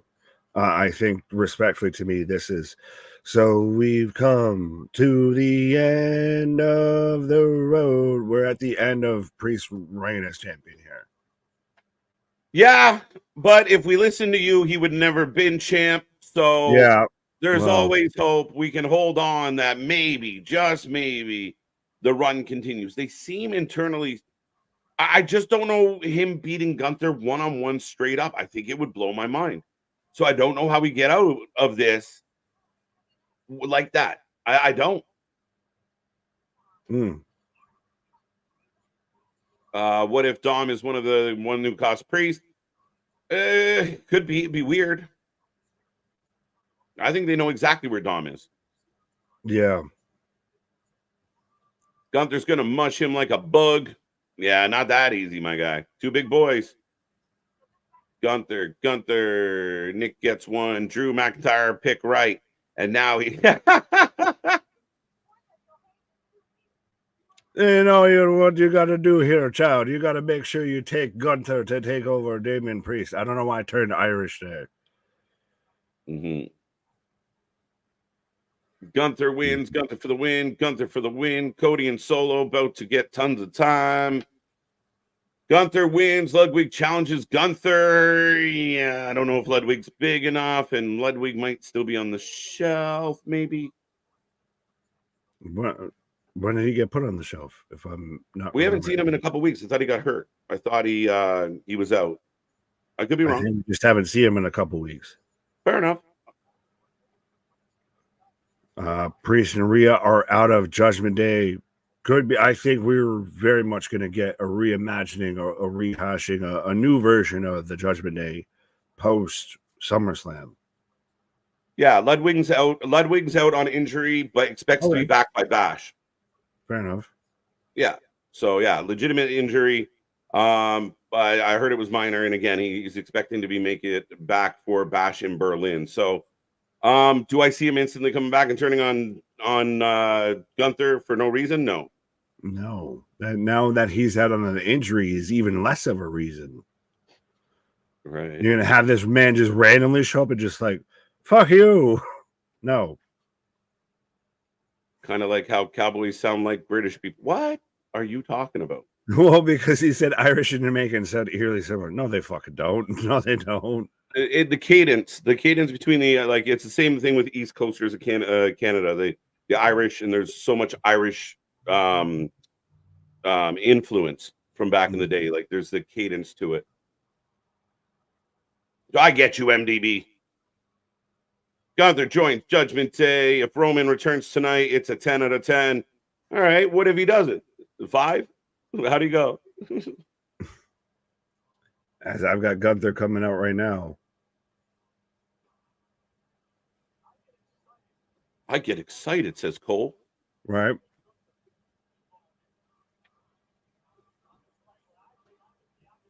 Damian got that. Yes, we do, MDB. Thanks for posting it out. What? Dom, go ahead. No, go ahead. Dom cost the match. Oh, no, he did earlier, Stephanie. 6 past Ronin Judgment Day could cost Gunther the world title, giving him a reason for a mere rematch at Bash in Berlin because Damian could beat him clean.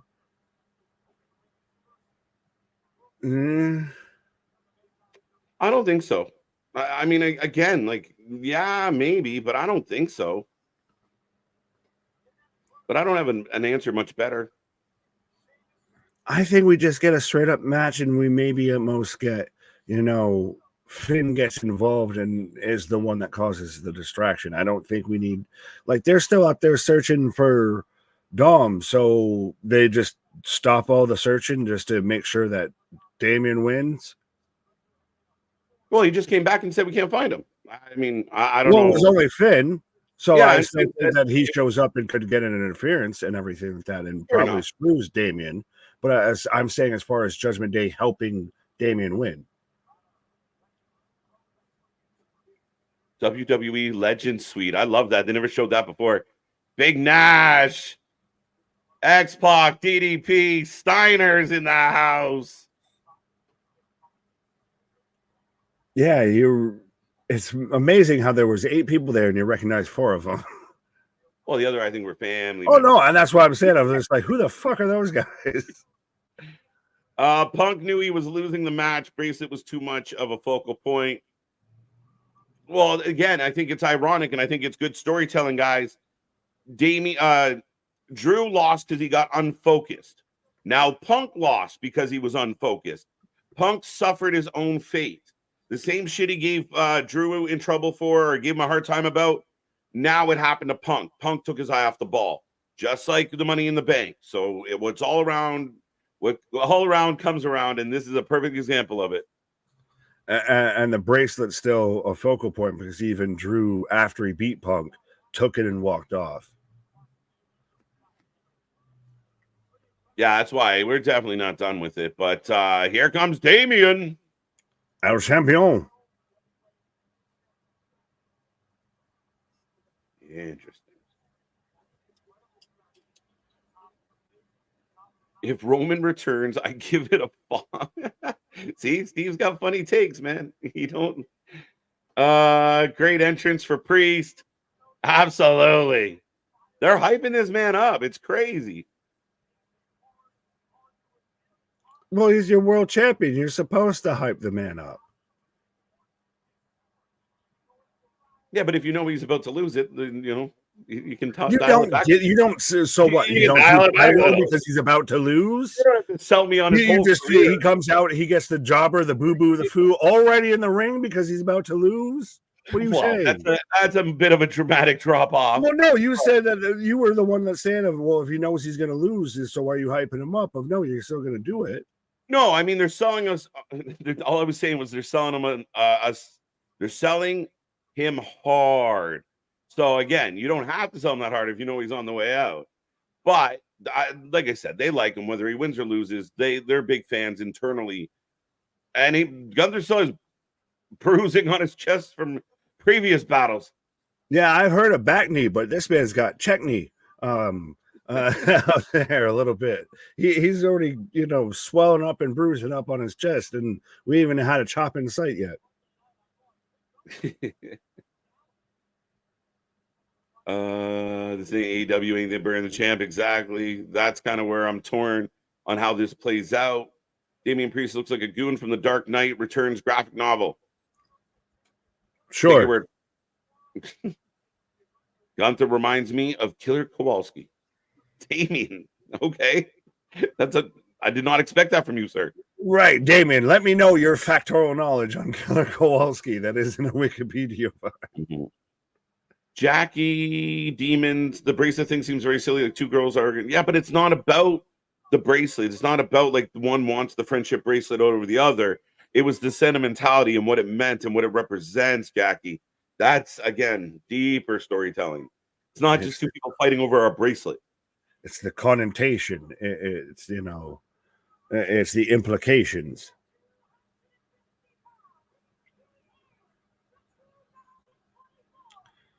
This man's already still just all of the pop blood vessels in the chest out here. I agree with that, Boston. I like that.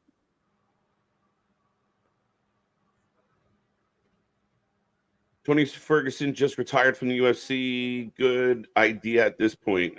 Tony, hate to see you go, buddy. Al Kakui, it's been, I feel like I've been kind of waiting for it. He's out there, he's fighting ghosts half the time. He's fighting shadows and ghosts. He's swinging at shit that ain't there. Priest.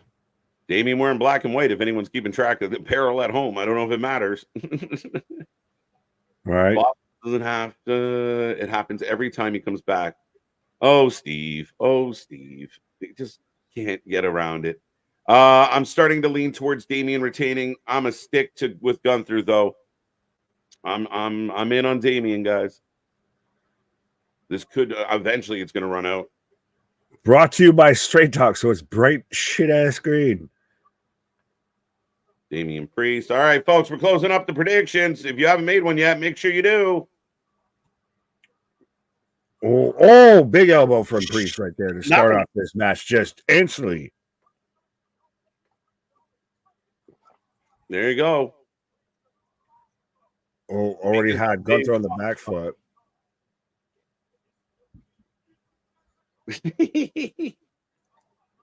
Kind of true. And Dom. Samantha for the win. Two beefy men slugging it out. Well, the self rock bottom. I'm with you, Scott, for sure.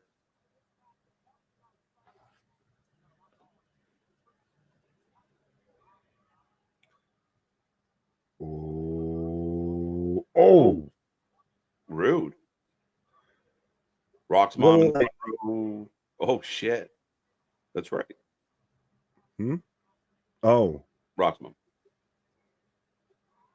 Rock Lobster. Gunther for the win. Samantha. Yeah, Samantha's awesome. Big back drop onto the apron right there from Gunther and the Priest.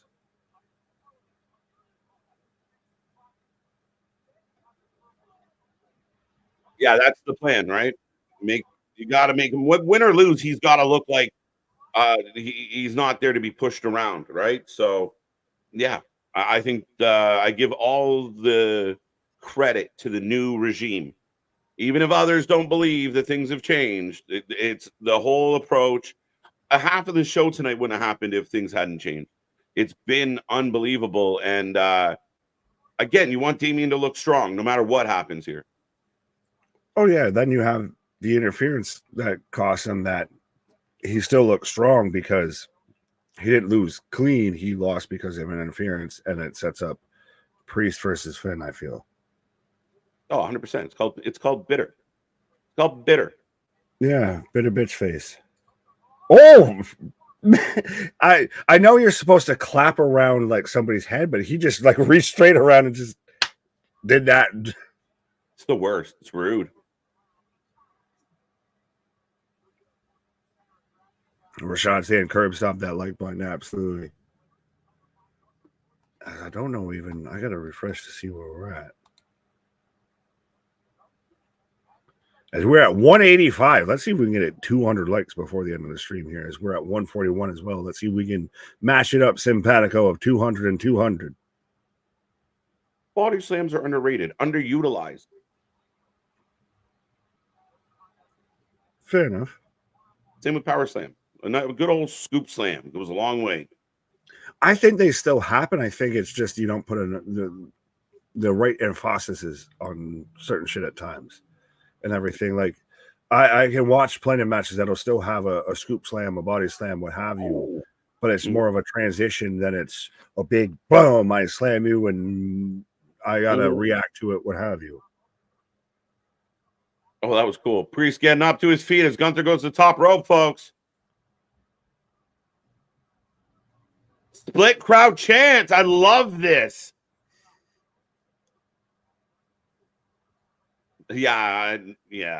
I guess you can't control what the sponsors look like, but Jesus. No, Christ. but why do you have it? Just what do you mean? Why do you have it? Post. No, have it on the ring post. You don't need it. I don't need neon green everywhere. They don't care what we need. They paid for it. They get it. Like that's where everybody goes. It sucks. Oh, it really does. It's bright as shit. On the top rope as now even Gunther's just punching him in the abdomen. I'm with you, Steve. I'm with you, buddy. Step up in Zaguri.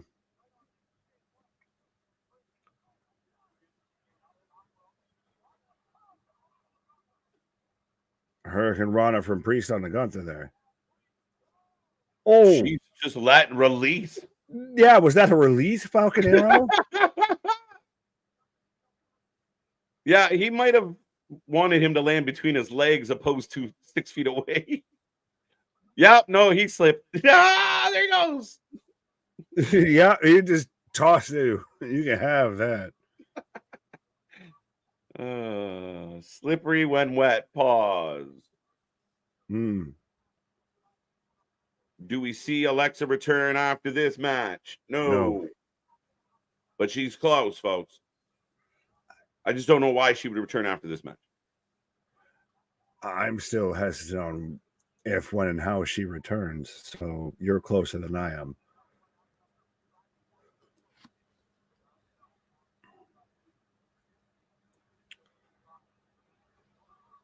Priest just now, you got to chop the big man down here. If he's just working over these, these kicks, and he's doing a little, so he can act like he's an MMA fighter. If you're gonna put your hands like this, right? Then you throw the little side kick.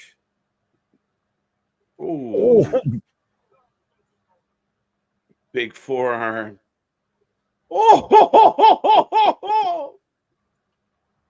Oh, when's the last time you saw someone get the better of Gunther in a chop spot and then eats a head kick and that would have knocked out an Akira man?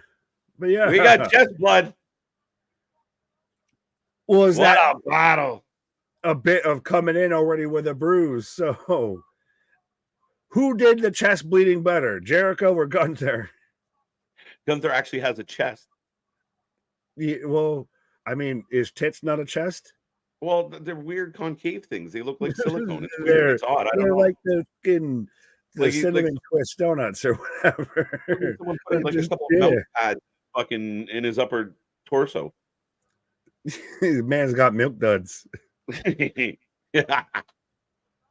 Big kick.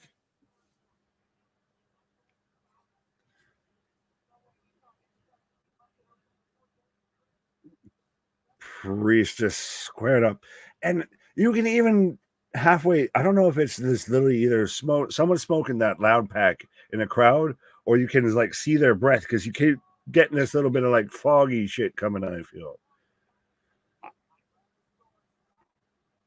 Oh, powerbomb! Oh, is that it? It's a pin.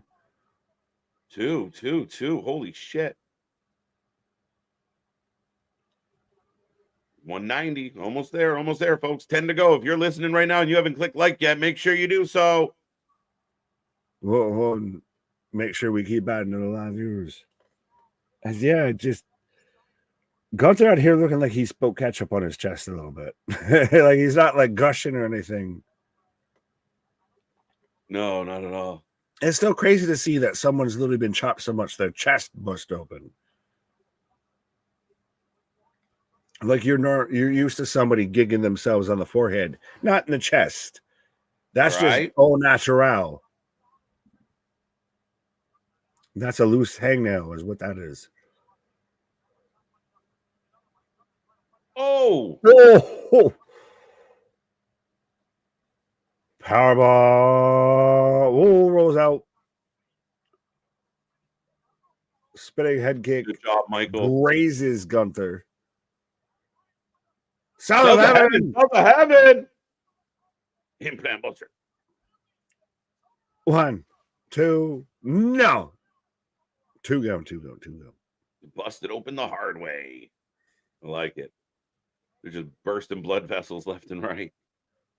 Yeah. One more match to go. Bloodline rules for the Undisputed Championship. Yeah, I mean, clicking along, folks. Night has flown by. Priest is for the streets is a sign.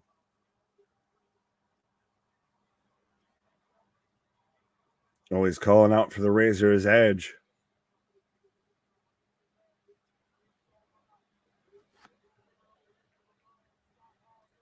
Oh, try to get him up. Gunther's going to reverse it. Yep. Oh.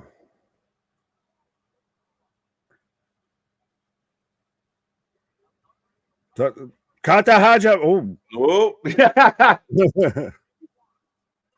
Oh, exploder suplex. Big exploder. Oh, clothesline from Austria out of Gunther there. Jesus. 1, 2, 2 count, 2 count. We're good. 2.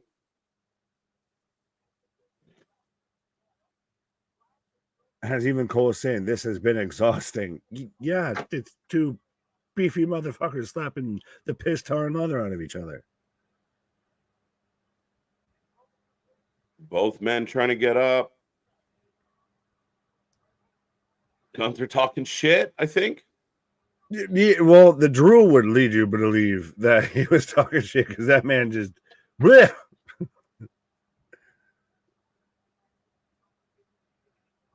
Oh, Damian's just saying, bring it on, as he can't even get to his feet. Oh, boot to the head.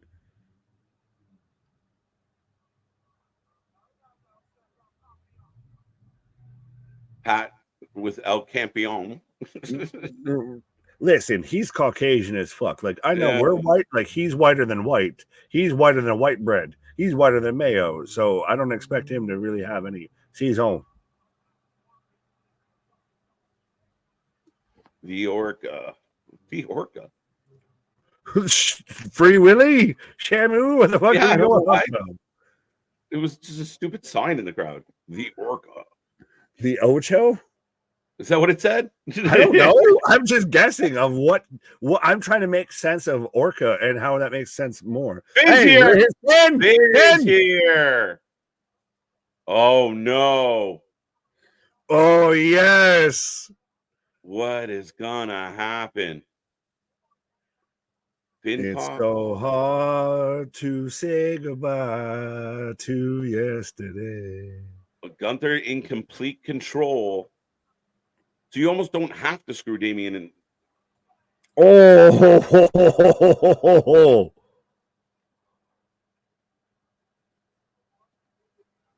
the term shotgun chop has never existed more than it has with Gunther in a match. Ew, it's fucking brutal. Oh.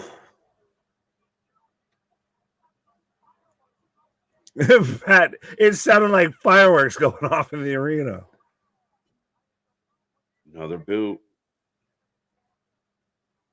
As I mean, Gunther's just bleeding down the tatas and just wipes it off.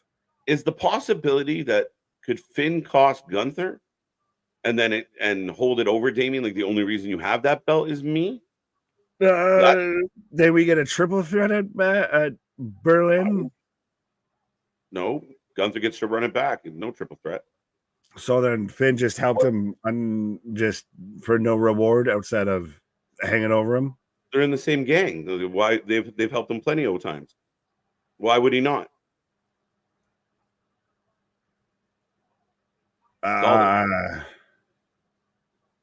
Yeah, Priest is in trouble. But Gunther distracted by Finn at the moment.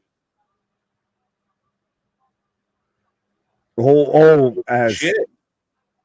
Finn eats a Gunther boot. Oh, look at this. David's gonna hook up. You heard it, my friend. He's out here getting Bob Sapp for the longest yard. I'm sorry, I broke it into your toy. Finn helps Priest. The straps are down. Whoa! Let's go! Another one! Slingshot clothesline. Calling for it. Razor's Edge. Hits it. Oh, but Gunther instantly back up to his feet. Stumbly, fumbly, wumbly. South of heaven. Oh, South of heaven. Can he get it? Can he get it? Oh, but he's pushing it. Oh, he's pushing Gunther towards the ropes. Finn. Hey! Finn put Gunther's foot on the ropes. Finn, the minute you rolled him that close, you were fucked. You could see that, though, the second he's rolling him that way, of like, why would you do that? Why would you do that? Great match. Great match. Priest is finally going to lose it. That's it. Rhea and Priest are out. And they're showing the replay. When have you seen that? Like, literally, you can watch this in live time of your friend fucking you over. What the fuck? Yeah. Oh, and the little fucking Fergal Devitt face there. Fucking Schmiegel. Ah, you're about to get a new champion. They got the Hajime. Choke him out, choke him out, choke him out. It's done. He's going to pass up. He's going to pass out looking at Finn. Of reaching, and you could have helped me. Yeah, just mean mugging him in the face. Gonna lock it in and night. You ever go night? Oh, he's going out like a fucking light bulb, my guy. The power supply is shut off here. I'm just waiting for the draping arms. He's fighting back. The rage is intensifying. It's taking over. Oh, 1, 2 count. Imagine. Oh, but look, yeah, Damian fucked. You son of a powerbomb. Boom. Oh wait, back into the fucking chokehold. I thought he was gonna win with the stupid sexy Rhea pin. Rhea and Damian are out of the Judgment Day.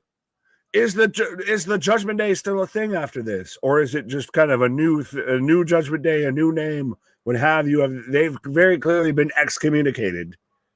Yeah, I think it's over. It's over. You got it. Gunther pulls it off. The Ring General is your new World Heavyweight Champion when it comes to WWE and especially Monday Night Raw.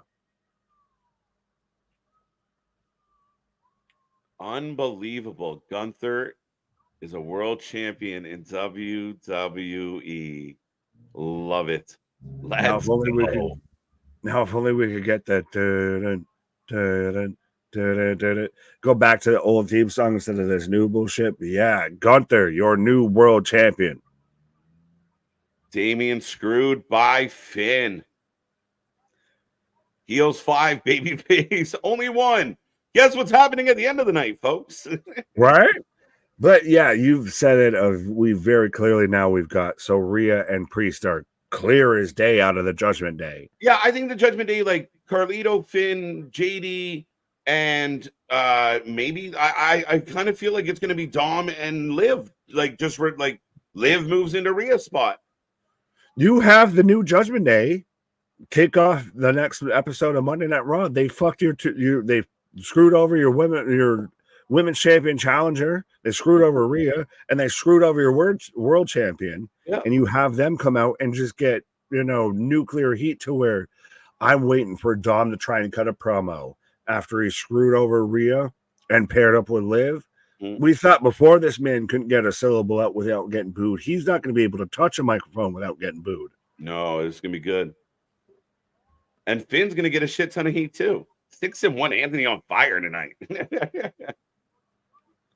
Well, 420 is saying he's 100-0. I'd have to call that in a question a little bit, but we'll see. Small mark. Well, I had a nice 6-day title reign. But yeah, so you're new world champion. Gunther. Wifey gets a kiss. I did it. I did it. I did it for Pat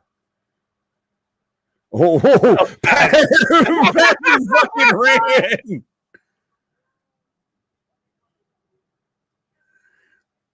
Especially because Pat's been out there, yeet mid-yeet, and Gunther's like, no, you shut that shit down. So, and that explains why Pat's like, I'm gonna get the fuck up on out of here. As we go into a bit of a break, ladies and gentlemen, we got a new world champion. Damian Priest gets dethroned thanks to Finn Balor. And we got one match left to figure out here tonight. As we head towards the main event, we are about to eclipse 5 hours live, folks. When we tell you we watch more live wrestling than anybody else out there, we're not embellishing at all. Folks, we do this more, we do it at a higher level, and we love bringing you these streams. Make sure you be a friend, tell a friend if you're new here, subscribe, join the family. We will be back on Monday, back Tuesday, Wednesday, Thursday, Friday, probably Saturday. We got so much coming your way. More interviews, more content, more fun. So be a part of it all, folks. And again, if you know anybody that loves wrestling, give them the gift of Wrestling for Life Network as we are rolling. Right. As now I've got the Cena retirement video package going on right now. Coming to a so it's still the farewell tour. It's a very good question, Anthony. I noticed that as well. The 2025 tour.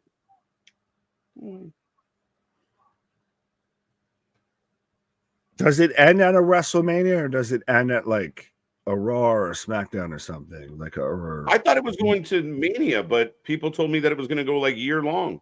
Like it's going to go. Yeah, I thought that like it was just his last Mania, not exactly his last match, what have you. They said it would be his last Royal Rumble, his last Mania. So he said he's going to. Someone said he's booked for like 40 dates in 2025. That seems like a lot. I don't believe that. Fair enough, but as we're getting highlights of the night, and we also bigging up too of how I like how they're including, or at least they kind of have to now at this point. We're getting to the point to where a lot of these shows are going to be switching brands, to where we're getting closer and closer to Raw going to Netflix. We're knocking on the doorstep of NXT going to CW, and we're knocking on the doorstep of SmackDown going to the USA Network. But we're getting a replay of Dom with a chair.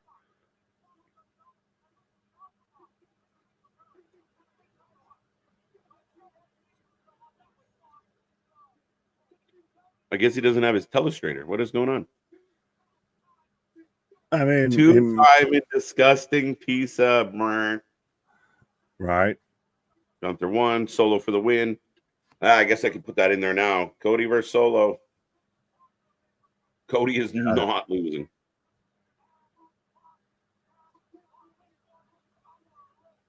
That mustache on Liv Morgan's upper lip. Pat is the best. We even saw Liv's face there. Like, is it true?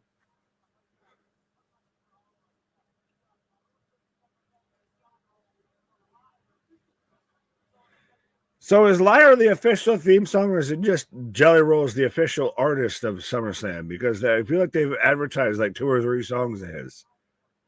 I thought Liar was the official one. That one, and they were using the Dead End Road from Twister. Yeah, so they have 2. They have 2. Yeah. Oh, we got the Miz and R-Truth. Maybe we get John Cena. Probably more Jelly Roll, but we'll find out.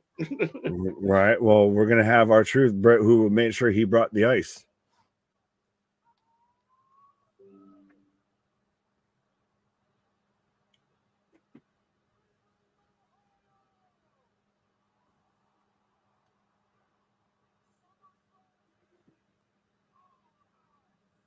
Hey, but I like this is a nice little after the match we just got. You get a little breather. You let everybody kind of catch their breath, come back down, get back in your seats, go and, grab a hot dog, a hamburger, some popcorn, a soda pop, what have you, before we strap on and strap in with Bloodline rules for the main event. Ooh, 57,000, almost 58,000 people tonight. 791, Nick. And they just do that on the regular. We don't got to do a special UK show. We don't got to do this. We don't got to do that. We can just do this whenever. That's crazy. And to see the sea of people. Oh, we got a douchebag down under. Oh, weird.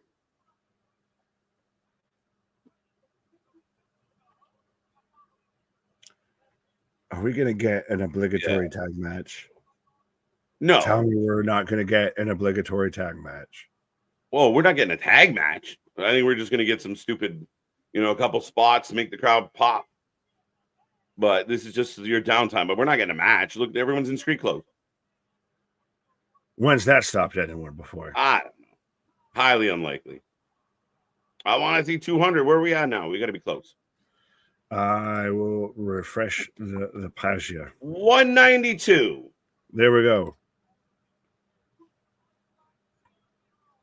Oh, this is what we're doing. MGK sitting with Jelly. You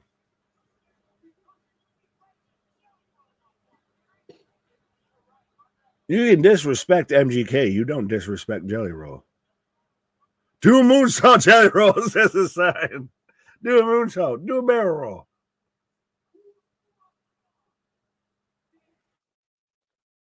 Yeah. As if you can't see what we can see. Waller and Theory are here giving Miz and Miz and Truth a hard time.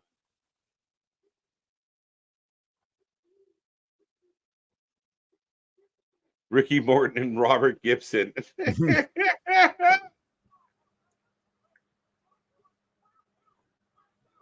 Oh, Jelly's got a chair. Jelly's got a chair. They're split it in the ring like it ain't no thing. He's stealthy for a big fella. Just call him a shadow.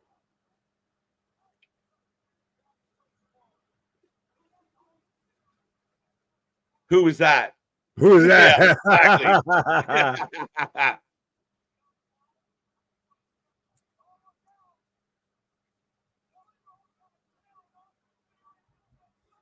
Jelly Roll putting a little jump into it. Put a little stank on it. Oh, Austin Theory's out here just to take all of the punishment. Oh, he about to hit a choke slam. I almost halfway pictured Jelly Roll be someone hit a power bomb, a F5. Big ass choke slam though. A one-handed choke slam. Yeah, big boy. Right? Shut up. He's about to hit the people's elbow. Hey, but if there's a time to do it, and potentially Jay hit it on the dark match on Friday Night SmackDown. He did 5 knuckle shuffles from all 3. Oh, I thought they were going to do the elbow, but yeah. And they helped him up instantly. They were like, okay, I'm going to do this, but you got to get me. Right. We know you got to get back up, my guy. Hey! Hard truth. Come on, we got to have 2 thumbs in the building. Come on now.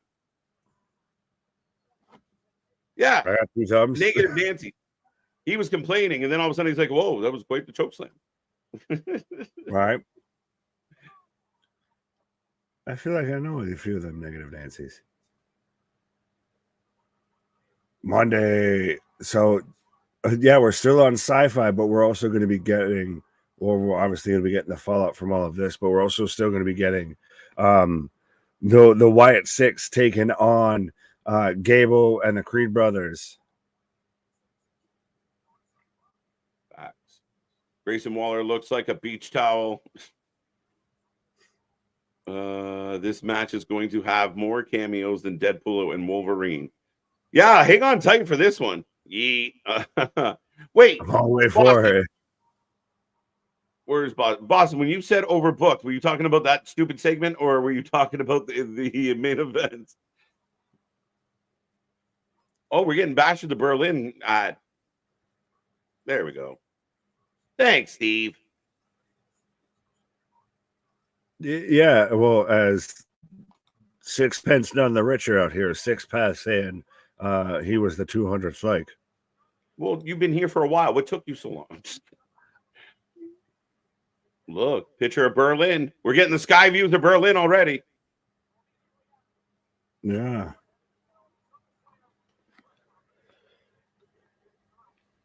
The Uber Arena. That's fucking sounds perfect for Berlin. The Uber Arena. Yeah, you need to come down here. Yeah. As your main event is up next, if you haven't. got your prediction in. Yes. Liar. This has to still be Cody. I think the bigger question is who shows up.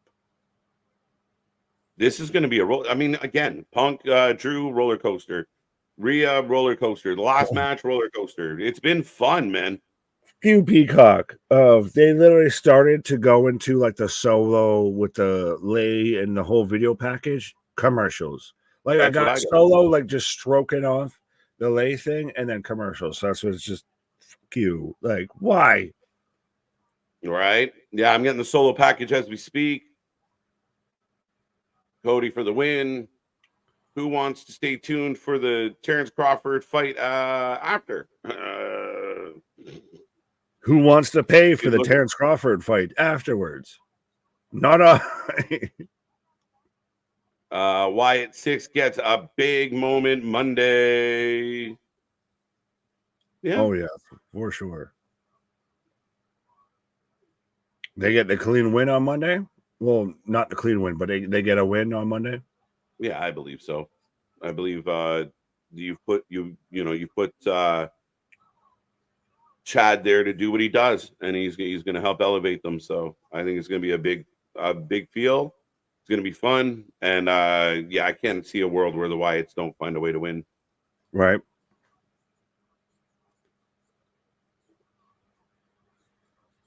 Jimmy saying Cody, Vince saying Cody, Steve G. My prediction is Cody. New faction day. Cody's new faction debut tonight. Who? Do we get a Starks? No, I don't see that. Mm.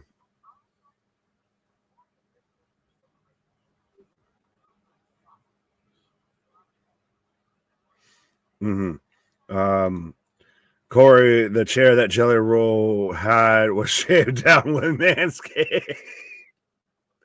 Yeah, you could have hit Jungle Boy 10 times clean over the head with that, and it would have been fine. You would have had no QT Marshall trying to justify it, anything with that. It was a gimmicked chair. It was whittled down by Satchel Paige there. Yeah.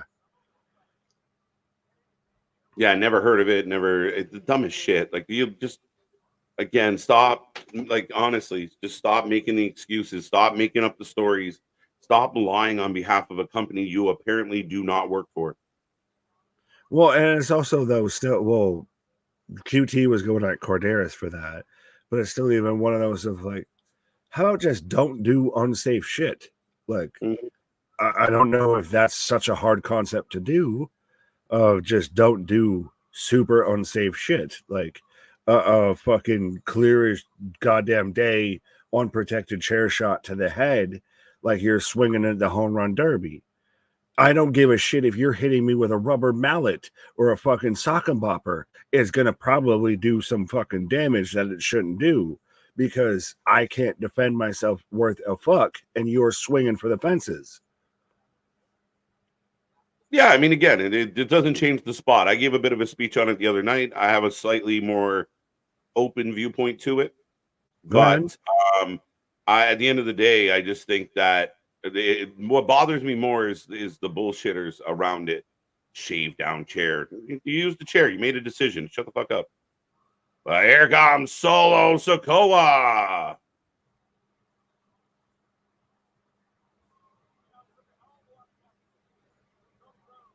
Alexa Bliss on Monday would be dope. Could happen. Could happen. We got lots of options with Alexa. She keeps teasing her return. She got the pink hair back for those looking for a little sparkle. His lay's missing pieces. Oh, as we're throwing up the one. So if you acknowledge Solo Sikoa as your tribal chief, or if you acknowledge us as your tribal chief, you can make sure you hit that like button right there.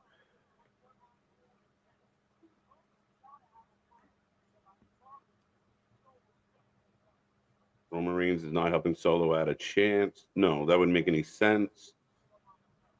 Like I said, to me, that's one of the more unlikely ideas, right? But helps Solo to go after Solo. Right. Yeah, that doesn't make a ton of sense. He doesn't come out with the bloodline, which is very interesting. You assume they would all come out together. Well, no, so that you can get the moments when they pop up one by one. One by one. 1 little, 2 little, 3 little, small one, 4 little, 5. Yeah, but still, he's missing giant gaps in this shit. Spinning around, put that shit in the back part of it, spinning around so the whole part looks there. Right. What if Randy returns and costs Cody the title? Could happen. I don't see Cody losing the title. But even the whole cost Cody the title, so then you don't face Cody for the title, you face Solo for the title. So it doesn't work. Like I get if you're Randy and you would you're going after Cody. So what? Yeah. We're setting up Randy versus Solo? No, you'd almost want him to keep the title. No, but if Randy would be going after, like, it would be Randy Cody, the title would move on. Solo? No, it would be them feuding. They have a personal beef to deal with. If Randy was to screw Cody in a hypothetical. Mm-hmm. Okay. No, I get that, but it would be going without the title, and I feel like Cody and Randy's a feud that's around the title. Mm-hmm. Yeah, no, I agree with you 100%. It should.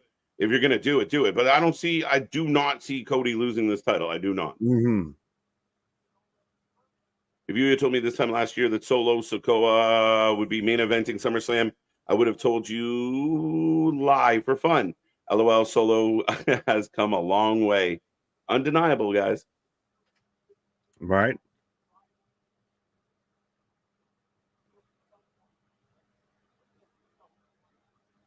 Wow, Cody's like still in the trailer. Like, you could at least be in the building. Jesus Christ. Like, traumatic. They're just walking around with the belt. Yo, he gets jumped on the way in. Jump him now. Like, as he's also wearing the Raw, SmackDown, NXT. Like, he's got the ultimate WWE. We've got to hype this up of Pharaoh's coming out. Jesus Christ. Werewolf versus the dog. Jacob's gonna just turn into a dog, and him and Pharaoh are just gonna have a bark off. Right. Jacob's the type of guy to just run into the pitcher and just punt the dog. Holy shit.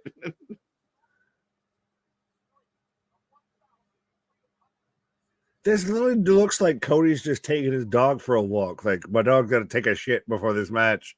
Did anyone bring a fucking doggy bag or anything?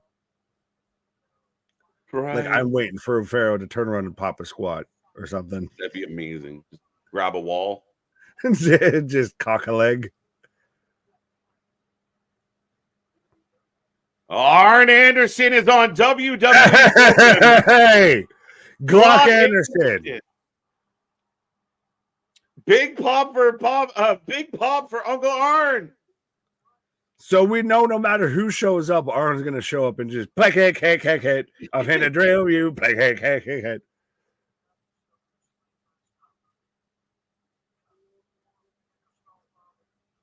You got 4 pissed off island boys. We the island boys. Yeah, those aren't the island boys I know of. Yeah, no. Fuck off with this comment. Adam instantly traitor. Tahoo! Tahoo!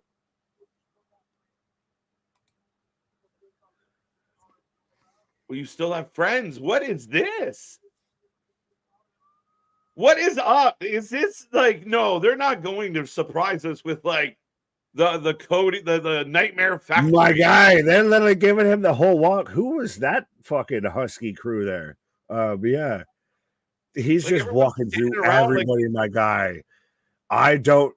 He's passing off Pharaoh, and then this is looking a little bit of like ceremonial death march a little bit or something here of like, why we got this gigantic send off? It feels like he's going to fight the bully, like at school. Like the hallways are all like. But it almost not even fully exactly like that. It's like one of those of we're sending you out on a battle we know you might not return back from. Yeah, they're really like, oh, you got the helmet. The fucking skull bullshit, bro. Boo!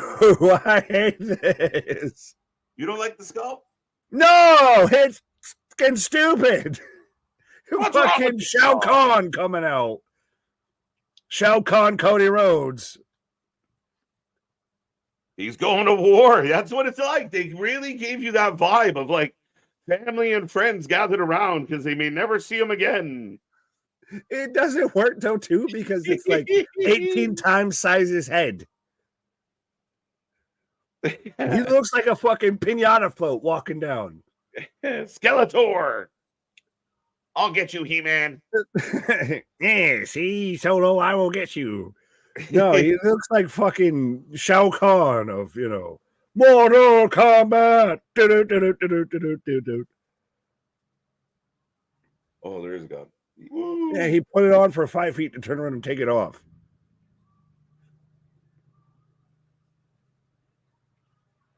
Such a weird thing to not like. No, it's such a weird thing to put the fuck on. I'm justified in liking and not liking that. What? I don't see the issue. No, to sit there and act like I'm the outlier that doesn't like that is just ridiculous to me. Like everybody else is cool with it. I'm the one outlier. You're that the doesn't first like person it. I've heard complain about it, to be honest. I'm the only person you fucking talk to for the most part outside of chat about wrestling. I haven't heard anyone like. He has a warrant that says WrestleMania. Yeah. You didn't like it then? When? You didn't like it? I didn't like it then either.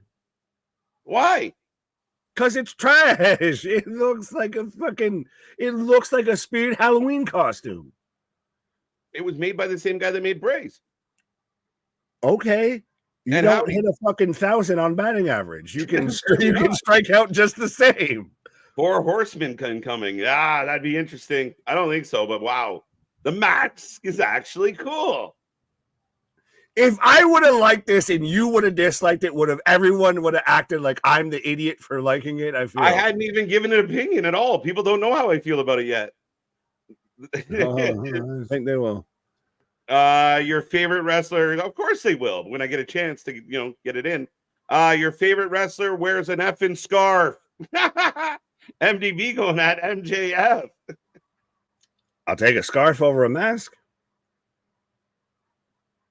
I don't know. I don't have an opinion on the scarf mask rivalry. I'm okay with both.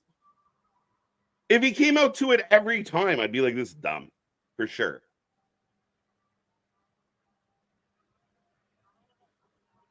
That was Brandy's mom. Yes, it was. Guess we should have given her more love. Let's go, Cody. The mask is actually cool. So funny. Not one person in the chat has ever come to your defense, Nick. He's poor guy.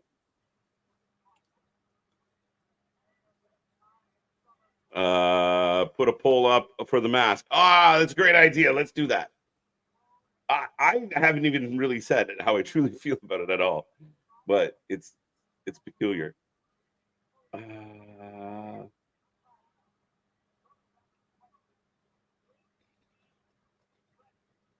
Manifesting the return of Roman Reigns is a sign with just candles there. As Sergeant Pepper's fucking Cody Rhodes out here.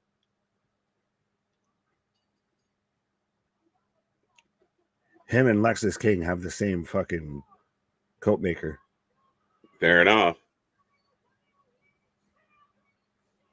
Get ready for 100 run-ins. Again, I wonder if... Now, I guess we got 128 people with us right now. Remember, don't get disappointed if they give you something that wasn't what you thought you were going to get. Unless it sucks, then be disappointed. But we might get a whole lot of chaos or a minimal amount of chaos. We don't know. We're going to find out. I'm looking forward to it.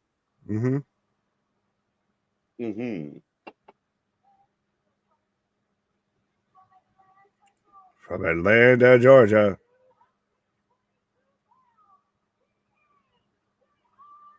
Good guys don't wear skulls. All right, JV. Cody getting fired up, my guy.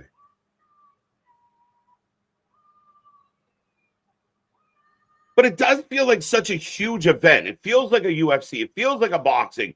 It feels like it's important. It like the pageantry is off the charts. Oh yeah, well, 100% of even once they've switched to darken even to where we've only got the spotlights on the ring and everything that WWE treats main events like AW treats their whole shows of just the whole crowd's dark and the spotlights on the ring. But yeah, and you even have the focus on like the ring announcers introducing the challenger, introducing the champion. You're just out here missing Bruce Buffer of, it's time for the main event of the evening. Right. And ladies and gentlemen, those predictions are going to close pretty soon. So make sure you get in that chat, make your final prediction, take your claim at the belt. 80% of the people are liking the mask, but I voted not cool. I stand with Nick. There you go. A secondary not cooler. There we go. But 20% don't like it. 80% think it's cool. I'm hopelessly indifferent on the whole fucking thing. So that's why the whole conversation's funny to me. I'm like, so it's not a fucking sword. I can live with it. Right. It does look funny. It looks foamy. Cody I don't know, did he have like extra sugar before this fucking match or something? Because he's just kind of like bounced around of like, I could do this. I could do this. If Cody wins, Nick should have to wear a replica mask on stream for the rest of his reign. I don't know. We'll go that far. Hell to the fucking no. Plus, he picked Cody to win, so that's punishing him for being right. Yeah. Whole solo with the little shoulder shuffle there, the little shoulder flex. Oh, I like the third one didn't have a robe. I like that. That was wicked. Oh, 100%. They probably sold fucking 44,000 of those fucking masks this weekend.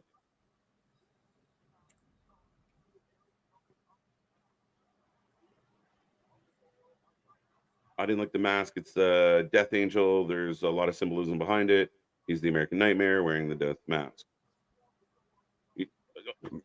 Okay. I didn't go that far into the biblics and shit with this, so. Into the biblics. Yeah, no, I was silly. Yeah. That. About to go 7-0. 7-0. I think a few people might have done that tonight. I got two wrong. Damian finally let me down. Have you got any wrong?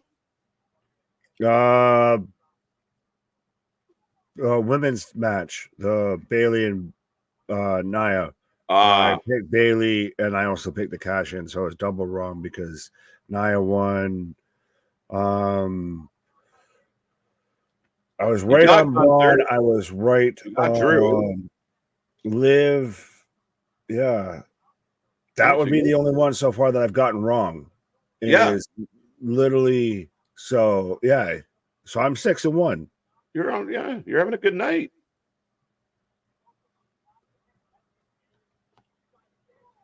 Oh, Solo with a back elbow and just sends Cody all the way across the ring on that.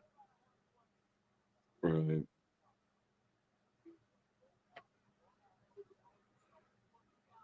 Cody's off the same shit. Yeah, beyond. Yeah, he's at that good, that little Martian powder.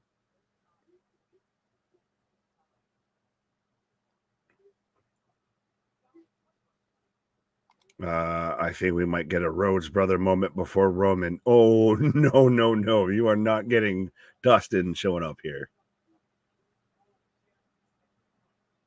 Dustin, current trios champion on AW, is not showing up on WWE television.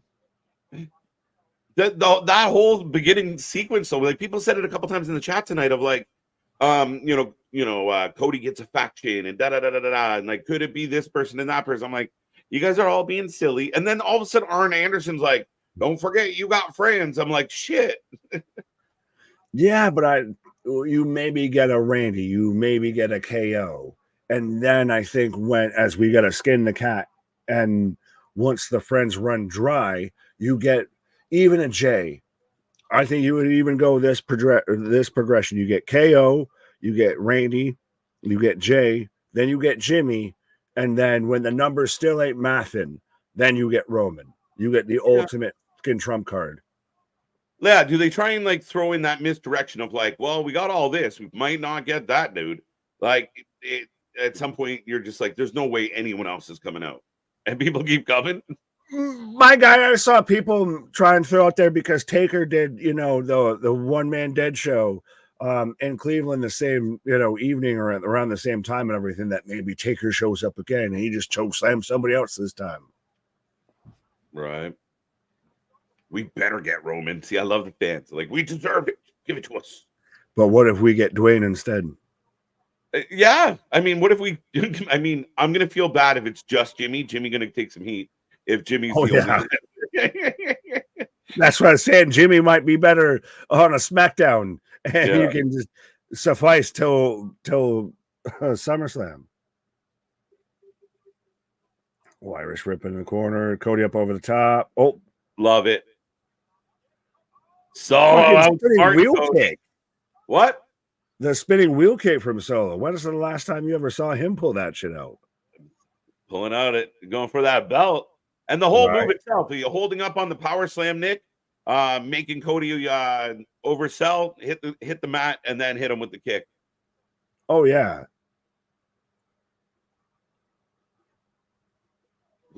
Oh, big Samoan drop. Dude is going to jail time now. Who? I don't know. I lost. Y'all can have that. Not even what I'm mad at. Oh, Ted Jr. Yeah, there you go. Ted Jr. return. And then someone said,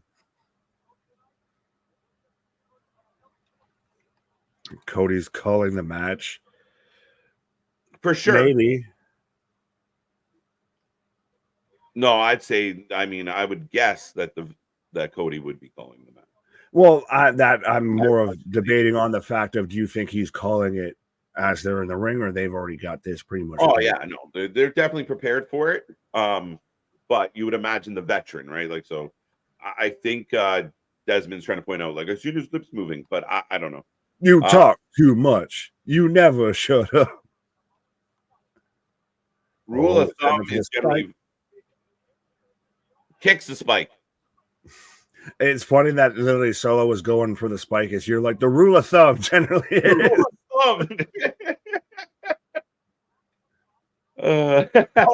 He just pops up like a fucking boogeyman.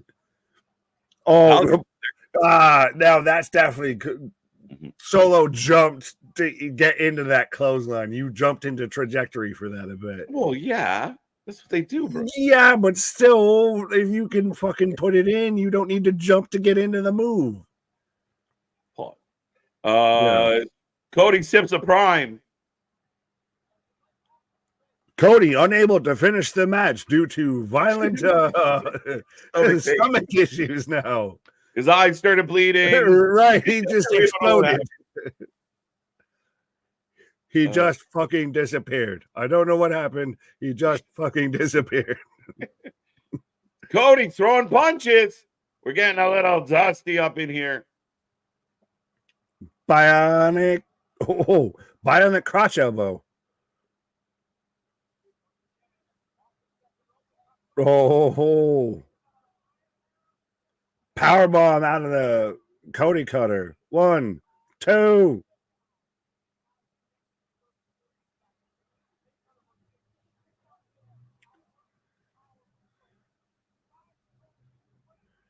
Like, I get the spots and everything like that, and I get that this is a great match. I feel like it shows a wee bit to Solo's new in this scene, especially the main event scene of you're seeing a little bit more of the cooperation than you would normally see with say a Cody versus an AJ, a Cody versus a Roman, what have you, a Cody KO, a Cody Randy, what have you. Yeah, no, for sure. And I mean, stylistically, Solo's doing what you kind of expect of him, right? Like ground and pound, wear out his opponent, like definitely. It 100% works. It's us who watches everything, over a fine tooth comb and everything like that, of finding the minute of minutes a bit. Right. Solo in complete control. I'm the champ. Oh, this is where we've got to get at least probably somebody, because this is still Bloodline Rules, and we're minimum 5 minutes or so into this match and have had nothing to tease. Too soon. And the first time we see somebody, Cody will be in control as the ref almost gets popped. Oh, Uranagi. That was damn near just more of a like hip toss rock bottom. Beautiful. Damn, though, that fucking height and elevation.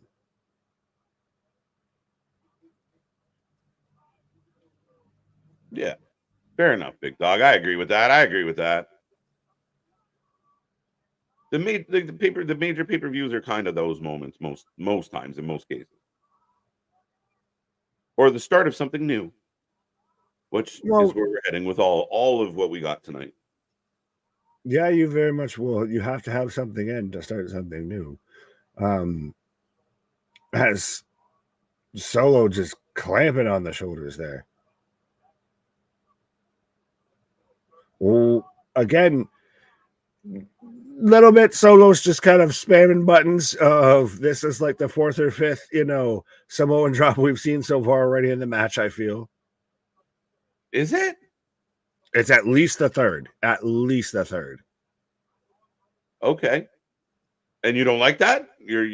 Well, I'm just saying it's a little rinse repeat. It's constantly you shoot Cody in the ropes and you pop up into the Samoan drop. Like we've seen it now, like getting 3 times, and we're not even 10 minutes into the match. Yeah. At minimum.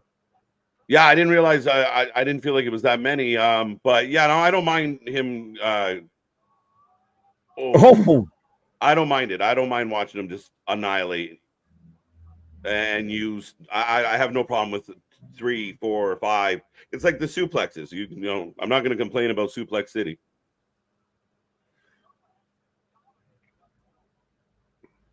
You can connect those though. You can't really. Like those are more connective and make more sense of being a repeat thing a little bit. You're literally attached to the person. You're grabbing them by the ways. 19, 20, like they're not all connected. Like I'm not saying even that many, but I'm saying of getting 3 suplexes versus 3 Samoan drops. If you can hit 3 suplexes, much more connected and everything like that than 3 Samoan drops. Yeah, fair enough. I don't mind it. I was gonna say I wasn't trying to argue it. I just more of it's a little bit of a repeat pattern, a little bit of a repeat. I feel. Oh, goes for head dropping in. Yeah, like you could have just kicked the man in the head and said you just got a diving headbutt into the corner. Samoan's like using the offense. Samoan likes those headbutts. Yeah, I like the match. I like the fact that Cody, the champion, is getting absolutely worked over. Oh shit! That was a little bit of the Stardust, baby. The little bit, kind of like slid out of it there. Yeah. I like him getting worked over, but just don't keep button mashing the same moves. That's all I was more bothered by. Yeah. Cody battling up. I never thought I'd be watching like WWE and I'd see like a liquor sponsor, like Wheatley vodka. Like I never thought I'd see it ever. With lugs and all of that. Oh my God. 2, 2, 2. And man literally hit a black hole slam. I almost said back hole slam. That's a whole different thing. That was huge. And yeah, it was. Yeah. Wow. Yeah, well, we had gin and juice before. Shout out Carolyn. Yeah, we had gin and juice, especially during WrestleMania. The Snoop Dogg and Dr. Dre mocktail, cocktail, what have you. Solo going up to the top rope. Now, Samoans generally don't fly well off the top rope, not aerodynamic, normally bottom heavy, tend to be more of a failure on takeoff. We got name me a fucking high flying Samoan. Sorry. Would you want me to go back like to the old ones, or do I just start with like the You're gonna go Snuka? Like the ones that like come off? Snuka is a good example where I first thought of. And I mean, for big men, like Jacob flies, man. Jacob can fly. Yeah, you got some athletic issues for their size, but yeah, they're not out there, El Luchadoro. No, not at all. They're big boys. Superplex, as it almost looks like Solo hurt his knee on the superplex. Yes. Yeah. Back. Oh, yeah. Well, no, there were more of the Jacob high flying of more of, if you want to count that as full high flying. But yeah, I'll give you that. Shenanigans soon. Yeah, as soon as Cody is fired up and looks like Cody's rolling, then the heels need the help. Well, I'm surprised. So, assuming that this goes till the top of the hour, so we've got about 19 minutes left. We got to get close to shenanigans here, I feel, sooner rather than later. Unless do you think this goes 11:30? Do you think this goes past that? I'd be surprised. If you think hard cut at 11, we got like 19 minutes on the clock. Yeah, I don't know if it's a hard cut, but it's going to be pretty Crossroads. See, there's your moment. The champion hits his finisher. Here comes the bloodline cue. Snake Plissken Tongaloa out here. Skin. I like it. It actually adds something to him. He missed the turnbuckle, though. It's because he's got one eye. The fucking Nick Fury of the Samoan bloodline. Yeah, we got the Yeet chance. Oh, we're setting up for. Wow, that's fun to watch.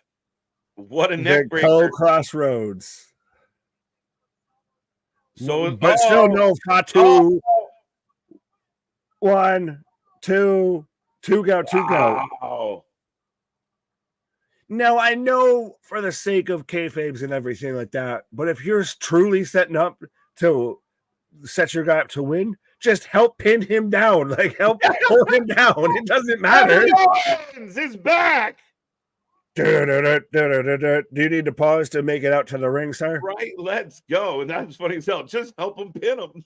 Like, why are you watching? Just pin him down.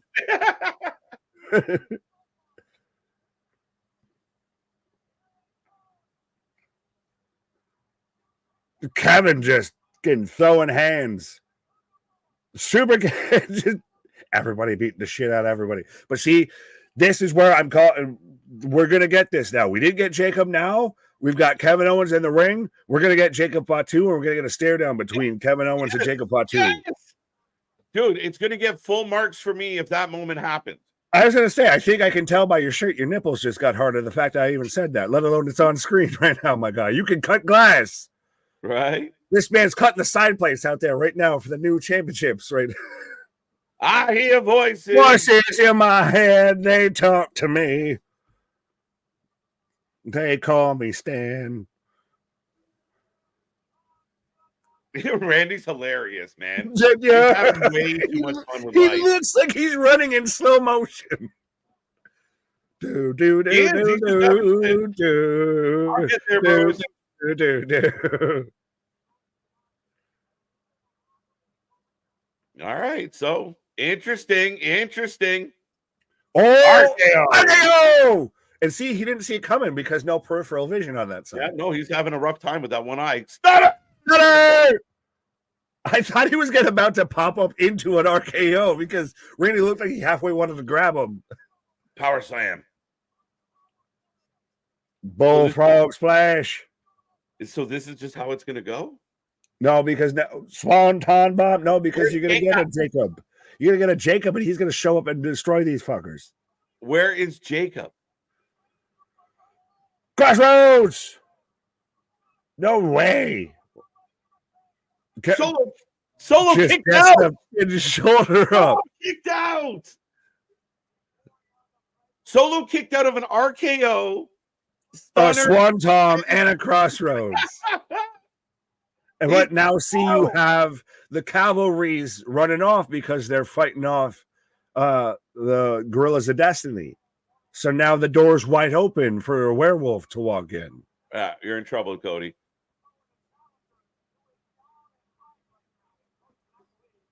And Cody's halfway. He looked up towards the entranceway.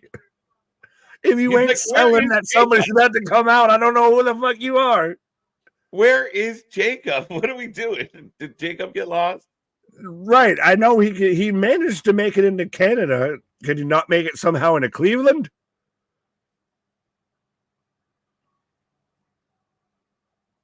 We've got the top of the ring steps thrown into the ring here. Oh, eat them steps.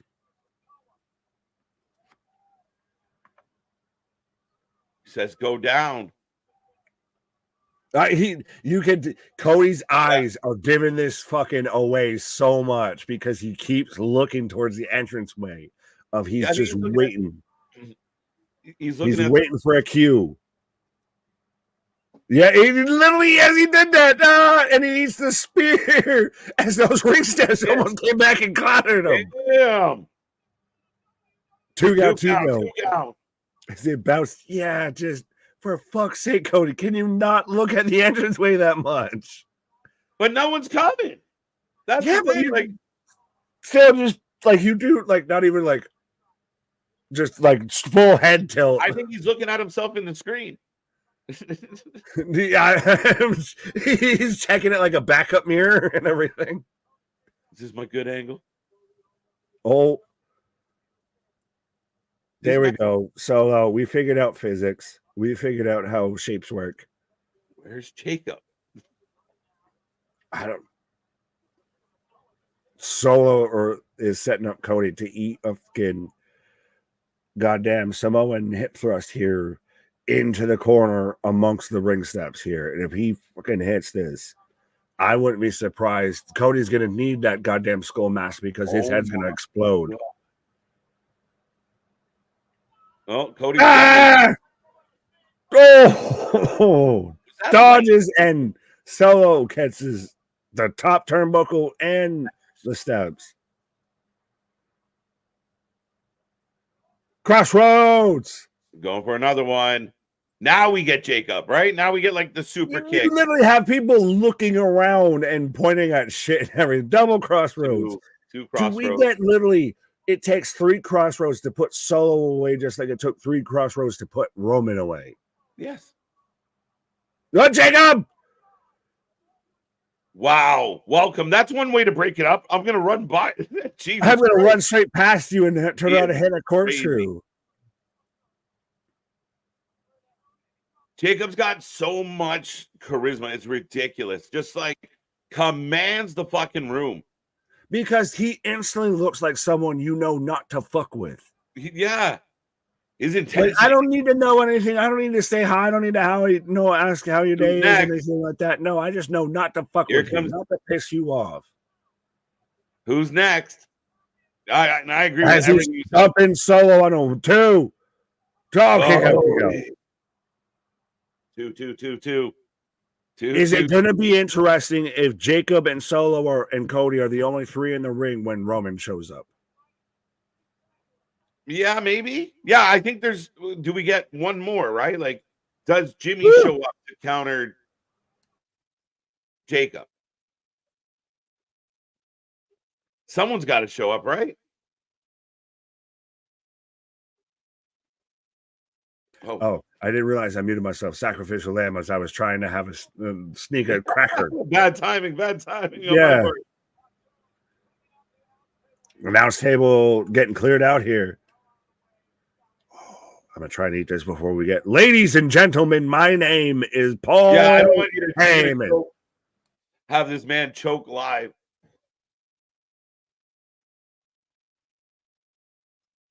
Super kick. Cody spread out on the announce table, folks. Jacob going up to that top rope. We want Roman chants breakout. DIY. No, that doesn't make sense. Well, Cleveland, I mean, you get the top of Cleveland. That would be the only way. Jacob off the top. Big ass splash. Oh, did Jacob fucking hurt himself? Please don't say so. Because he's instantly grabbing the shit out of his shin and his leg. Like, not in a good way. No, he's literally throwing around fucking chairs like he might have really fucked himself. Yeah. Fuck. I think he's legit. I think he legit. He can't get up. I think he legit broke from shin to ankle. Fuck.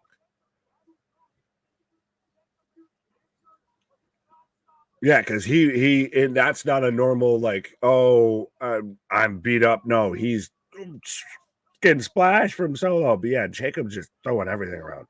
Cody kicked out. Good God, what is it going to take to kill Cody Rhodes? Yeah, the second Jacob couldn't get to his feet, I was like, oh, he's like hurt.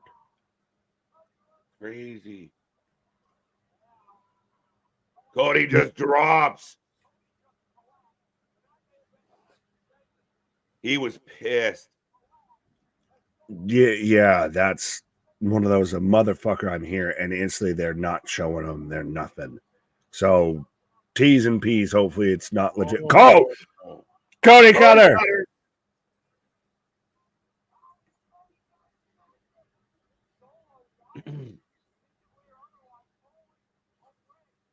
Back!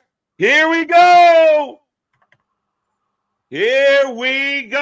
Roman Reigns, the head of the table, back in the house.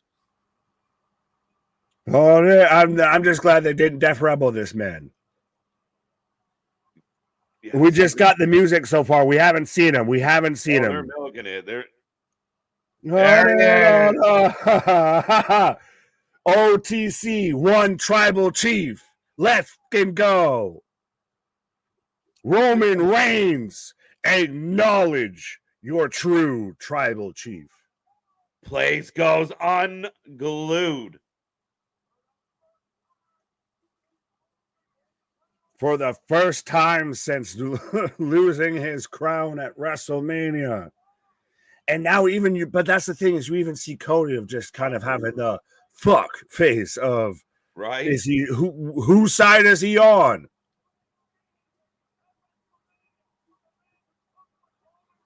I feel like the way that kind of played out. Roman, we missed you plus infinity aura. Ladies and gentlemen, the tribal chief is here. The head of the table, the true needle mover, the greatest of all time. And I'm glad Solo wore dark trunks. He's running. Goodbye, Solo. You bitch. Instantly and just on sight. And I'm just gonna spear the ever-loving bejesus out of you. Like I said, I'm glad Solo's wearing brown trunks or dark trunks because this man himself. Spare in half. And like I said, OTC one tribal chief. I love it. And this is wild. This is, Billy Butcher helping out Homelander there. A bit of like literally, you're welcome. He literally just, that's what it is. He just nods to Cody and walks off. Exactly. Yeah, exactly right. Exactly the way it should have been done. And it is excellent. the place goes unglued. Hey, yeah. So we've got Roman just walking off after he just destroys Solo, and just, I don't care if you pin him, if you win. Just, I had to do what I had to do. Yeah, there's the look back. We talked about this. Fucking Holy there, and the crowd was about to just hop out there and just hug Roman. It's Roman. And that's the thing, is Roman's got to watch to make sure it's done. Cody stares him down. Crossroads. And Cody's still just staring a hole through Roman. I love it. Still, I had to acknowledge of, like, it didn't happen. Crazy. Yeah, almost looked like a bit of almost like that regret of, like, I can't believe I helped that mofo win. No, to me, it's one of those of, I may, like we've talked about it, of the enemy of my enemy is my friend. Of, I understand you have this now, and I might be coming for you at a later date, but right now he's the fucking issue. Yeah, he's my bloodline. He's taking over my shit. He's putting my name through the fucking mud and through the fucking gamut. I need to deal with him before I ever get back to dealing with you. Yep. So you can take this as a mercy thing, as a thank you. Yeah, ladies and gentlemen, it's crazy. I mean, as you know, what we thought could happen, we had a lot of run-ins, a lot of people get involved, but right at the end, Roman Reigns comes out. Now, let's be honest, I feel like there was a little bit of an audible there. Like, his music came on when both men were down, kind of. I feel like, is Jacob okay? I hope Jacob's okay. That's the only thing that I worry about with this. Outside of this, I wouldn't say that this was a bad match at all. Like, I think this played out exactly kind of how we thought it was, and worked perfectly of pacing wise. If Jacob's shoot hurt, which I hope is not the case, T's and P's, this might have been a fuck. He's actually hurt. Get out there. Get out there. Get out there. Yeah. But Roman Reigns is back. Annihilates Solo. Cody picks up the win. Still your champion. And one tribal chief, Nick. Absolutely. But, and also no Heyman. No Heyman, no Jimmy. Yeah. Just strictly Roman. Shows up, takes out Solo, and moves on. Okay, so Solo's with Jacob right now, screaming. He's just his pain translator. And I think we talked about this, the idea that Roman comes back first and then they kind of piece everyone back into it. Like, one by one, he assembles his team. But it's interesting and I get Cody's the champion and everything, but the shot is Cody and Roman. It's not Solo and Roman. Yeah. Yeah, true. The real tribal chief is back. So Friday is going to be interesting, my friend. Just a wee bit. Well, which is going to be more interesting? Monday, that's got Rhea that just dropped to Liv and Dom and got turned on. Damian, who lost to Gunther, or SmackDown now if you've got Roman Reigns back, and Solo lost, as the crowd's filing out here. Show has come to an end. We got the after show panel. But folks, get in that chat. Let us know, what did you like? What didn't you like? What would you rate this one out of 10? And again, we're going to stick around for a bit of the post show. We'll see. But we want to know what you think. How do you feel about it? Nick, for my money, we got our money's worth tonight. Yeah. So what would you give a rating? Oh, we're going to hop right in. Well, I mean, I think it very much it delivered what it was promised. I think 100%. I missed the one match of Bayley and Nia, so I can't fully speak on that match. But I think overall it really kind of delivered. It gave you what you expected. I'll say that. Yeah, I mean, I think for my money, dude, I think they more than delivered. I thought everything was well plotted out, well planned. I thought the matches were entertaining. LA Knight, new champion. Gunther, new champion. Roman returns. Cherry on top of some of it.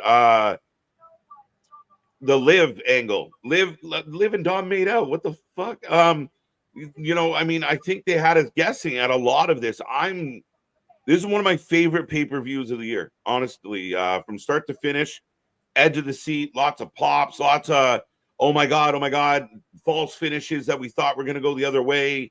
Even the Finn moment with Gunther was such a big holy shit.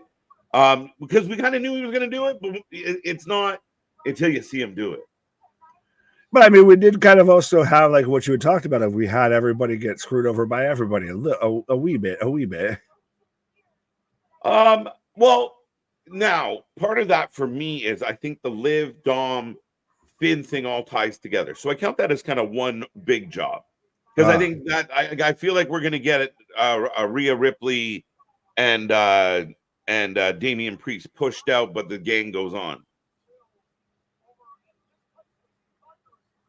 Michael Cole said I had chills over Roman Reigns showing up. Pat McAfee kills me. Pat's just like, like he just can't wait for his turn. Like he's just like, yeah. All right. So this is when you stop talking, so I can talk now.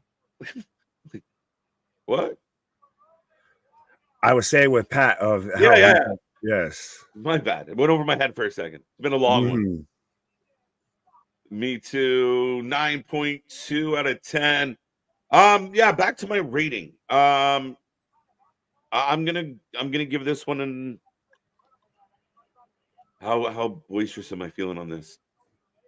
I'm good with 9. I'm good with a 9 on this one, Nick.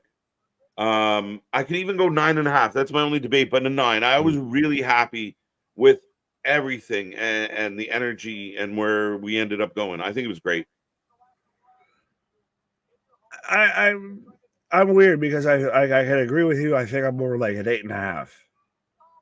Maybe I could not my tribal chief as it's a Bill side, so I'll give him I guess credit for the side, but I'll go 8.5. I could maybe if I got my arm twisted, what have you, could get sold into a 9, but I'll go with 8.5. Okay. Was there anything they could have done to kind of pick it up for you? Like, what do you feel? Yeah, it's not even fully of like I don't think that we exactly missed too much. It's almost more of one of those, I don't know, like it did exactly what it was supposed to do, 100%. I don't think it was in a completely flawless show, or anything like that. I don't think I had anything that was truly a holy shit. Like I think probably your best moment outside of obviously Roman showing up, was the Dom and Liv spot of wearing the face off her and everything like that, and sliding into the chair. So you good bookending wise, like I said, I could be talked into a 9, but right now I'm at about an 8.5. Fair enough. Nothing too bad, but nothing too like, oh my god. Like I guess I'm getting stingy with ratings. I guess maybe 10 out of 10. Why not? 9.5. Fred with a finger up. I'll say they just should have had Tiffy cash in if they could have gotten a 9, 9.5. Right. They would have got a 10. Now it all makes sense. Jacob hit the edge of the table with his shin. Yeah. It looked like he fucking cracked that shit because he tried to get up and couldn't stand up. And that's a problem. There's one thing I always you notice, right? Like in those moments, you kind of catch the candid, like mad, like I just got this fucking job. Fuck. And literally, like that's the thing. You saw him try to get up and he couldn't, and then he starts throwing chairs, and he tries to get up again and can't, and can't plan on it. So and he throws another chair. So that's when it's like, fuck. We just won belts. We just go and Tongaloa's got his eye thing, so he can't be here. Yeah. 7-0, Larry. Damn. 9 out of 10. Yeah, they're running down the matches. I mean, Cody gets the win. Drew gets the win, much to my surprise. Right. And Liv, again, we kind of expected that. Yeah, Raw's going to be great. Welcome. 9 out So of 10. all in all, you're what, 5-2? Yeah, I was 5-2 tonight. I got the 2 wrong. Yeah, well, the only thing that I got right over you was Drew. So which that's again, that's still splitting hairs. Like you could have just as easily, if it wasn't for CM Punk getting involved with Seth and everything like that, it would have been Drew doing it, and Punk would have won. But nonetheless, I mean, Nick actually cooked tonight. He fucking you were on a pretty good roll. You finally got Damian. No, don't worry. Everyone's gonna still let me know how wrong I was in the comments and everything like that, so you can have that. Shit, guys, say some nice things to Nick, please. No. Pointing at his shirt at the end of the show. W, absolutely. The Judgment Day is officially cruel. There you go. Their summer. Look at this. That's impressive to me. 10 out of 10. They did perfect tonight. They gave us everything we wanted. What more could we have asked for? Tiffany. No, I mean, the fact that Nia got the win. And I know for all the people, it's just ripped. It's same old WWE. It tonight didn't feel like same old WWE with some of the decision making. No, and I'll give credit to Anthony 100% because his theory made perfect sense when we're doing the prediction show and everything like that. And it works out, and it does set up of now you've got Nia as your world champion, and everybody can just respectfully shut the fuck up a little bit. I can swear we're towards the end of the show, shut the fuck up about, Nia's been, botch city of, she's just clunky, she's green, she doesn't know how to work. They put the fucking world title on her, and she's literally been on the best run of her career here. Right. So 100%. And now you've got Tiffany of just playing like her little dress up Barbie doll. See, I gave you a new briefcase, so you can be my protector. So if anyone's going to come and challenge me for the title, you're there, so you can always challenge for it and win it back. Mm-hmm. No, absolutely. 9 out of 10 from 123 kid. 9.6. Wow. 10 out of 10. Lots of 10s, lots of 9s. John went 20 because I mean, fair enough. Fair enough. We got you. Oh, well, no. And speaking of Boston, I need to click on this one from Boston because I think Boston manages to do this better than I do. So I'll let you just read it. No, Steve, I like to annoy KJ. I saw that. But I don't know what you did. Like, what did you throw out there what did I miss? McDonald's KJ. How could I not give it a 10? Fair enough. I guess that's you asked of, what did you throw out there that might annoy me? Asking you shall receive. Oh no, it's this bad boy right there. The only thing that could have made tonight better was Jericho cashing in Money in the Bank. And I'm sure somebody was like, what do you mean? Right. No, that's funny shit. No, I got nothing but love for you, Boston. Yeah, y'all asked me what I wanted to make it better, and Tiffany cashing in to me would make it better for me. I don't give a fuck about y'all. It made it better for me. Facts. No, I mean, again, like I said, I was literally like, I don't feel like it was a 10.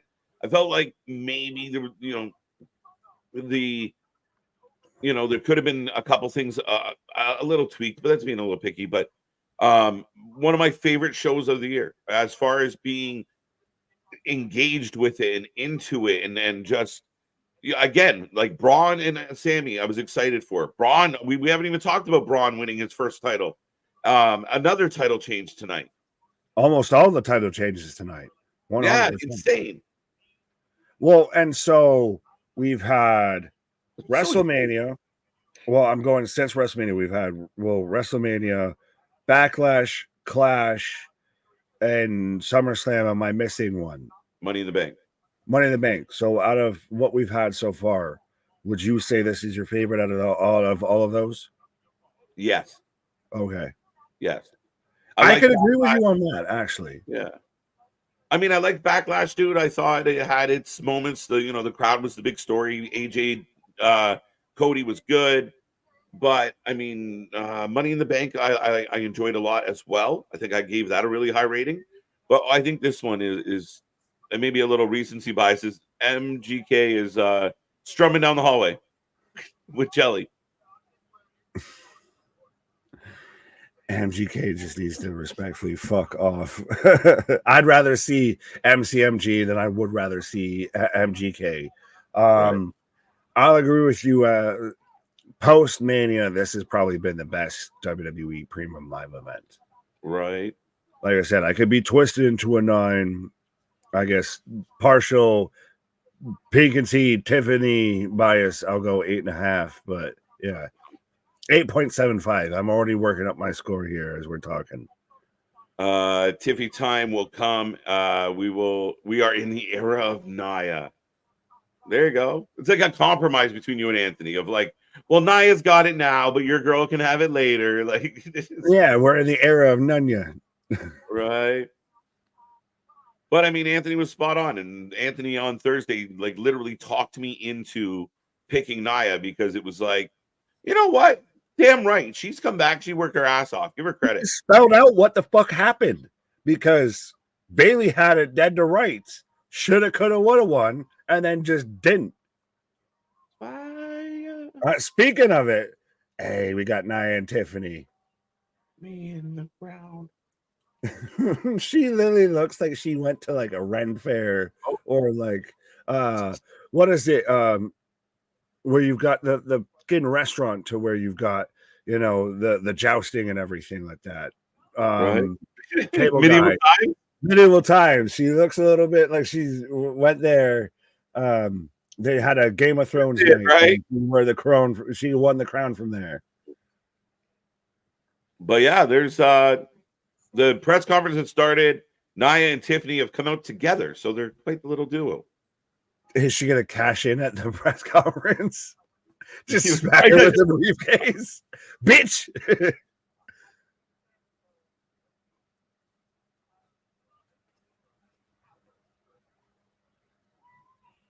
Oh, wait, Nia never had a SummerSlam? Who? Nia just said it was her first ever SummerSlam. Like, in Nia and Tiffany's first SummerSlam. She's never been at a SummerSlam. I'm not surprised with Nia. Realistically, she's got what, like 4 years there? Oh, more than that, my guy. Really? Yeah. Well, yeah. Okay, so maybe like 8. Yeah, maybe. But yeah, I mean, I just assumed she had hit one before, I think. Well, there was a few that we saw tonight. That it was like first SummerSlam appearance, what have you. I'm surprised. Mm-hmm. There you go. So praising up Triple H for believing in her. But keep it coming in, folks. Let us hear your breakdown of SummerSlam tonight. Was there anything that you thought we were going to get that you didn't get? Were you happy with what we did get overall? And again, I really hope Jacob's okay, man. It's been so cool to see him in the WWE. I feel like we've come so far with this company. It's nice to get him there. I hope he's not sidetracked for any length of time this early. I hope he was selling hard. Yeah, that was scary. And I think, like you even kind of said, of Roman coming out at that point might have been a little pivot of, because it was a lot of entrance music before we got him coming out. So it might have been just, shit, he's hurt. So we're just going to start playing the music. You can get there when you get there. Right.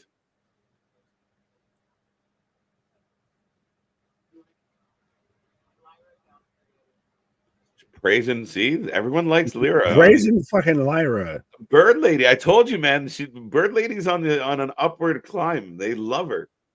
No, she's on a rotisserie, my guy. She's on a fucking spigot. Not yet. Not yet. Is it interesting though too that this is brought to you by Mike's Harder? It's what their fucking company's called. I can't call it something else. Dude, I mean, yeah. It's you see it, but you don't expect to hear it. I don't know what happened. Huge erection. Yeah, right. The locker room loves Nia too. They're probably all really excited for her. Yeah, no, I agree with you, man. I really do. I think it's something like that. the IWC holds a grudge. And a lot of times once they kind of get bitter bitches. Yeah. bitter bitches. She's like a little real life Barbie, by the way, is Tiffany. To quote Nia. Yeah. I'm a Barbie girl in a Barbie world. But I like this though, because I'm sorry if I cut you off with your point, but this is very much of they're not in character, I think, at this point, really. They're just literally well, loosely at best. This is one of those of, we're bigging up Nia. Like, she's just, think about it. This is Nia's big win of coming back after you got released, after you come back and everybody's, why'd you bring back that fucking sloppy fucking, jobber? She just smashes everybody and everything like that. And she's out here having the best run of her career. Yeah. And jumps right into a championship win out here, primetime spot, like one of the top angles, at least on SmackDown, with having Tiffany right there beside her. Yes. Sure. I think. Yeah, no, I mean, again, I like what they're doing. I like how they present it, Nick. And I think they do a good job of being who they present themselves as on TV. But if so, they get a little more personal. They let it's a nice blend. It's not full one way or the other, which I like. Oh, yeah, no, I think that this is just a great moment for Nia. She came back and was just, why'd you bring her back? Oh, yes. She just hurts everybody, all of that. And, turns around and comes back and wins a world title off of that. So, as I've said, we've said, everybody can shut up right now. It's going to be a nice heated debate over the next little while on the topic of Queen, now champion Nia, as Tiffany just bowing down.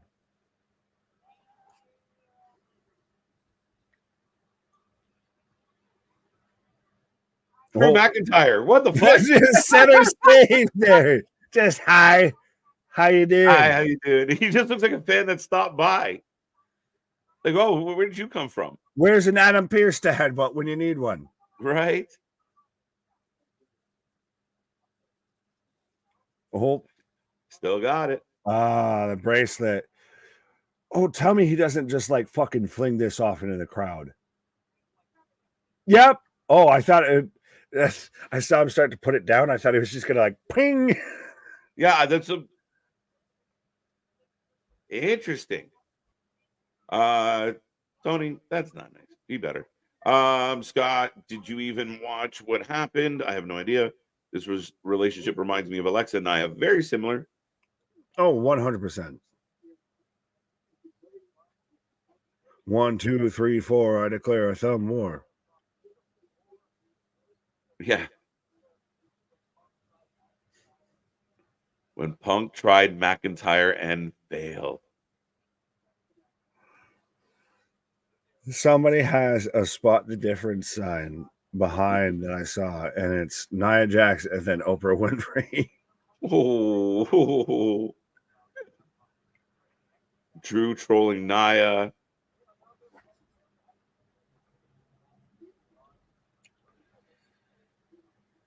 Does Drew out here with a little bit of his vest kind of reminds you a little bit like fucking Briggs from NXT? It's like right? That, like, run through this world. 100%.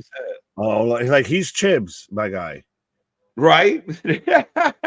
Just needs a good old scar on the cheek. Yeah, well, no, that's why he took the bracelet back. I'm going to get you back, Jimmy. Mm-hmm.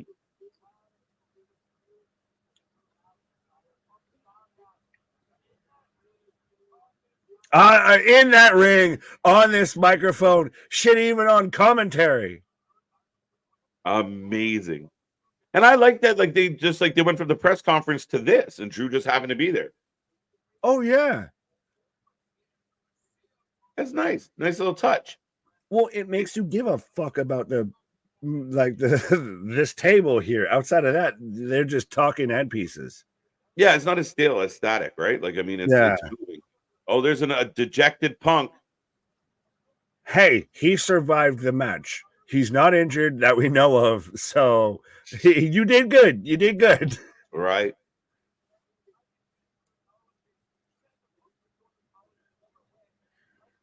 What I'm do you just want to waiting be? for this goddamn bastard to like pop up behind him and just smack him or something. Like Larry just shows up and bites him in the calf. Yeah. Drew said Punk and Seth never went to college. I did. What's your degree in? Mine, criminology. The fuck? Do you want to be Batman? What happened? Like there was such a weird burn on the other two of like, I went to college. I'm educated and y'all not. I think Drew might by this point be a couple pints to the wind here. Like he's out here. He's even talking about let's start drinking. Like he's feeling good. He's happy as a pig in shit right now. As a Scottish woman in haggis. Right.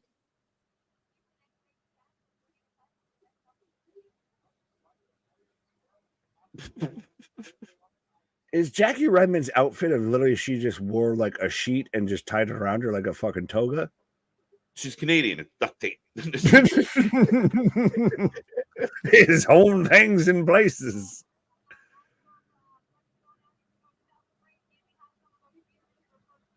I think he's had a few. I think he's had an iron brew or two. Right. Punk screwed Punk all over a bloody bracelet. But I think we called that spot of even during that match of when Seth just threw it on of just to get it out of the way and everything like that. Punk's gonna pop up and wait, no, why the fuck do you have that on? Like there's already that tension between them. It's not it's not Jimmy Corderas, it's not, fucking Earl Hebner, it's not Lil Nate or whatever that's got it on because they just threw it on. It's Seth Franklin Rollins, who already had an issue with Punk. And now he's gonna see it and just why the fuck do you have that on? Sorry, Nick. Sorry, but yeah, you're right. Yeah. But look at the thing, like the nail mark on his chest. Like He looks like he lost a fight with a fucking wasp hive.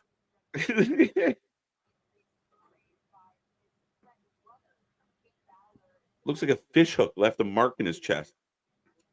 The hooks. Jackie, absolutely. Congratulations to the new predictions champion. I had a royal 6-day reign. You don't even know who it is yet, small Mark. Calm your tits. No, it's not him. That's why. Fair enough. Hey, at least you're respectfully bowing out. MDB had to ran for like a month, and then poor Smile Mark 6 days. Yeah, but we also had the run of we had some retentions, we had some retainings, all of that. I don't say retainers, but yeah, retaining.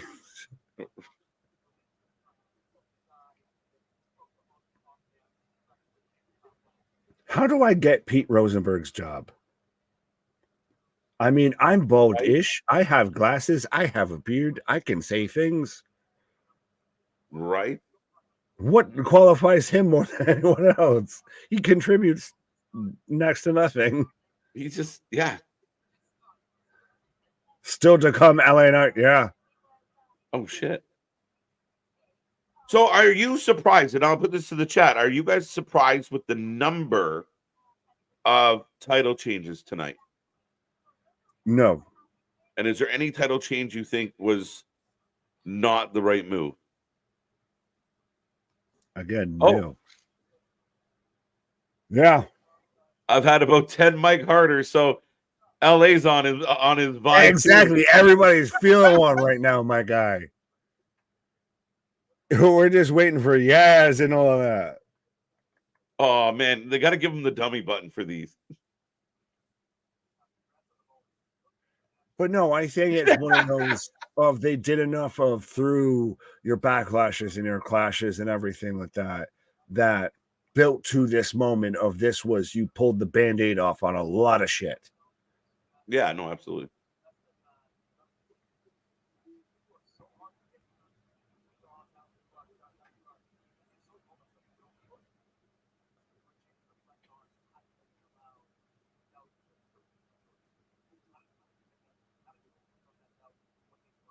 Shit.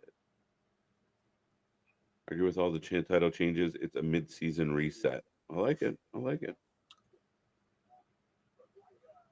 I like that, a mid-season reset.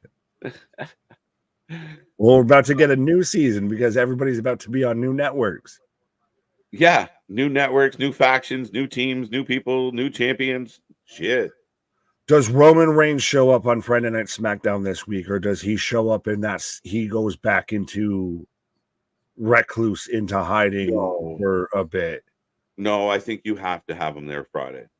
I think you have to. I think you gotta. You don't have Solo out there and just try and call him out and try and bait him out, try and goat him out, what have you. And potentially, if Jacob's hurt, you introduce a Tala Tonga.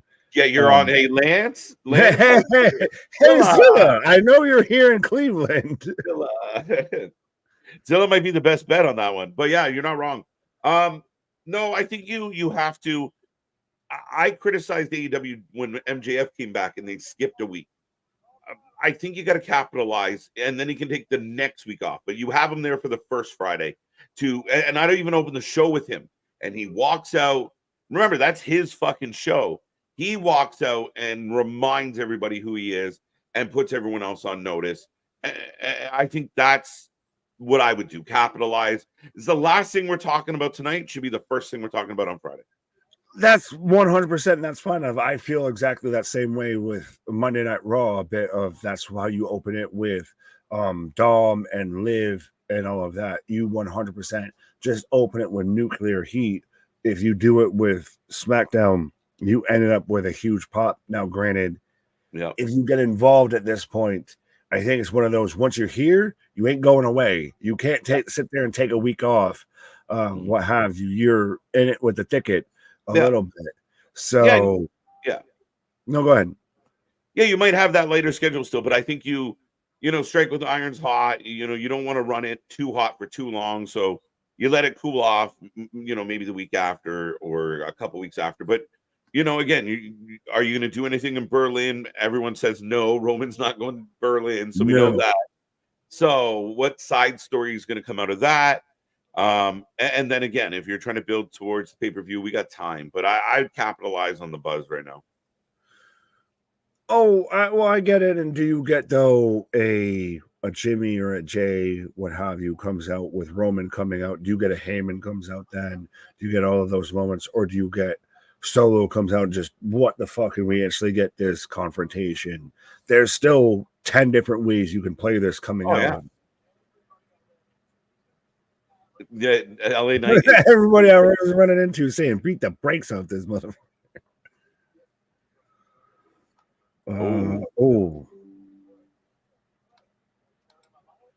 Twin Branches Gardening, interesting name, brings up though an interesting question of will it be worth 2 nights? So going forward, we know that SummerSlam is going to be 2 nights.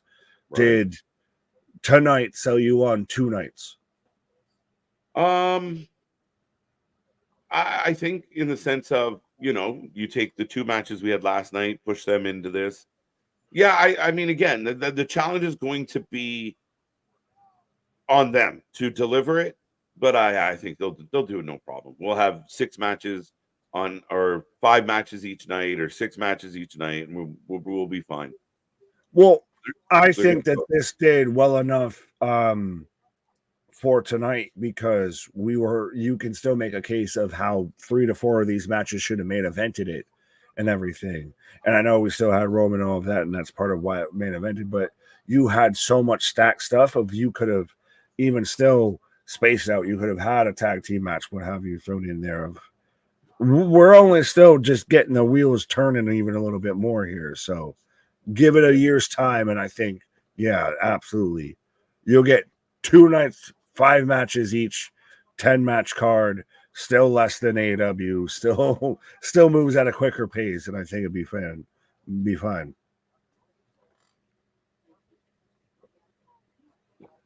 LA is just having fun with these reporters. Yeah, because he's hammered.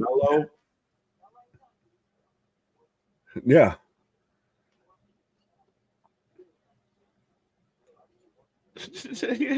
I just won the damn thing. What if Logan Paul doesn't come back? What challengers? He's like, I just won the damn thing, man. Right? Expect a lot of changes as an old school SummerSlam. I stand by Gunther. should have won it in Germany instead if he was going to. He's kind of thinking that, but he'll go in as champ. But I need Gunther to walk out at Berlin of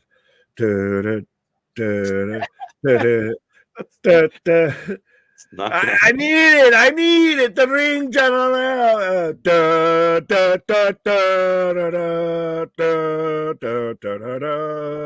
Like, you telling me that isn't gonna fucking hit like that? I want just the audio of that, of the crowd singing that along with it. Right. Yeah, I mean, it's fucking hilarious.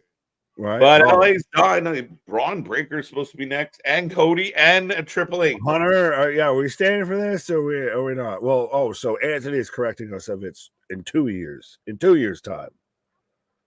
Yes, 2026. Oh, no news. Yeah, I was gonna say we don't know 2025 yet. It's so weird because we got like events popping up at different times. Like, oh, by the way, like when they first announced War Games for Vancouver, I thought they meant next year. I'm like, oh shit, we don't know this year. Because they've got cities bidding on it, because you bring in nothing but tourist attractions, you bring in businesses or sales to local businesses, what have you. Go ahead. Oh, yeah, we're getting the advertisement for SmackDown September 13th. Oh no, I'm getting a clip of the WWE documentary, the WrestleMania XL Behind the Curtain, which starring the Wrestling for Life Network. Prominent role in the whole thing. We got an IMDb feature probably at best, and that's about it. Can we get our Screen Actors Guild card? I don't know. Right. I'm expecting the Academy to be phoning soon. Right. Are we up for an award? Right. No. You imagine that documentary wins an award and they gotta like chisel us off like a piece of that. Like, what'd you get? I got an elbow. I got a thumb. Right. I was surprised no Imperium. Oh, it's actually the documentary. Oh, okay. All right. So, folks, I think that might be doing it. It's like a longer ass clip. Like, holy shit. Also known as the whole documentary. Yeah, what are they doing? It's a long ass clip. You mean the no, we're off. We're done. I was wrong. I misread the graphic. Oh, I thought it was still going. So it ended at 11:30? No, they got more shit. Oh. Boston Gamer, really? What did he say? Dang, Jeff Hardy arrested by Cleveland police. That can't be true. Don't say that. Don't say that. It can't be true. Can't be. You don't want it to be true. Saying it couldn't be true is a fucking lie. It very much could be true. I'm hoping it isn't. Right. I was surprised no Imperium. Were you surprised no Imperium? I know. Well, Ludwig's injured. He's hurt. He's hurt. We talked about it earlier, how he's hurt.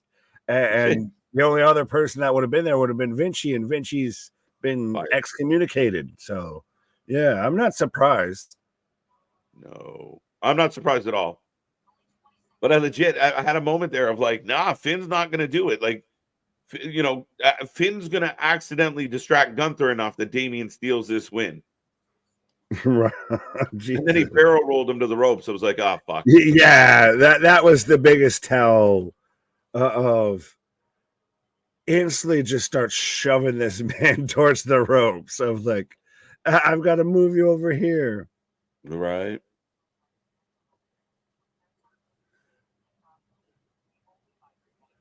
Yeah, I just Googled Jeff Hardy, and so far I have not seen anything saying that, law enforcement has been involved in OHIO. So looks like we're safe out of there. And I legit have the documentary right now. Like I don't have. Oh, why? Okay, finally it ended. That was like long as shit. I was like, what? All right, so are we done? Like, do we need to pause for the cause before we end this shindig? What's going on here? I got Mike's Harder on a guitar. Mike is hard, so is prison. What the fuck? That's literally the start of that ad pitch. Mike is hard, so is prison. Whoa. So don't drop the soap around either. What? Right. Do we get Raw or SmackDown? Oh, someone said, does Paul Heyman come back on Friday? I don't know. Now I don't know. Yeah, at this point, you got me swinging on everything. Oh, okay. So we're back. Why is that weird? Now you got Cody. Yeah, I got commercials. You got documentaries. Yeah, that's so weird. Why does everyone that's out there look like they've literally just been like, he's literally having to do the shit like he's taking a sobriety test right now. Like he just got pulled over. Like everyone looks like they're halfway blasted from Drew to Cody out here. LA Knight's even said I just drank about 10 of them, so I'm fucked. Cody just seems so funny. It's like like Yo, he is 100%. He's on that yeet juice, but there's no J to lighten this. this is like cool, relaxed Cody. Did he hit a J? No, they asked him about the match. And he instantly talks about his dog. he's high as giraffe. Punani. Crazy.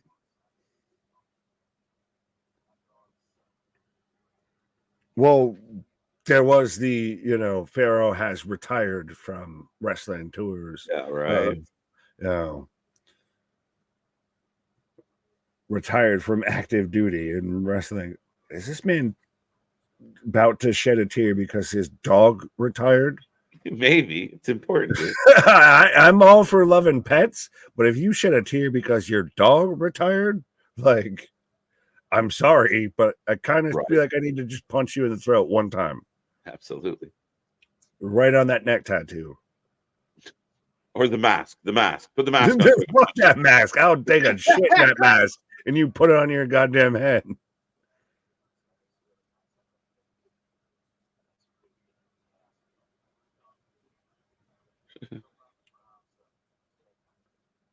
Somebody ask him about Roman.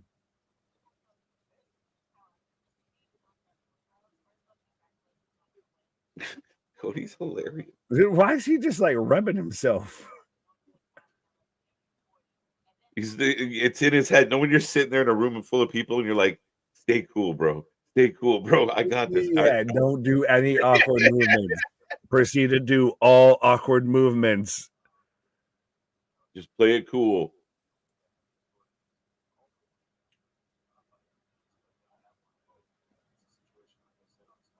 So he is, though, addressing, I think they kind of asked him about Roman. Your former WrestleMania 40 opponent shows up and turns around and helps you get a win, essentially.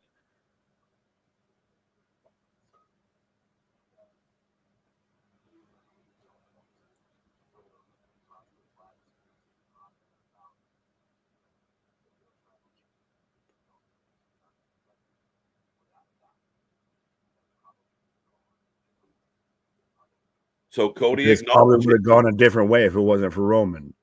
Little surprised that not surprised because he is the baby face, but straight up saying like, yo, I might not have won this without him. Does it put a little bit of a babyface rub on Roman? Because again, we've talked about this of Roman's got a whole babyface turn and he was never on screen. We had a chance of we want Roman and the man just was at home. Yeah, I mean, he just, again, his absence got him over. His absence made a change. His absence changed everything. His absence definitely helped, and I think it's also the situation, the atrocities executed by Bloodline 2.0 of taking out Heyman, taking out Jimmy, etc., and just being just pieces of sugar, honey, iced tea. Very much made it. We want Roman. Solo sucks. We want Roman. Solo sucks. Yeah. I mean, again, and dude, let's talk about, I mean, that football stadium had good energy tonight. They popped when they were supposed to pop. Sometimes I find it really hard to hear when they're in the open stadium like that. Like the sound goes out. Yeah. Yeah. They got to find No, go ahead. they're gonna find a way to capture it. Like, I don't know. Well, it just depends on how you mic it a bit better. Yeah. And that's, again, you're predicting for weather elements for responses here and everything. But what was it, 54 or 57,000 people in attendance on a Saturday on a muggy night in Cleveland, of all places. Like, not no Vegas, not no Florida, not no, California, in fucking Cleveland, my guy. Yeah. Yeah, no, I mean, that's what do in Cleveland. Well, we'll go to the wrestling show when it shows up. So, no, again, I mean, credits to Cleveland. They showed up, and it was a good one. I mean, I thought they were a good amount of energy in that building all night long. And what a crazy show to watch. It very much was the roller coaster of emotions. Excuse me. As we've still got Bron and we've still got Hunter to come up. I'm not going to lie, my guy. Are we rolling through this? Because if we are, I might need a smoke break.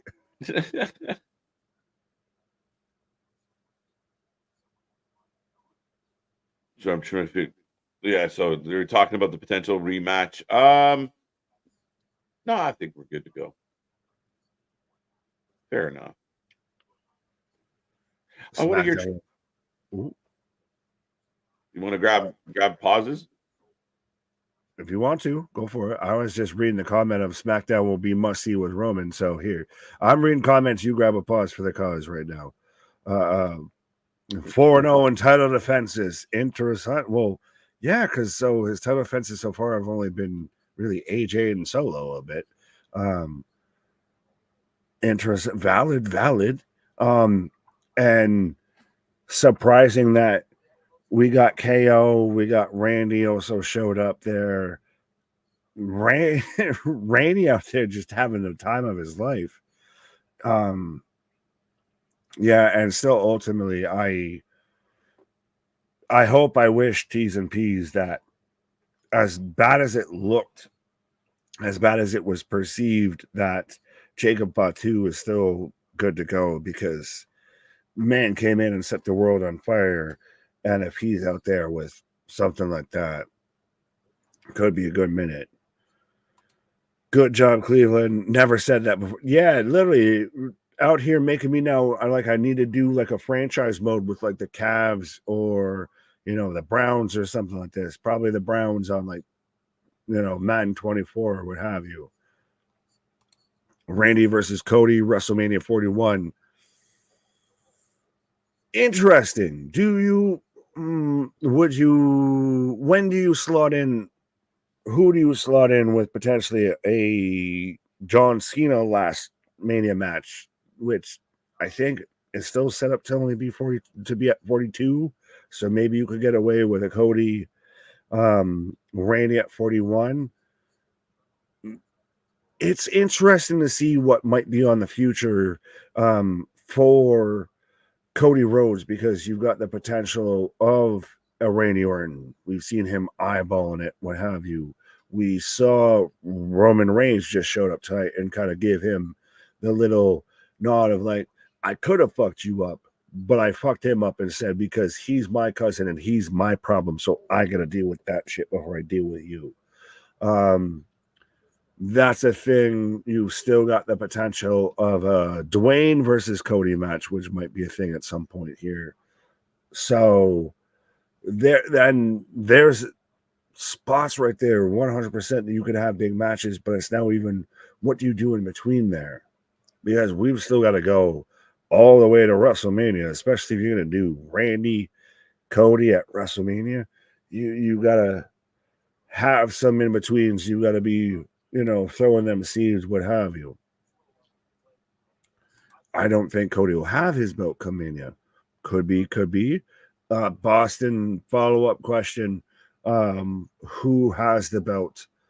I would ask at that point. In your mind's eye, if you're booking it that way, who has the belt come Mania? Yeah, Cody versus Randy. I still think that would happen. I don't know if it would exactly happen at Mania. I could see that being even a Rumble match or something. Maybe a bash. That might be a little fast. At least like a Bad Blood or something, potentially. Could be the case. Cody versus The Rock at the Royal Rumble. My prediction, good show. Michael, what up? Solo versus Roman, Bad Blood or Bash in Berlin? Neither. Honestly, well, actually, maybe if you were going to do a one-on-one before you got into the Civil War, you do those two at Bad Blood. And honestly, I know we talked about of a Drew, Seth, Punk, Hell in a Cell. Maybe you only do one and you could do something else, or maybe you do multiple Hell in a Cells. But even say a solo one in Roman, if you're gonna do it before we get like the Civil War, the War Games match, what have you, those doing a Hell in a Cell wouldn't be a bad shout, because then you just got, Samoans just tearing down the cages, what have you. You have everybody and anybody trying to get involved in that. So not a bad shout. There's again Jackie Redmond out here very much looking a little bit like the Canadian version of I'm a slave for you. And hey, so it's not just Drew happened to pop up, but they're integrating this of the media scrum and also the panel that they have as well. So that's interesting. And again, still, how much emphasis do you put on a backstage media scrum or a post-show media scrum for a premium live event? Like, are we going out there and, answer every question like it's completely out of kayfabe, what have you, and we're just conducting interviews? Or are we going to still use this to project storylines and act like how the UFC does, post big events and everything? I think that might be the most we'll get close to something like that, is Hunter at the end of, just so everybody knows, here's the gate for tonight. Here's what we did in attendance. This is, the biggest we've done, blah, blah, blah, blah, blah, here and everything like that. I dig that. Yeah, this is just getting really interesting, and seeing the comparables to when certain other companies do post-show scrums versus when this company does post-show scrums. Who do you want to see challenge Bron Breakker? Currently, we've talked about one Richard O'Shea, but he currently is debatable on the roster. I wouldn't mind still Bronson, maybe, depending on if everything shakes out that way, you get a Pete Dunne versus a Bron Breakker. I know Dunn's about to challenge Trick on NXT when he's also got a little bit of that feud going with Sheamus. Maybe, it'd be interesting to see where exactly they go with it. I'll say that. Gunther versus Bron. No, I don't think we need to jump into title versus title type stuff. Anything like that.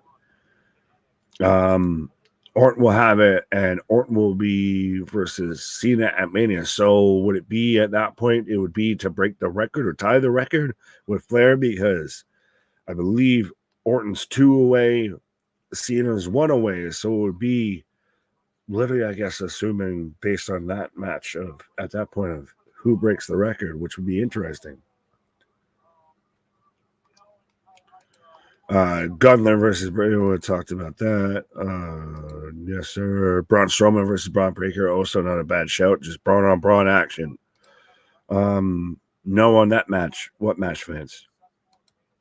Oh, so replying to Damian, if I can say words. That pop was massive, my God. Jobson. I feel like you're a day late and $1 short on some stuff, but you have that. Speaking of a day late and $1 short. Right. Well, I'm going to go find that dollar that you dropped. There you go. Damian here on that match. Oh, yes. Yeah, I think they're giving it to Cena at Mania for the record. 100%. I'm just jumping back into the conversation. Braun Breaker is on the screen, but yeah, I truly believe that they're going to give it to him. They're going to take Ric Flair off that record book. They're going to give it to Cena to acknowledge his career. You've heard, sorry, the chocolate's fucking yummy. But you heard Ric Flair. No, you heard Triple H in the past talk about Cena's the greatest of all time. They're going to acknowledge that in this somewhere. So, yeah, I fully expect it. Jey Uso versus Braun Breaker. Yeah, potentially.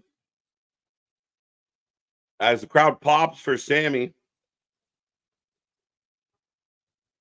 first Steiner family member to hold a singles title.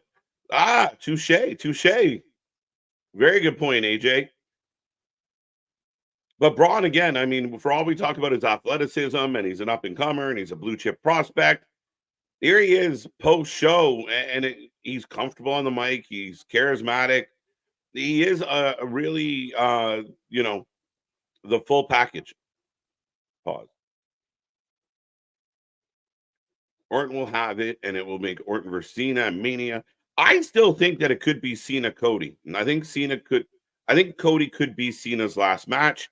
Though I do, potentially could see Orton Cena having a match along the way. 100% Boston. Punk in great shape. Punk looked like he was in good shape. Punk looked like he did well. I felt like near the end of the match, he was starting to suck some pond water a little bit, AJ. I thought overall he held well, and I hope he's healthy and ready to go for whatever's next. I hope he felt good in there. But we do have Triple H at the microphone.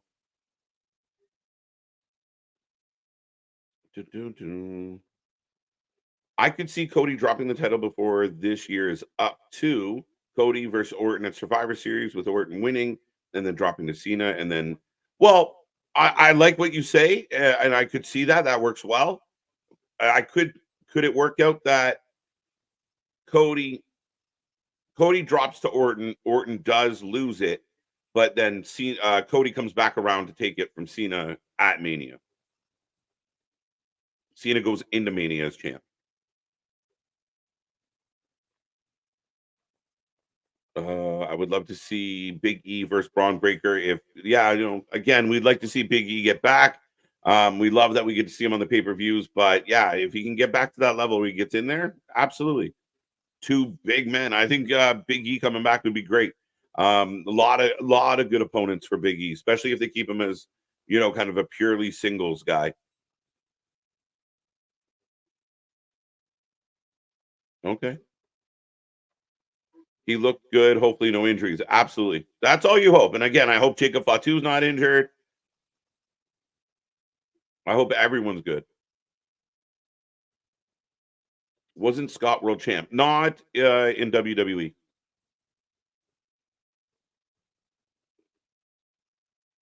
Wait. No, right? I'm doubting myself here in the 7th hour of being live.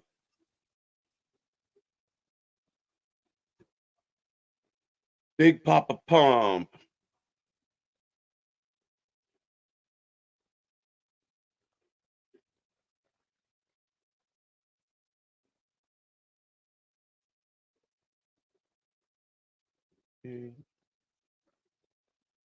So Triple H explaining all the records, gate, sponsorship, merchandise, social media, broke all the records that they just broke, and they just broke before that, and they just broke before that. Smash last year.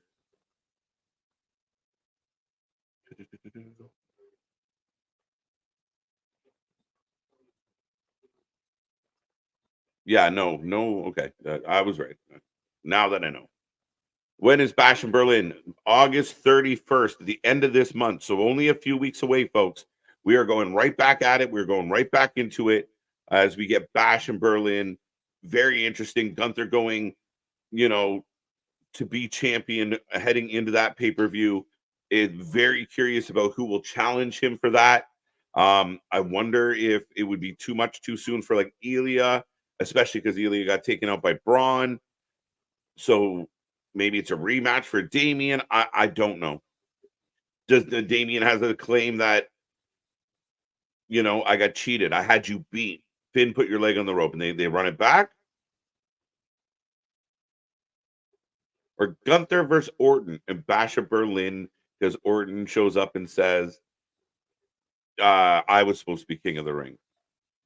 Just to buy time. But I highly doubt that scenario plays out. That could be a possibility too. But I think after the title run, Cody is going to need something to carry him. The story is over. No one will want to see the belt right back on him. Heel turn would be interesting. I don't know if they're willing or ready to do that. But yeah, I don't know. Part of me just thought maybe like a passing of the torch, like, like Peacemaker to Homelander. But my fear would be one of them got pushed into kind of the heel role. That'd be curious. So Cody might accidentally become a heel going against uber babyface John Cena on his farewell tour.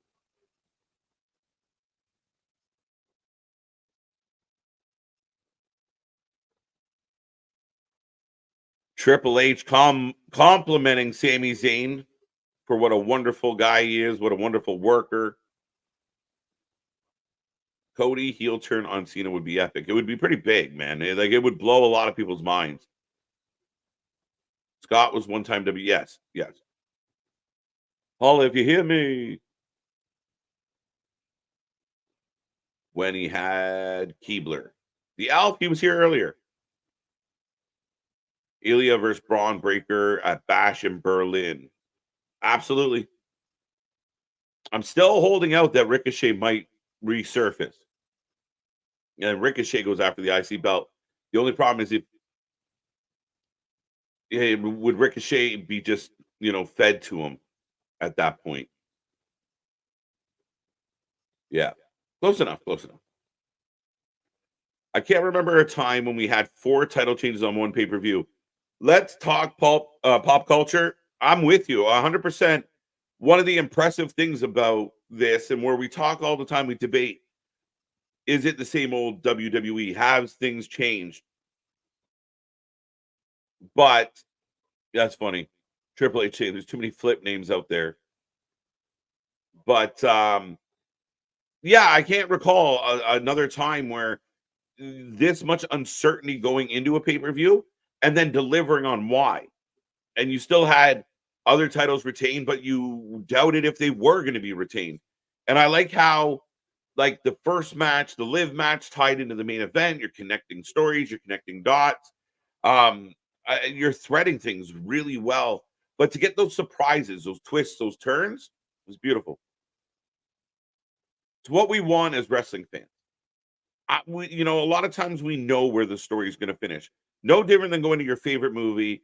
Most days the good guy's going to figure it out. But kind of what you're going to get in the long run. But it's how you get there. And I think tonight was a great example of getting to conclusions that some of us expected, but doing it in ways that we did not expect. I didn't expect Brandy and KO, honestly. By the way, it would be easy to have Cody just beat the shit out of him. Yeah, simple. Next week on SmackDown, he comes out and explains how John Cena robbed him of his spotlight and he busted his ass to get, and now Cena doesn't belong. Yeah, he should have just stayed away. You didn't need to come back for your retirement. Now we're all supposed to bend the knee to you because you decided to come back from Hollywood. Yeah, fair. Well, a lot of bullets in the guns. The promos would be interesting, and it'd be very curious for me, Boston, to see how Cody would handle Cena verbally, because Cena and Cena will go for the jugular. Cody might have to be a little less polished, a little less squeaky. So maybe that's where the edge comes from. But that would be my only concern, or their hesitation on doing it, is it might happen organically.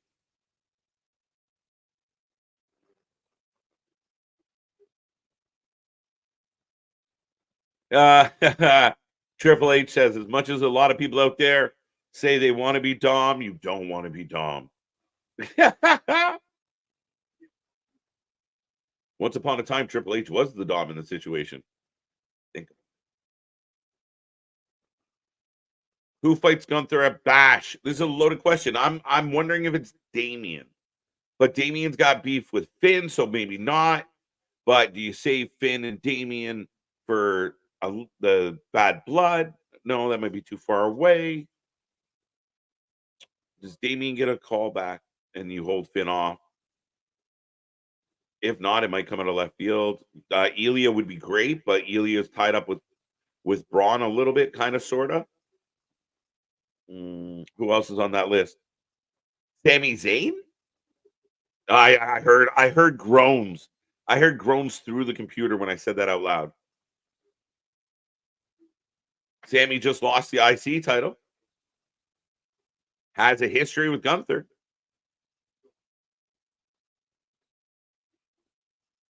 Back in the day, we had a pay-per-view. WWE usually had 2 title change hands at a WrestleMania or a SummerSlam. It wasn't very often you get 4 or 5. Like, you had a couple, and definitely in the late 90s, it was a lot more unpredictable and a lot more volatile as far as holding on to that. It was hot potato a lot. So I like that there's long title reigns, but I also like the fact that at any point, like, I know people were mad about DIY, but maybe right now DIY doesn't need a big long title reign. They can get it back. They didn't retire. They didn't quit because they lost.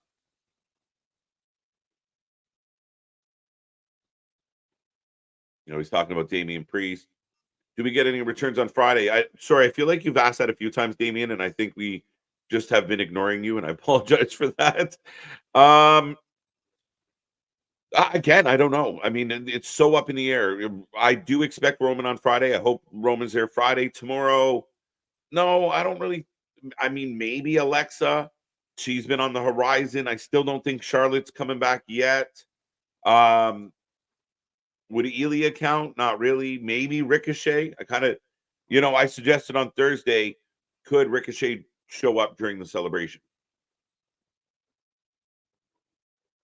Speaking of showing up during celebrations. There you go. Perfect timing. Right. But yeah, I feel, not to fully change gears here, but when Triple H comes out here on these media scrums, these post-show scrums, what have you, he's very like the Dana White, a little bit of, Yeah. He gives you the numbers, the gate numbers, the attendance numbers, what have you. He talks about how great of a show it was. He's not out there pushing storylines, what have you. Like, he's the one that's talking business. It feels like a professional running a business. I still don't understand. And if you can think of another company that does this, but to have Tony Khan sit there for the entire 6-hour media scrum and just sit there like a fucking puppet. I mean, someone called me a puppet. I don't know. I'm just trying to think of anything. I'm a real boy. All right. Oh, so full disclosure right now. Oh my god. Mm-hmm. On my pause, I've had wings. I told you I got wings for SummerSlam. Right. But then I had an itch. You've just maced yourself a little bit. I got a little pepper spray in the eye. Folks, I think that's a cue there to back it in for the evening of. There's a reason we've got Patchy the Canadian Pirate over there. Is because this man just managed to mace himself. Forgot the first rule of, if you're eating spicy food, don't touch your face or your balls, or your nether regions. I'll say that for those who don't have those. Yeah, your manscaped areas. Yeah, shout out, not sponsored, but yeah. That would get your attention. Yeah, what a dumb thing to do live. Almost 4K views, and I was like, nah, night tonight. That's my queen. Huh? I think we missed the first part of that. Right. Perfect timing as usual. Big Nick, there you go. Naya is an incredible person too, with the best personality. Anyone who hates her needs to look in the mirror and figure themselves out. Facts. Boston, I think you just personally need to look in the mirror and figure yourself out, regardless of how you feel about Naya. So we're already setting up for Saturday, August 31st, Berlin, Germany. Bash in Berlin, brunch with the boys. Shit, yeah. It's on the tour t-shirt, folks. Get yours now. Just dropped. Facts. And then Saturday, October 5th, Bad Blood, because baby, now we got bad blood. Anthony, you better be there and you better be showing up and showing out because that's what the show's about. Right. But yeah, folks, go get yourself one of the new Brunch with the Boys tour shirts.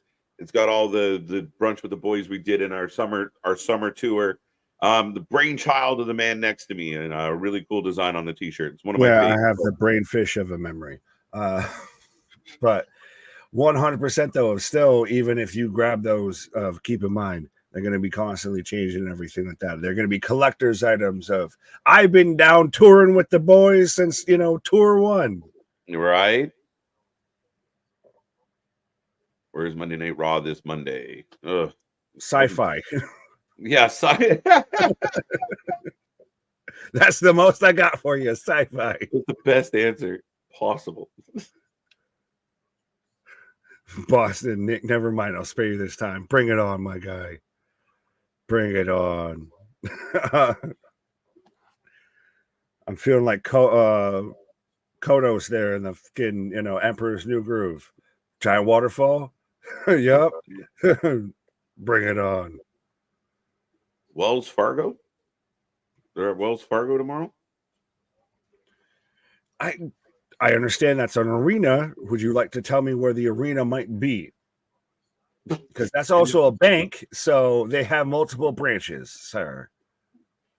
I know where. I didn't want to. I actually thought I knew where it was. Is this now the game of we got to guess what Wells Fargo arena they're in? I don't know.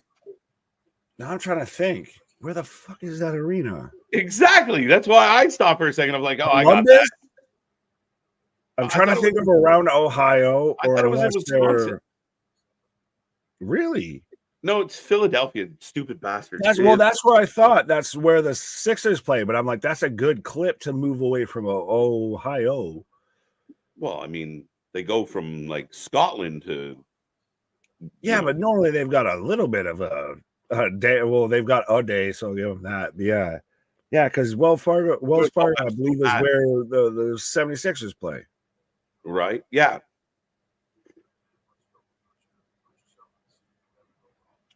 Got flex all down here before. Don't English doing? Are you how? Yeah. Hunter said Fox was banged up. Yeah. I hope he's okay. I hope it's like a big bruise. Bro, that was an instant, like, I know we talked about like when Rhea had her shoulder popped out, and that's, a little bit of, that's not a separation. This is a separation. But the second that Jacob was like trying to get up to his feet and couldn't, and he starts throwing around chairs, I was like, he's really fucked. The temper tantrum was where I was like, shit, he knows something we don't know. Like, he literally looked like he had that moment of like, fuck my life. It even looked like around like that shin bone area, that's where something was happening. Like he might have cracked something. Like it looked abnormal. I'll say that. Yeah. Anthony's pumped, so I'm paying attention. It's a TNA question. Oh, Anthony, are you there? Anthony just took a quick jaunt to Cleveland. Right.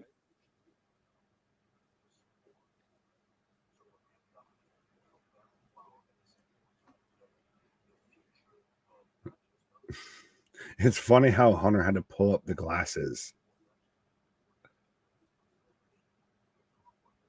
Man's got a shiny ass fucking bald head.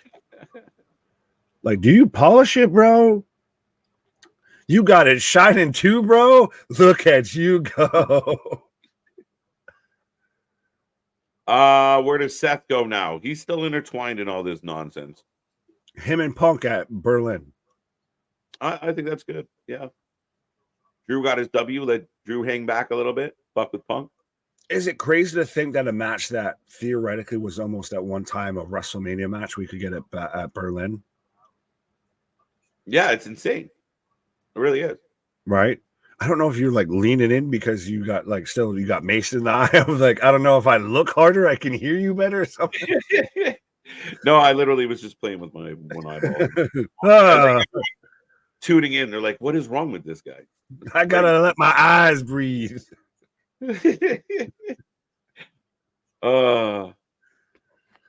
Them crystal blue eyes are just haunting now, especially when you got the giant wide eyes and everything. Jon Snow, is that you? After 7 hours live and vitamins, I'm just trying to keep them open. My guy, we did 5 hours and came back for 2.5 more. This ain't nothing. Strap on and strap in. Is there a GCW show or MLW show going on? We'll pause for the cause and come back at it like a jackrabbit. Honestly, it's so funny hearing you because I honestly thought like 20 minutes ago you were like, "No, I'm pretty good at not doing this anymore." And then it's like, "Oh yeah, no, I am." But now because you said you're not, so I'm like, "All right, so let's see if we find some shit." Right. No, it's 100% of if the homie can't do it, can I just find some shit to fuck with him? Hey, let's cover this. Hey, let's watch this. We can definitely watch BKF 63. Who's what now? Bare Knuckles. Oh, it's tomorrow. So see? Bare Knuckle ladies. That's intense. It's a different animal.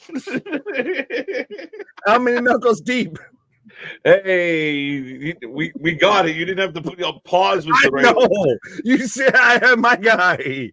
You put the fucking wiffle ball on the tee. I'm gonna hit a home run. I know. I was trying to grab it. Like no, so were they. I was trying to grab it. So were they. Bill Apter. Oh, it doesn't matter.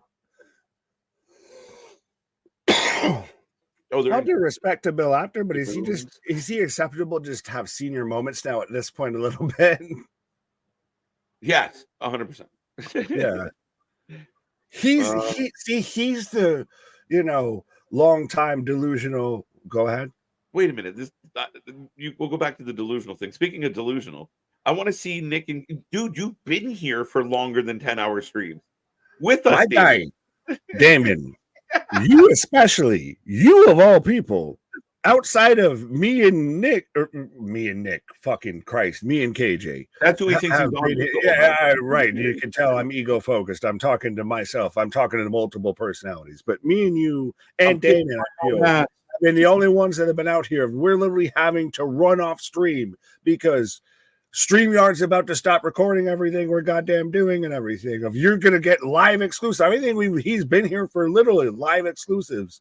And when we found out that StreamYard won't let you go past 12 hours, because who the fuck would stream 12 hours consistently? These sicko these bastards. So yeah, my guy, doing 10 hours, that's a jaunt. That's a walk in the park almost. I feel a little bit at this point here. Yeah, but it just blows my mind. I'm like, Damian, you were with us on the journeys at least twice. So one day you will see us do 10 hours again. He's just, poking the bear. Right. Sap asked about Steph. Could see her sooner rather than later. Well, she also shut down the internet there with Instagram. But yeah. Oh, well, which Steph we talking about? WrestleMania. Oh, sorry, Nick. Mm-hmm. So he is clarifying, like John Cena's running the calendar. Like it's his last WrestleMania, but they're going to keep going. So till Money in the Bank 2025? No, he's wrestling till like December 2025. Like his last match will be Survivor Series, maybe. Oh. Then it's got to be Randy. Maybe. That actually. Either if it's not the last match at Mania, it's got to be his last match, period, would be, I feel, Randy. Yeah, not a bad show. Am I wrong in thinking that Randy's got a significant tie to Survivor Series a bit. Yeah. Am I just making it up in my head? But yeah. Well, Randy does, I think, more than Cena. I think Cena has a good history there too. But yeah, I just think, or again, we don't know what the calendar looks like next year, but Triple H makes it sound like, yeah, at the end of 2025, he will be done. Right. Interesting. I thought Mania was going to be it. Just why not leave at Mania? Damian, we did it 8 hours before Mania before. That was night 2. 1 sec.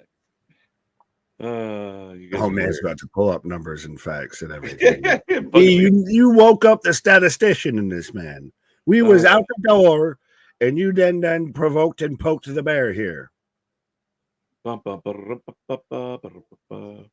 Mania was an epic stream. So even Cecil Johnson remembers it. But Damian, too much hopium, my guy.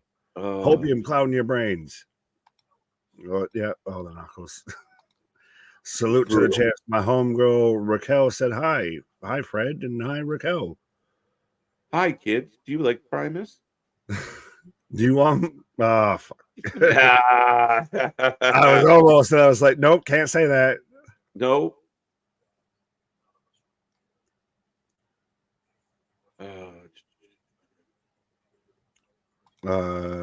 Triple H. What?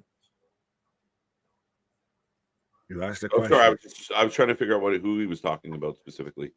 Oh, I was reading Anthony of Triple H is saying that the partnership with TNA is to help the new NXT talent explore new opportunities. Valid. Amazing. WrestleMania night 1, 11 hours and 55 minutes. Literally had to run off. Like probably still went over, but streamer probably cut it off that. But yeah.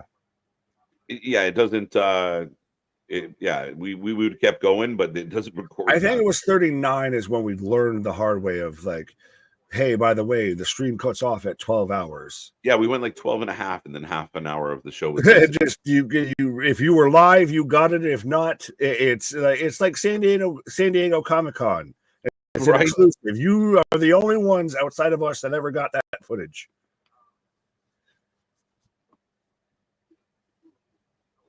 That is funny as hell.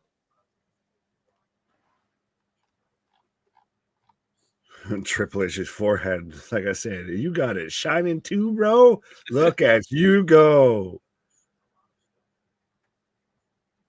Not too shabby at all. Thank you, Boston. 217 likes.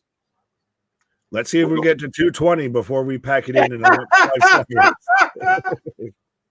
My man. Well played, sir. Exactly. 100%. Go for the jugular. If you're already there, might as well see if you can get an extra inch. Right. I was going to be like, I want 500 next stream, but that's way better. Yeah. 220 before we go off. What I hear now? 5 3 3 3 2 2 2 1 1. Should we just keep going until we get 220? That's will not. That's how you get us to shut up, folks. Just 220 likes on the stream, and you get us to shut up. We are not going home until we get 220 likes or the stream maxes out.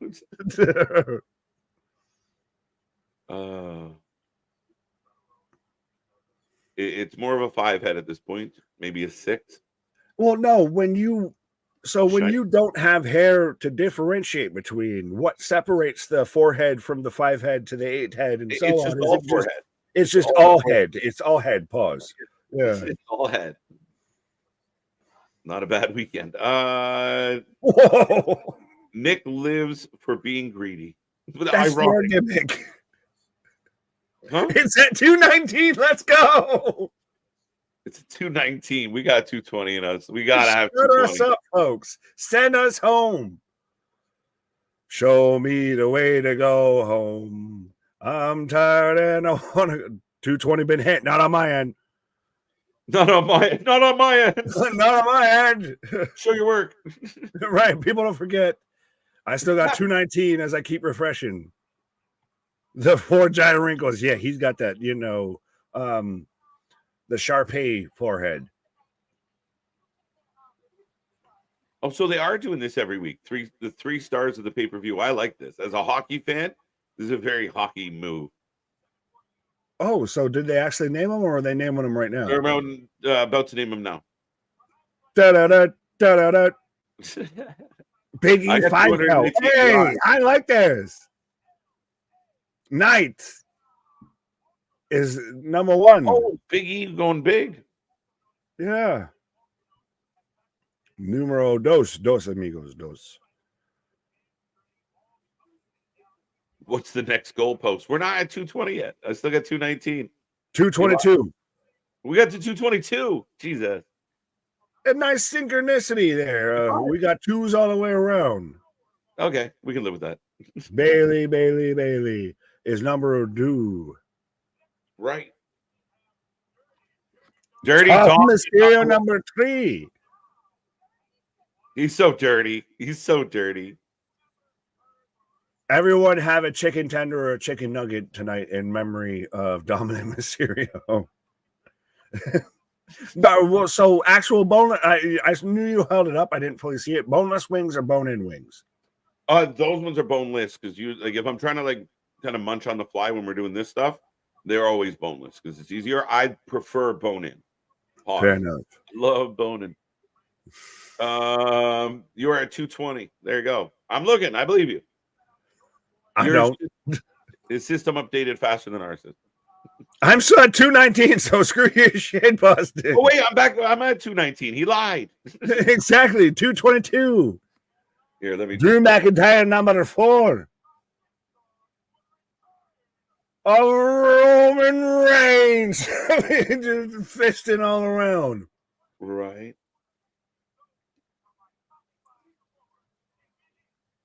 Oh. 5 time. You need Booker to do the 5 time or 5 count.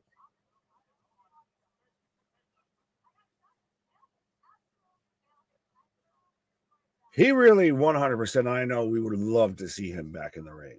Oh, 100%. He's got the personality, though, that he will never be without a job when it comes to wrestling. No, and I mean, again, even like the enough energy and enough charisma, and speaks in such a way that, I mean, beyond wrestling, you could see him hosting a TV show or doing other things. But yeah, always welcome here for sure, and I hope he gets back at it. But commentary, you had a very good point. I think you were the one that brought that to my.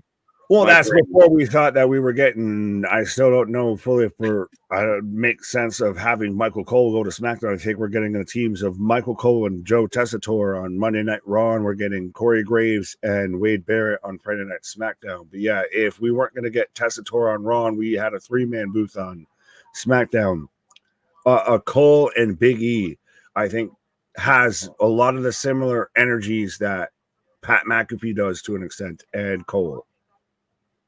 Yeah. Oh, I do have 220 now. You didn't lie. Yeah, no, and I was slightly distracted. There was a guy in the background who decided I'm going topless. Yeah. Shirts out, and waving around. If we get 222, I'll do that too. If we get 225, I'll do that. I was gonna say we're at 220. Like, be careful. We're going streaking. Well, no, we'll just cut the feed before that is correct, and start to pull it up, and you just cut it. Oh, ridiculous. All right, ladies and gentlemen. I don't think we need to work out. Pull it. We're almost there. It seems so silly to tap out now. That's what we are, my guy, silly. Oh, I thought you were saying it seems so silly to hold on. I literally jumped the gun.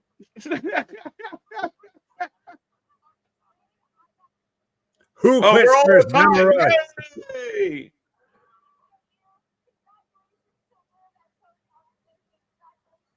It's weird that she's congratulating Liv. Like, Rhea's gonna just tear everyone to shreds. You say 2 shreds. Yeah, it's gonna be interesting what comes on Monday, Nick. It's gonna be a good one. We got fireworks going off. Monday Night Raw is gonna be the show of just run, because if Rhea shows up, and if you're Dom or Rhea, run. If the Wyatt Six is gonna show up, if you're Gable and them, run. It's just run. On site. And that's what I did like about Roman Reigns tonight. It wasn't a big stare down or nothing. It was just on site. You were running your mouth? Whack. All right.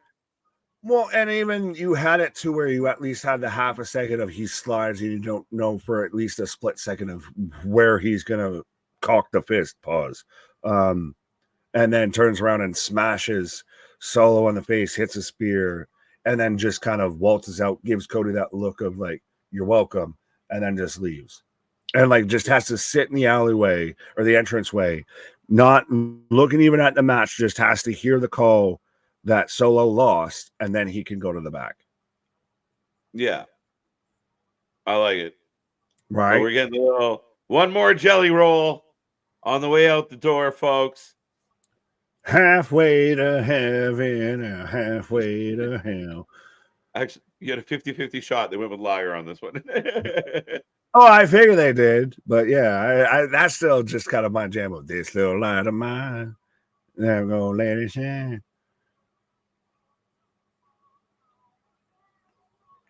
Yeah, so they're replaying through everything, my guy. I think we're all set. Yeah, that's it, ladies and gentlemen. That was SummerSlam. That is 7+ hours.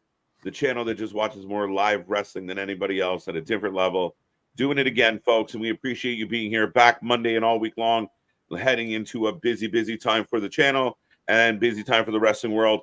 4 title changes, a whole lot of craziness, and we appreciate you for spending your time with us, even a second. So, what a hell of a night. Good job, SummerSlam.